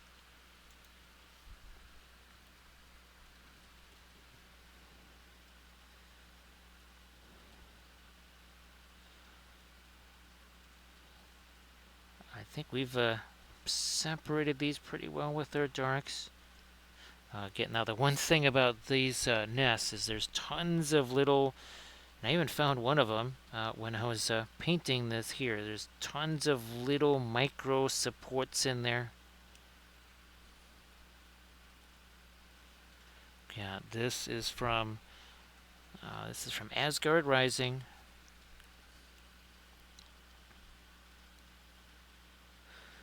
Oh, there's also broken eggs that with the shells are broken open. Obviously, either somebody has munched on those, or the chicks have hatched and they're not in there anymore.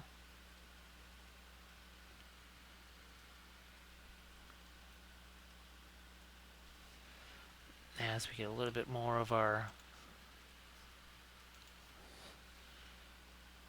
dark to separate some of these things way down in here. Not everything can necessarily be a pin line wash there. Sometimes you have to just physically get in there like I'm doing now.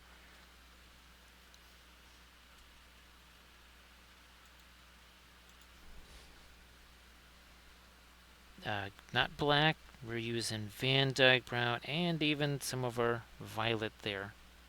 Now that is the Egyptian violet, the king of all violets.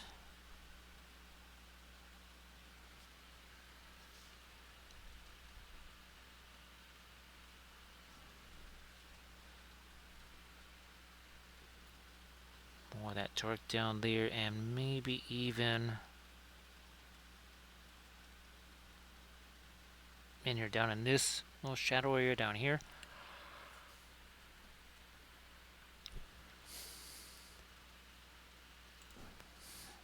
So again, a little bit of the violet in there.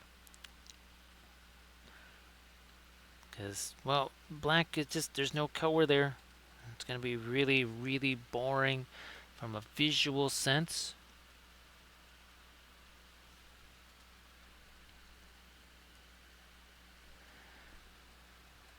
So, Mom, oh, that's right. Well, it's that time for getting warm.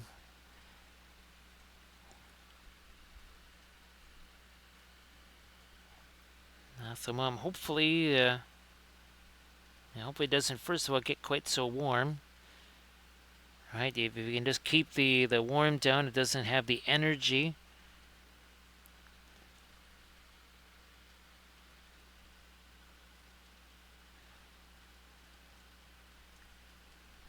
But here, this is, well, I don't think you guys have a whole bunch of tornadoes there, right, Rico? Right, Mom? I know that there's the typhoons and such.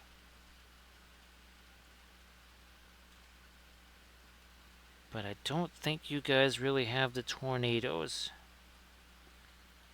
Of course, Mom, you could be like Armored Wolf, where they had 6 inches of snow on Halloween, and then there was 21 inches of snow. That turned, 21 inches of snow.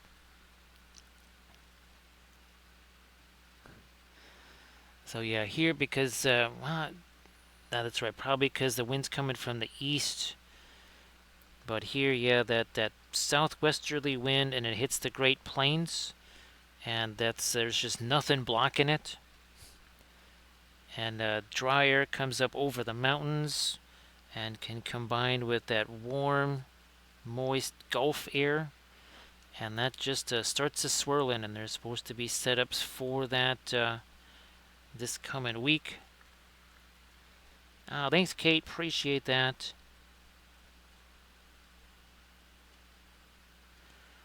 So, okay, we're going to do a different coloration on the one tomorrow night. Okay, now this one has a bit more of just a regular, kind of more like a Van Dyke brown to it, and then this one more of a golden look to it. A little bit more golden, a bit more of the gray there. Again, all of these are from the Printing Goes Ever On.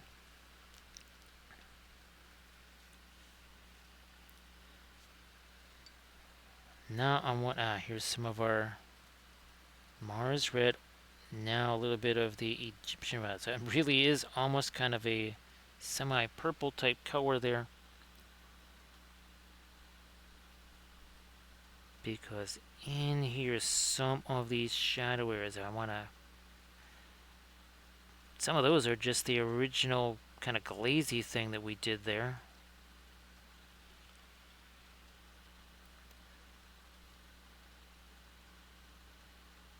More of our dark there. And Kate, of course, I hope that you have a lot of fun with the oil paints. Now, I'm thinking you should be able to get your hands on that Winsor Newton stuff, since you were able to get the Winton colors. That would be the brush cleaner here. And again, since it works for acrylic stuff too, I mean, it's why not?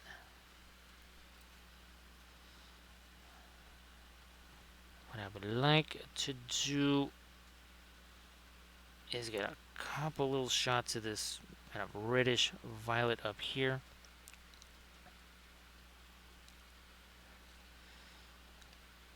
Yeah, Kate, ironically enough, that is where I got, I think that's where I got all of my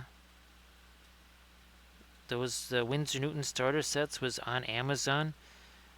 Generally, now this was years ago, but somewhere in that $24, $26 range, I think.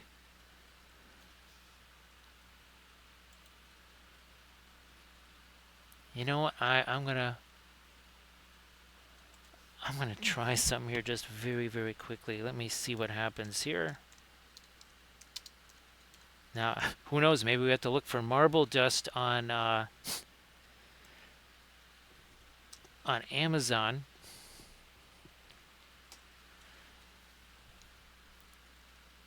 Well, we have Dick Blick powdered marble dust.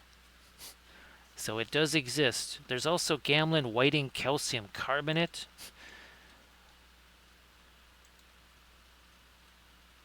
Oh, hey, look at this. Huge surprise. What are frequently bought together? Gesso. And, well, titanium white. But yeah, frequently bought together. So that is yet another clue. We'll take it as a sign. So yes, marble dust will be acquired tonight. Well, we also gotta get other stuff too. We gotta get ourselves some more fast matte white. And I think, oh, that's right. I was gonna look for the Gamlin Payne's Gray so that we can do a trifecta here to do the Winsor Newton, the Williamsburg, and the Payne's Gray from Gamlin, because I don't have that. Because of course we need more of that stuff, right? Also some more of these guys. We'll also find out if there is any kind of a fabulous fall sale going on over at on Dick Blick there. Alright, back to this. Get much more of a reddish tone. It's going to go on our leaves up here. There's our feathers, sorry. I was looking at the branch at the time. Initially, well, let's see. My one GW eagle, that's got forestry on it, but that's going to be sent off to somebody, so I think we'll be good. I would much rather have the snow and such. I think it's going to be more indicative of the high mountains.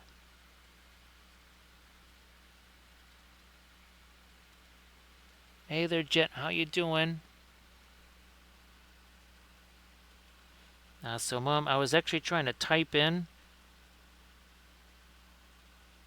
Now, I was trying to type in marble dust, which is...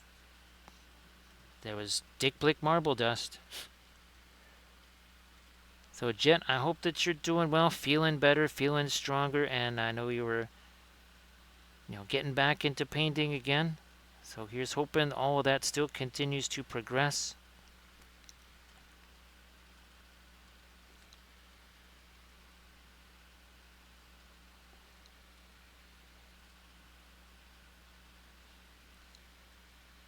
So thanks, Mom. Yeah, this is such a, it's an unusually shaped object, right? So thanks, Mom. Appreciate that.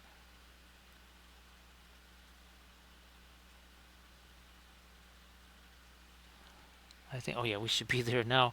If I was, for a second I was thinking that was off the top of the screen.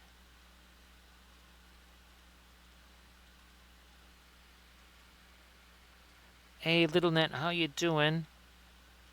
So Little Net, well, I'll show you this. So this is a named ring wraith, and I did actually 11 of them, 2 of which were the Knight of Umbar. Right, we did that. I also have 1,000 points of Candish army, with more on the way. Also, too, I've painted a whole bunch of Candish terrain for our Candish army. I also have printed out 3 great beasts of Golgoroth. So, Little Net, that's why we've been talking about it here. Maybe it's been a little while since I talked about it. What I'm going to do is take the War of the Ring board game, and I'm going to basically team that up with, well, the ME that we know, the current edition. Oh, also too, Little Net, I think you'll be totally shocked to find out that I have about 1,100 points of done lendings also gone. So yeah, we're gonna maybe give that a bit of a miss. Well, Jet, I'm glad that you could do that, right? I'm sure there wasn't all that long ago where you said, "Holy smokes, will I ever be able to do something like that again?" So Little Net, yeah, what is it? Oh yeah, we're gonna try and make some lemonade out of those lemons. And again, we're going to be taking the War of the Ring board game and we're going to use it as sort of a strategic AI. And that will help us to create full-on campaigns using, and again, these will be some unequal battles. You might have 400 points of something against 200 points of something else. But there are mechanics in the War of the Ring board game for such uneven encounters like that. Let me see if I can just get a little bit more of that deeper red in some of these feathers over here.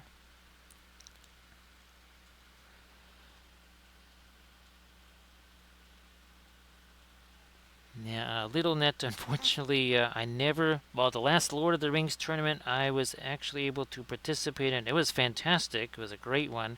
But that was in 2012.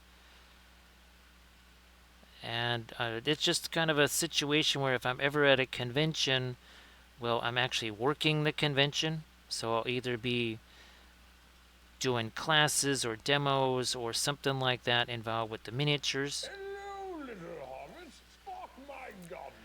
Thank you so much, Little Net. I appreciate that.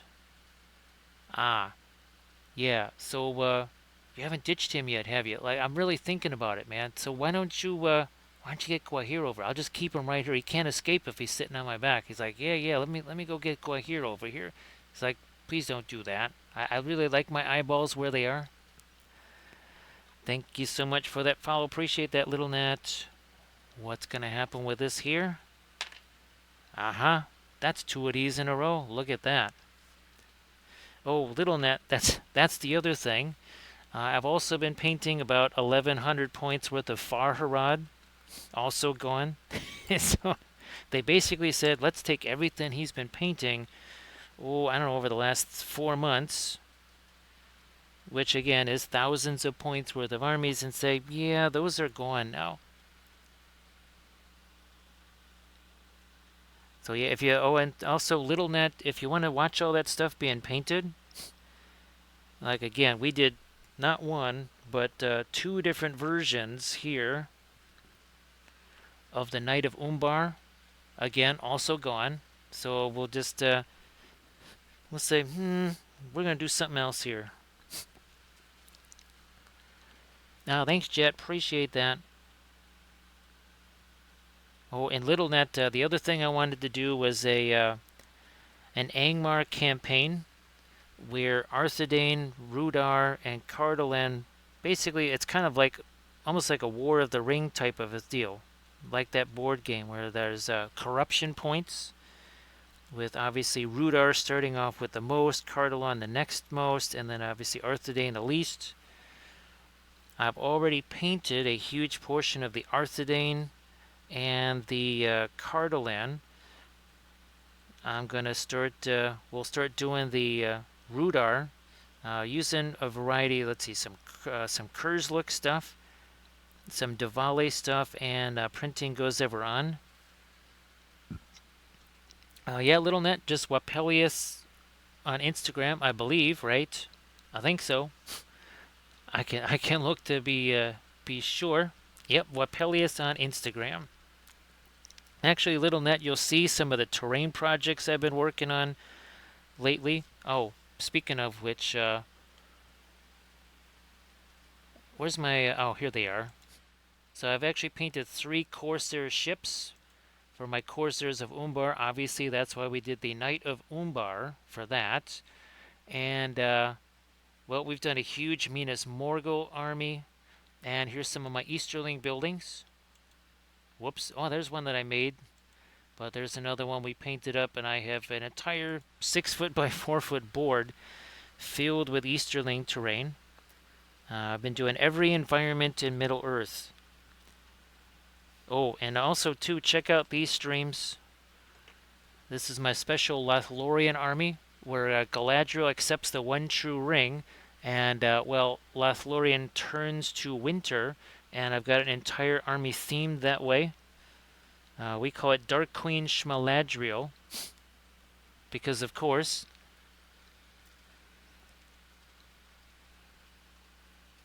And I think I did about 30 miniatures in that color scheme. So yeah, you can go back and check out all of that stuff. Because every episode here is saved as a highlight. It's almost like it's a YouTube channel. Now, I can't do playlists like a YouTube channel. However, there is a thumbnail on every single episode. So you'll be able to look at it and know right away what you're looking at. Oh, thanks, Little Net. Appreciate that.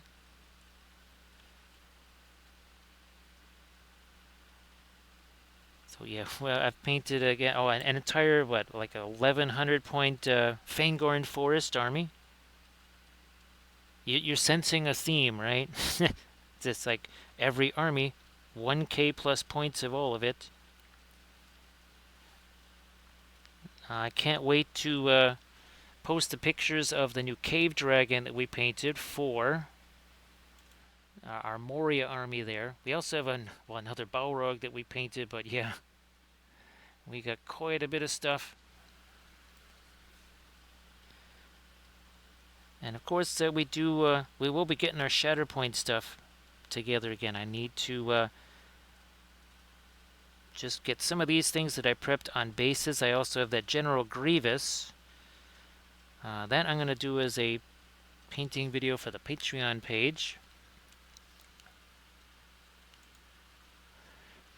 But I think you'll see also too, yeah, the Rohan terrain board in there. Oh, and there's we got the Minas Morgul army there. You can even see a little video of the Easterling terrain board, which there's been some massive buildings added to that. A huge palace that's 3 stories high and about 3 feet long, maybe 3.5 feet long. Hey there, Hollow Heart, welcome back.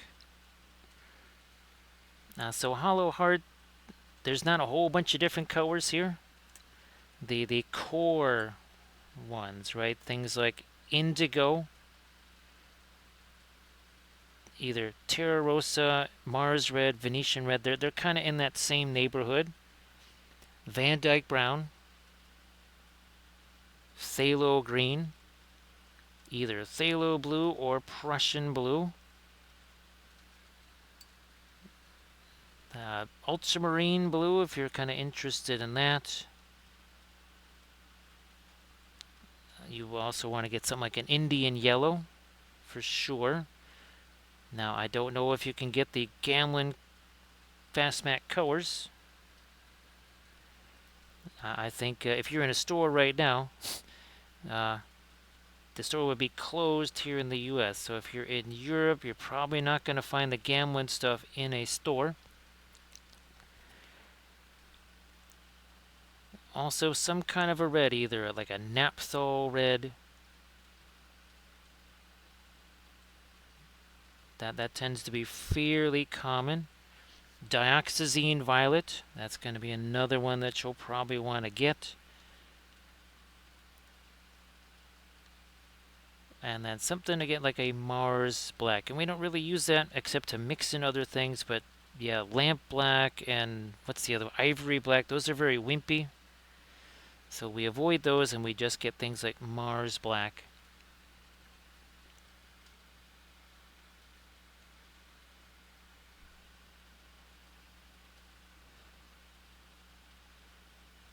Let me try and get some of this here.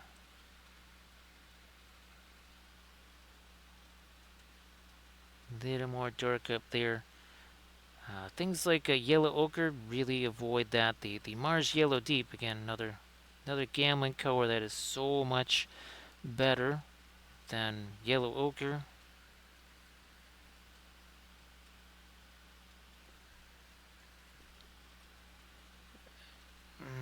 did our darks up there. We haven't done a really deep dark down in here. So again, the Van Dyke brown. That is another one of those crucial colors.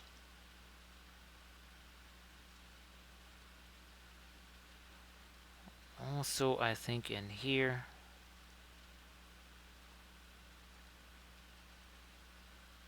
like that.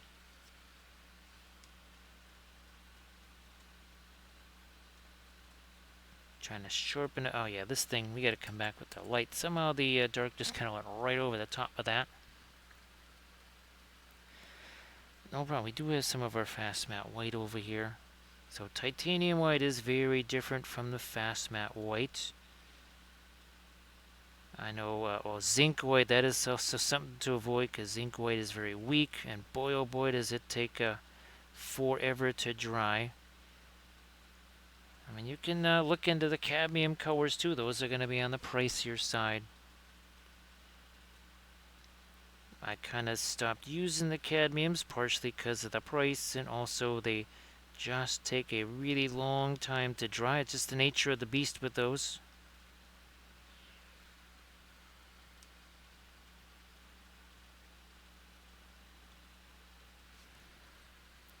Anything, yeah, this here,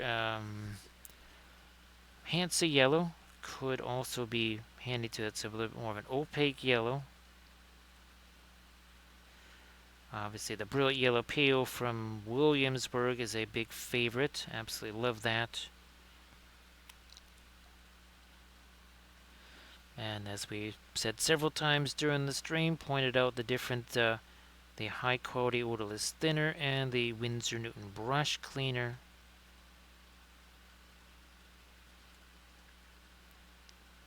Let me touch a little more light up on the top here.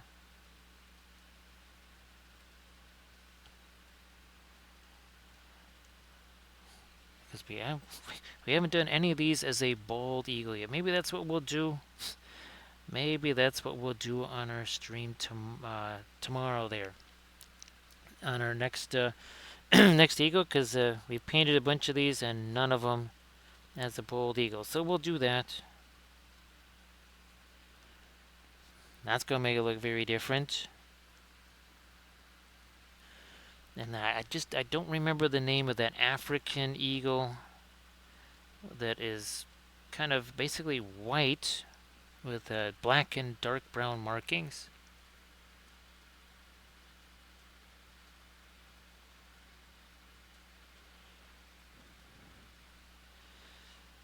So Hollow Heart, if you're here in the U.S., we were talking about Dick Blick. That's online. Well, there's also Dick Blick stores, and I think they're all around the U.S. But Dick Blick online, you can you can save a whole bunch of money. They also have some fabulous sales. There's some really expensive colors that I've gotten at pretty much a fraction of the price.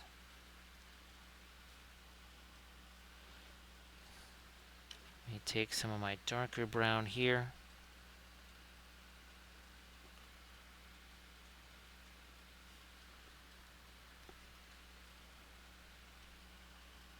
Now again, we're talking about oil paints here. The GW paints, well, it's been quite some time since I used GW paint, so I wouldn't be up on ever since they kind of renamed everything.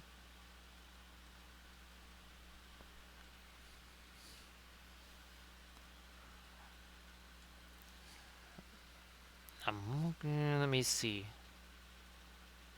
A couple more little white dots in there. Like so.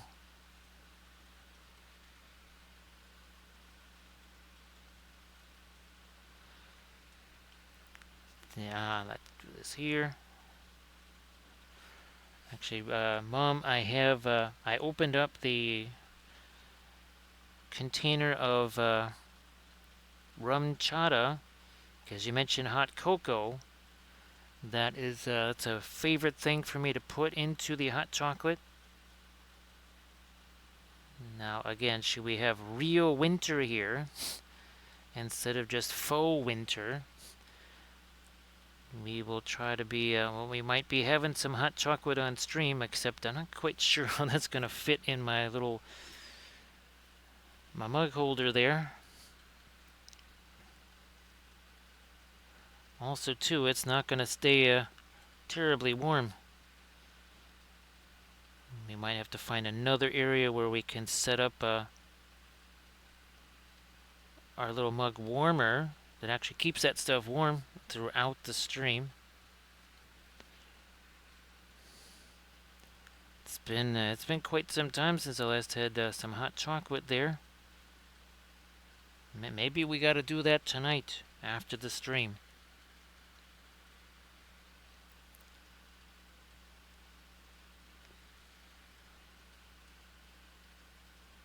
There we go. Oh yeah, all of the stuff that we've been painting obviously has been with the oil paint. Same thing with all the terrain.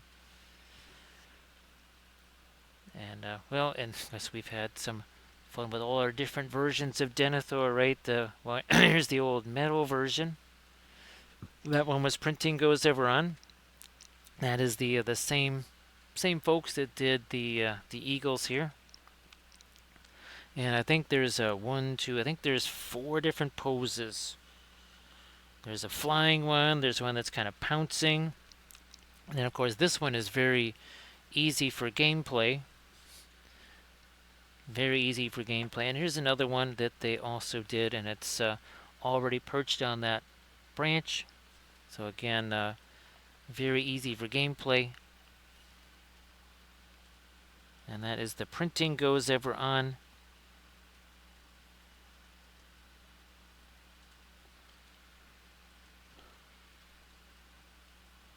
So LittleNet, I guess, now I don't know if you are quite as impacted as I was here by the devastation of those 90 profiles that they took out, or 100. I think it was more like 100, really.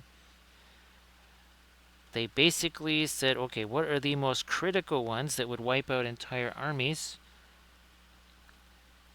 that I've been working on, again, well, really for years here on the channel. And they chose very well. Again, that's why we think that Big Acrylic is part of this. Well, we know they're in cahoots. We know they must be teaming up together.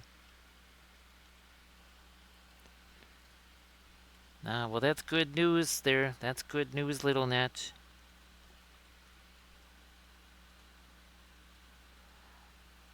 I need to carry this back a little further. I think, well, no, we just cut into our little thing of dark there. We'll put that back. We will put that back. Well, LittleNet, one of the things I mentioned a couple of streams ago or something like that was that, this is the stuff that we know, right? This is just what they took out of the game. We haven't heard anything about rules yet. So, while the armies may not have been affected by what's, things taken away as far as profiles and such, be ready for maybe some some other things that are going to happen. Because, as they said, they're changing every profile in the game.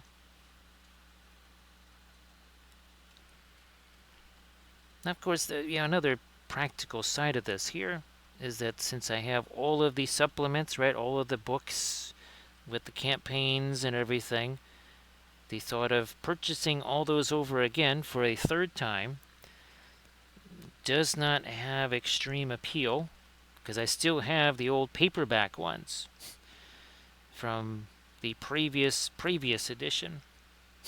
Yeah, the old edition, as we'll call it, I guess. Actually, that's where I got, there was some really neat stuff. Like the Easterling terrain that we did. That was actually based on one of those old supplements. Where the heck is my Easterling terrain here? Was it this one? Yeah, that was actually based on something I saw in one of the old supplements. They actually had a civil war between Cand and the Easterlings. Yes, that's right. That was in one of those supplements too. Again, that's kind of, we're talking, oof, probably 2005 or 6 or something.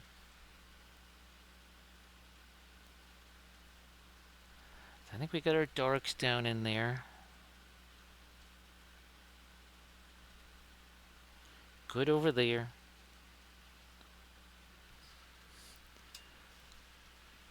So boy, oh boy, yeah, I'm looking forward to that marble dust there.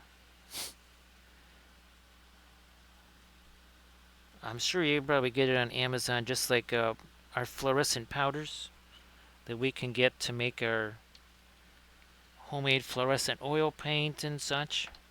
I guess maybe this is. Oh, and also too the metallic powders where we made our own homemade metallic oil paints.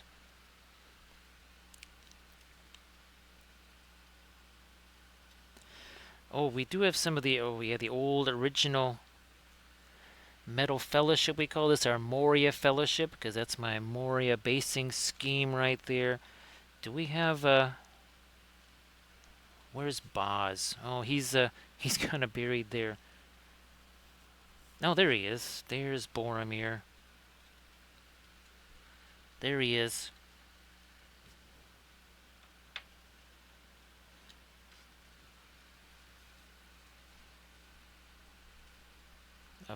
We have another. I think. Well, we painted a couple of Gandalf Fellowship figs, but oh, we did paint an Aragorn.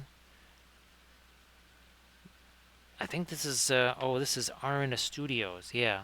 So there's another Aragorn at well, Amon Hen. No, Amon Sul. Sorry. Oh, thanks, Little Net, and thank you so much, Isidore. Everybody, please give Isidore a follow. Isidore, thank you so much for the raid. Look at this, Isidore. We got some birdies. Yes, indeed. 5 hours ago, as I had no paint on it, actually, it looked just like this. So yeah, that's what it looked like 5 hours ago. There was no. Look at the eggs look a little bit different there, right? Yep. And well, this one we're gonna paint on our Saturday stream.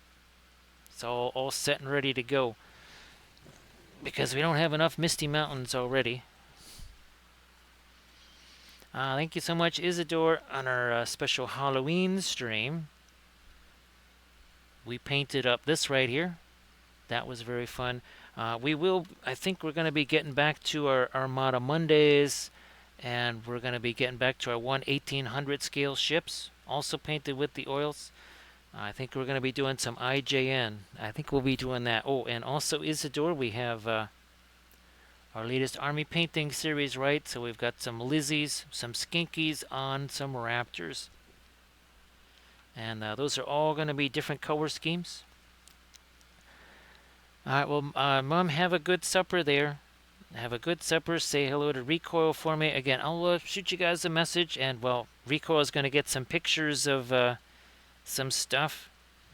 A whole bunch of different things we're supposed to be trying to get done here tomorrow. So, yes, again, say hello to Recoil for me. And thank you so much, Mom. Appreciate you being here. So Isidore, if you want to share anything in the chat, please go ahead and do that. And everybody, please give Isidore27 a follow. Now, Isidore, I think you did see the Lord of the Rings gummy bears that we did on Kathy's birthday stream. That's Gumlum, and here's Gumladriel. There she is, Gumladriel. And here you go, Isidore. These are the ones that have yet to be sculpted. Yep, feast your eyes on some Lord of the Rings gummy bears. Again, Recoil was very kind to do all the legwork on that, going through AI and trying to generate those images. And the goal is to have all of those sculpted by next October, so that we can kind of have a little week-long festival around Kathy's birthday and have folks from all over the world getting the STL files, printing those out. So that way everybody can be painting Lord of the Rings themed gummy bears. And obviously just giving those away, not selling them or nothing like that. Because, well, obviously we don't want to run into any fracases or anything like that. So we'll just send the files to folks. They can print them themselves, have someone print them for them.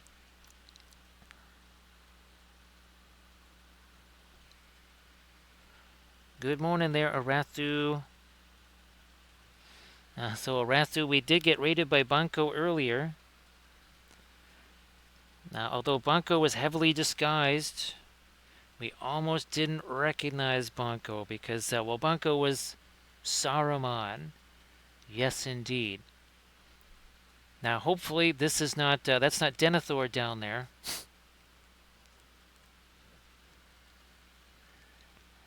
Let's see.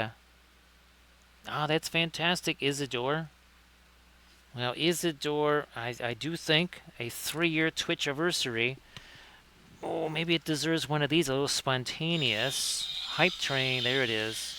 So this is for Isidore, all aboard the hype train. For Isidore, there it is. Uh-oh, look out. All aboard that hype train. All aboard the hype train for Isidore.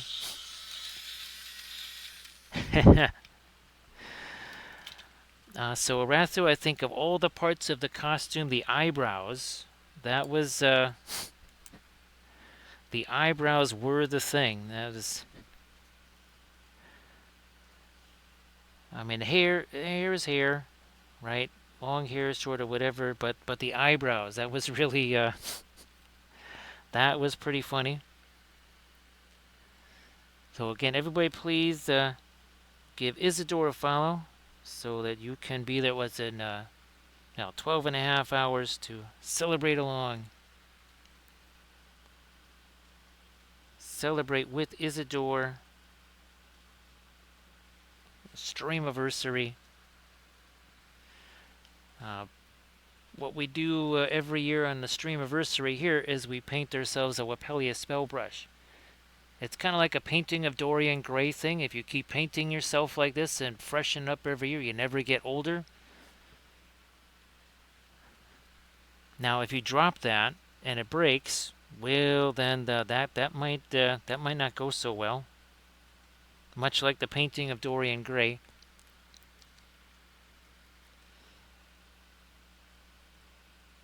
Arathu, if those things were, if they were sporting some cheese or something like that, then I would have been totally sold that those were rats or something like that, or mice.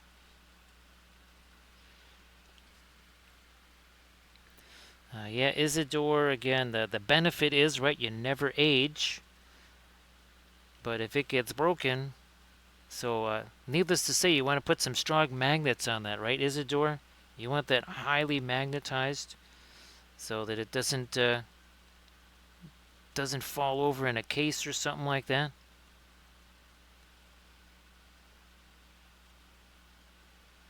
And well, we've painted different. See, there's one right up there. That was the first Wapelia spell brush that we painted on stream.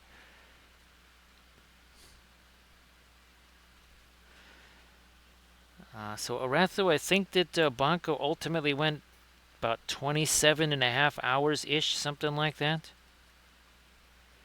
It was definitely more than 20. Well, obviously Denethor also was several hours as part of that stream too.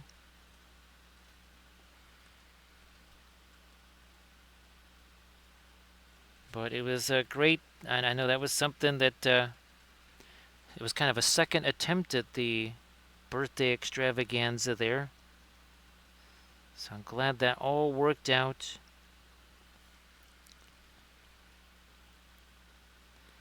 As we lighten up a little bit of that.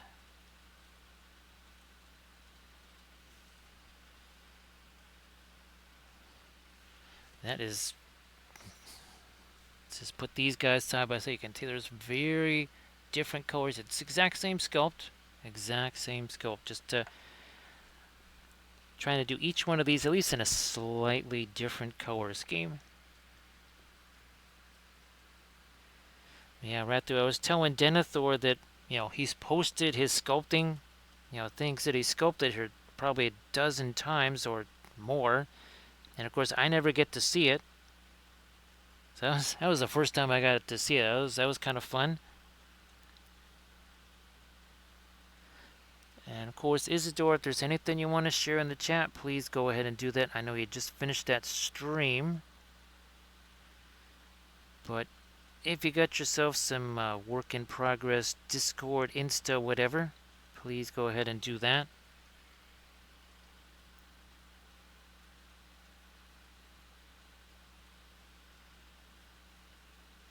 I'll lighten this up a little more here. Right there. So again, 5 hours, 11 minutes ago, this had no paint on it at all. Yeah, Ratu, hopefully, I know he's, talking about how he wants to set up a sculpting stream and such. I sure hope that he gets to do that, Ratu, because that would be super amazing to see that. Actually, Ratu, if you want to shout out Denethor so that maybe we can get him some followers before he officially starts doing the streaming thing. Because I think Denethor might already be off and running.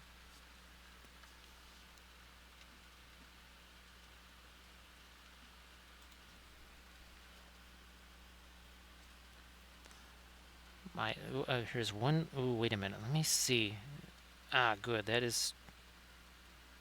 I can actually resurrect some of that fast mat white down there.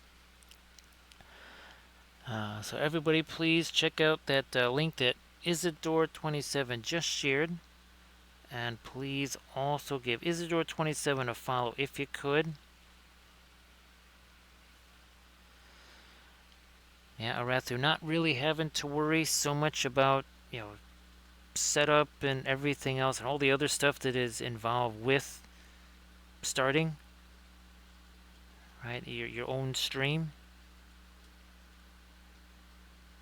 Well, it was super helpful here to, again, I was doing all the YouTube live stuff, Facebook live. It was very handy that, well, Kathy had been streaming for at least a year, maybe even a year and a half.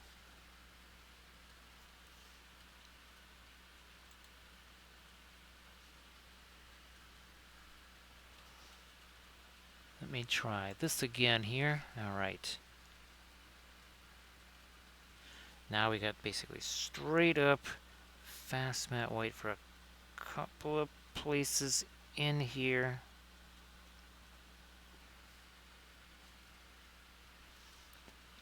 So again, everybody check out that Discord link, and I would think people might have a little bit of a choice too. One thing I'm wondering is if Twitch changed my category. If it's not, it should be miniatures and models, but it seems like maybe Twitch changed that without me knowing it, which is weird.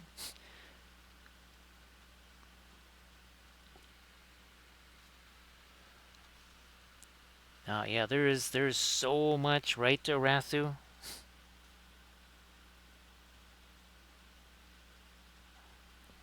Because it's not just even the technical side of things, the camera, the sound, slobs, alerts, all that other kind of stuff.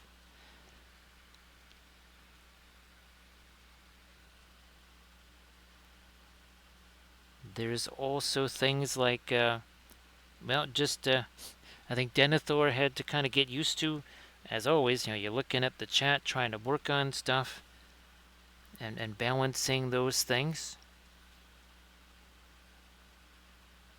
I mean, just anything, like anything new, you gotta get used to it.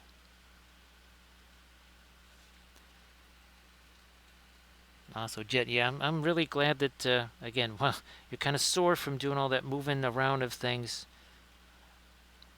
I'm just visualizing a time from not long ago where, so gee whiz, there's no way I can do something like that. So I'm glad that things have gotten much better there. And again, congratulations there, Isidore, in advance for that 3 years of streaming. And I'm sure Isidore, that's evolved. Not it, what you're doing on there now is not what you thought you would be doing 3 years ago. It certainly has evolved here.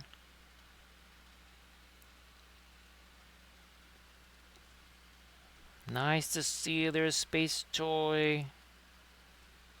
Happy Saturday.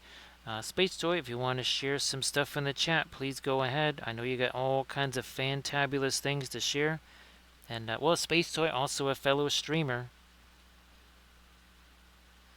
So, Space Toy, if you want to share all the fabulous busts, large-scale figs I know that I've seen you do on stream. If you want to share some of that, please go ahead. Spark my god. Thank you so much, Hollow Heart. Appreciate that. So, seriously, dude, this whole omelet thing, that's an issue with me. You got issues with what here? Omelets, that's an issue with me. It's like, that was the other Gandalf. It's like, how many of there are you? Well, there's plenty. Here, we'll want to meet my brother? That would be Shandoff. It's like, whoa, whoa, whoa, dude, frozen eggs don't taste so good. He's like, I don't know, this is all I got. This is all I got for you is freezy stuff. That's crazy. Now, we've had 2 of these in a row. What are we going to have? We've never had 3 of them in a row. Well, that was somewhat prophetic because we had that. But I think, we had double 1s and then we had double 6s. And, we kind of split the middle there with the 3. So thank you so much, Hollow Heart, for the follow. Appreciate that.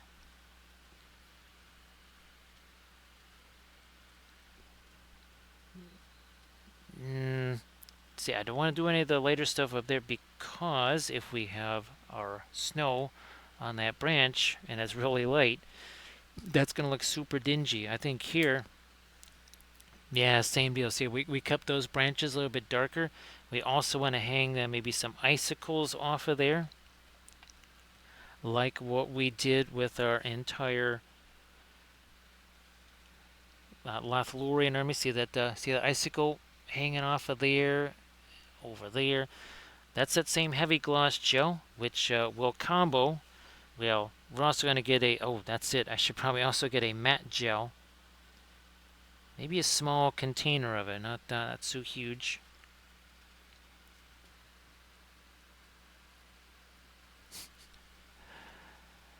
Alright, so everybody please check out that Insta link that Space Toy just shared. And then please give Space Toy a follow.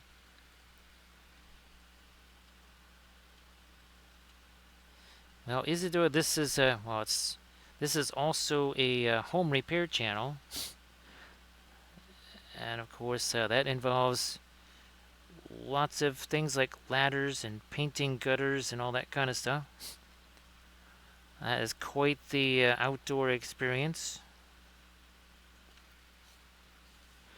We were outside all day yesterday with the Halloween stuff.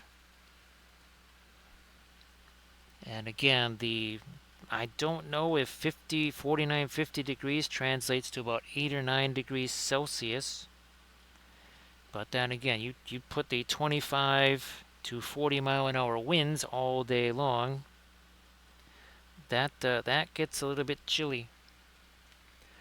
Now, Armored Wolf had 21 inches of snow today. So for those that are wondering where all your snow went, Armored Wolf is hoarding it all again. So last November they had 115 inches. I think they're shooting for 215 this year. Well, when you start off with 21 inches on day 1, they only need, 179 will get you to 200. Again, not really good at math, but I think that is right. So once again, Armored Wolf is hoarding all the snow.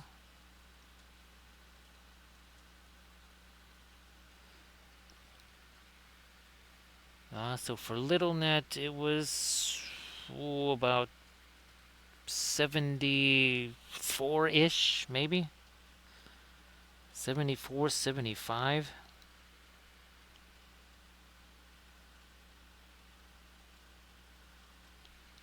Yeah, 20. Yeah, that's it's probably about 75-ish degrees or so.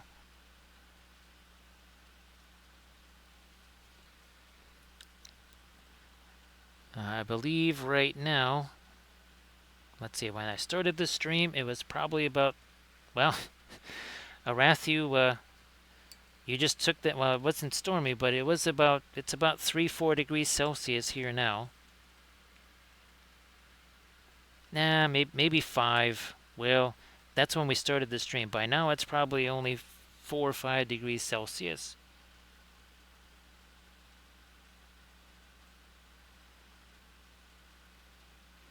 Of course, when we do our New Year's Eve stream, this is where we can literally control the weather. And of course, as always, we'll be doing this. Wait a minute, we already passed it by. As you can see, we can control the weather, right? If whatever weather we paint on that globe is what happens. So yes, whatever we paint there is what happens. And that's our New Year's Eve stream. So I guess it's a good thing we haven't constructed our evil fjord hideout then. If that's what's going on the west coast. Yeah, we don't want our evil fjord washed away.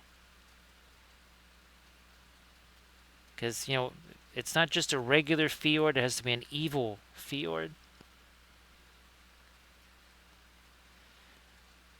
Now, Isidore, every time I look at some of these older projects, all I can think of is, wow, yeah, if I had the oils for this, it would have taken a fraction of the time. This is another one of those.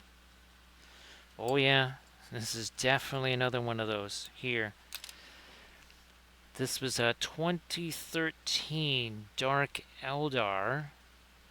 Where are we at here? Did I already pass by it? I don't think so. Let me make sure I didn't pass by it already. I don't think so. That means I'm just going to keep on going here until we can find them. There they are. So, all of this stuff, man, that would have just been a piece of cake with the oils, including the freehand. Yes, indeed. All of these things, man, that just would have been cake. Hey there, Pascal, how you doing? So we're just reviewing our old Dark Eldar army again. This with the oils, it would have taken 70% less time, maybe even less. So you see that big, remember this thing here, right? That big old thing. See how small that looks on that board? Yeah, that is our entire Dark Eldar army right there. That was again 2013. That was our tournament army at Adepticon.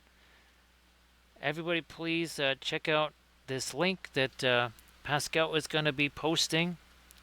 So, Pascal, if you want to post a link to your all your fabulous painted miniatures there on Instagram, please go ahead and do that. And also give Pascal a follow because Pascal also streams. Yeah, Isidore, think of all those transitions, right? Would have been immensely easier. I actually have an Eldar vehicle that I printed out that I'm going to be doing. It's going to be reprising one that I painted way back in probably 2010, 2011, something like that. So again, everybody please give Pascal Ruse a follow because Pascal will be streaming in a little bit.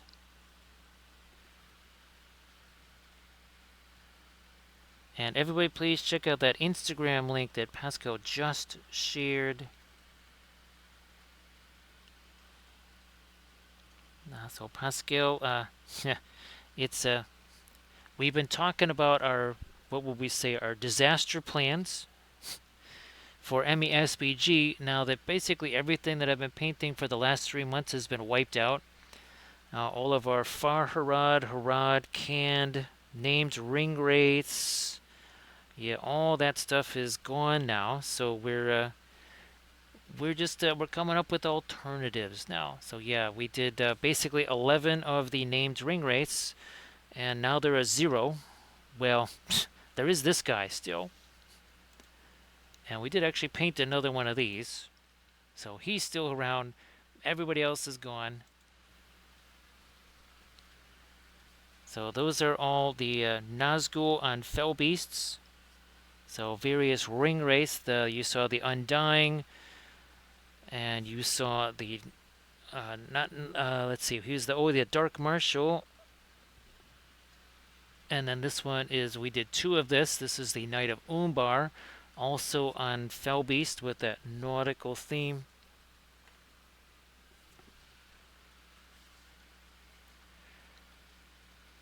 Hey, Mr. Stark, how you doing? So Pascal, we're just starting out with we're adding to our Misty Mountains army. So we're gonna paint. We're painting a couple of eagles now. I'm gonna be doing a couple of more later. Then we're going to get back into our some Angmar stuff, some more. Oh, what is that? Well, Arthedain, Cardolan, Rudar, all of our Arnor stuff. We've got, we'll be doing some Mordor things. I want to also, I got a couple of Great Beasts of Golgoroth also gone, by the way. So see you later, Isidore. Thank you so much. And thanks for doing the follow thing for Pascal there, Little Net. And Pascal, well, we did Kathy's birthday stream. And during that stream, we also did the the Lord of the Rings themed gummy bears right there.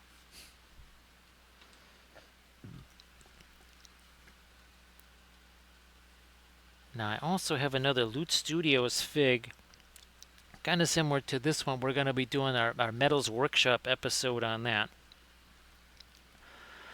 which is I still have to print out another one of these because this is the one where we did half of it in non-metallic and the other half in true metallic. I mean, it's so symmetrical. We could literally split them down the middle. And again, one half is metallic and the other half is non-metallic. And that was all one video, and all done at the same time.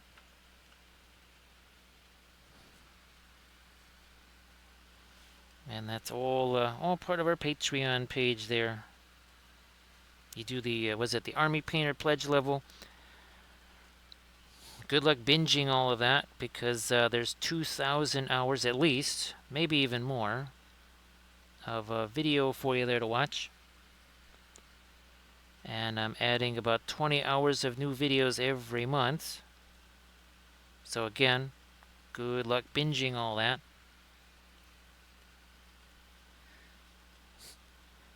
Because yes, it just keeps on coming.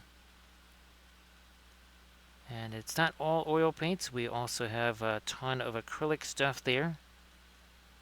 And lots of experiments. Lately, we've been experimenting a bunch with taking the Stynylres primers and mixing those with the inks with all kinds of really interesting results. This was actually one of our recent videos, speaking of which, where I basically made a fluorescent primer, and the skin and even the robe was mostly painted with primer, and then the rest done with the oils. So again, just constant experimentation, because you never know, you might find something that really works a whole bunch better, or you find something that doesn't work at all, and then you say, well, okay, that doesn't work, we either don't do that anymore, or if we make this modification, does it go from not working to maybe something that has some value?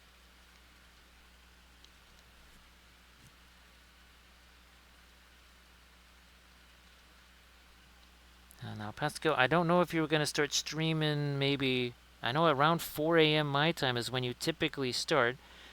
Actually, it is 4 a.m. here, and I got a whole bunch of printing stuff to do. Also, it's been 5.5 hours. So yeah, Pascal, I just wanted to ask you and see, if you can't just get yourself situated there for a stream, that's okay.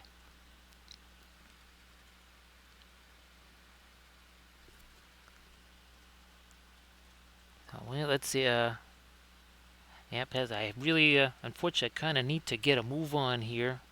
Um, well, we can try and do another 15 minutes or so. That would be the maximum.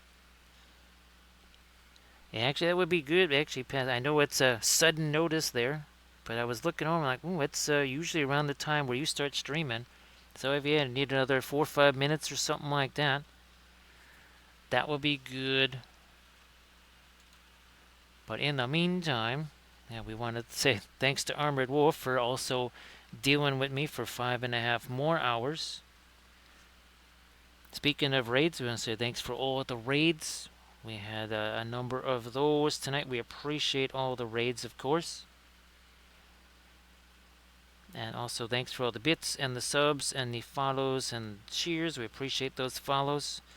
And again, we are painting another one of these Eagles on our Saturday stream, a fabulous college football Saturday, which we will cover on the Wampleville Sports Network right down there. Because we report the news before it is news. Thanks, Pascal. Appreciate that. Because it's been a while since I had a chance to raid you. I know there's been a couple of times where, maybe only about 30, 40 minutes after I ended a stream, then you went live and, man, we could have raided Pascal.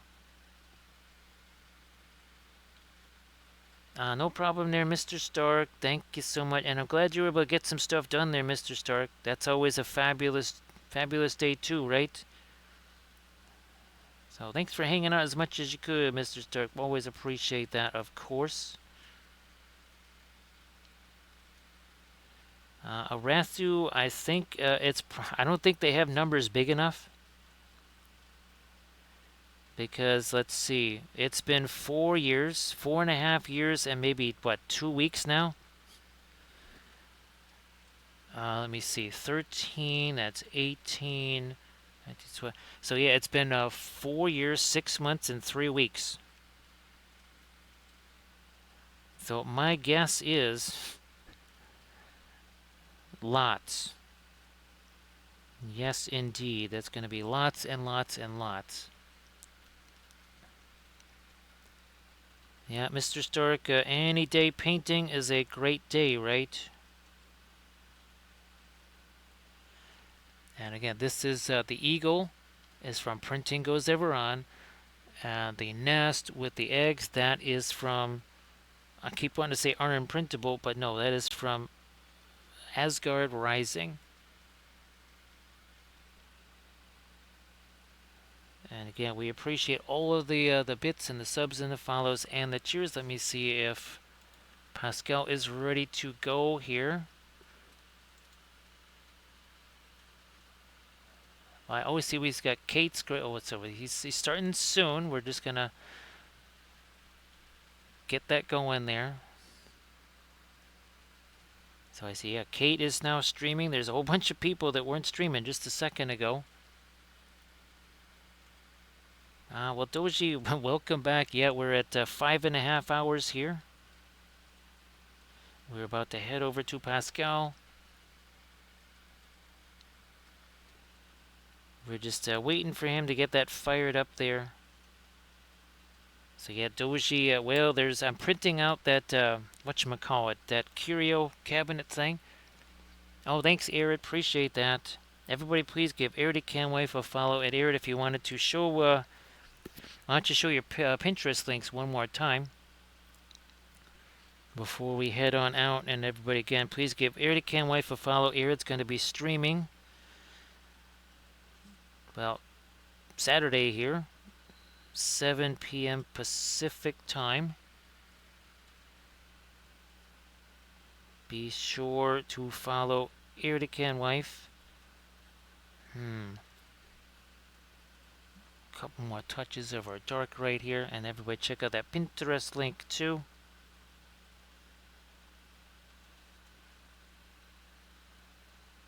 Much more dark right up on the top of her head there.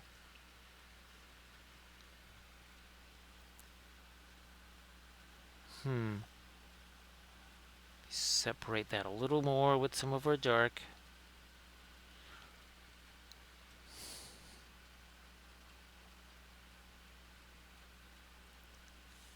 Now I've been, you can see I've been sticking my hand on that so often. We just keep wiping the paint away. There's probably going to be having the snow up there anyhow. So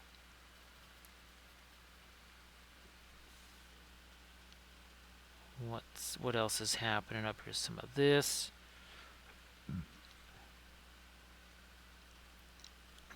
Little something something there.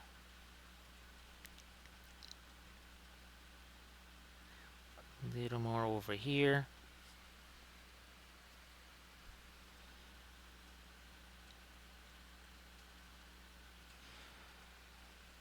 Not so much there. Not so much right there. But look at the difference here. Look at that. Same exact sculpt. Very different color treatment. So I think we've got, yep, we have Pascal is streaming now. So we're going to just, again, head on over there. And again, thanks to everybody for all the bits and the subs. We appreciate the follows too, because it's gotten us, well, we're building towards 10K. That'll be a long journey. 9K was a long journey. It only took 4.5 years and 3 weeks. So thanks again, everyone. Get the rate countdown underway so we can head on over that way. And again, we got another birdie. Look at the birdie. We'll be doing that again on our next stream. So thank you so much, everybody, and I'll see you then.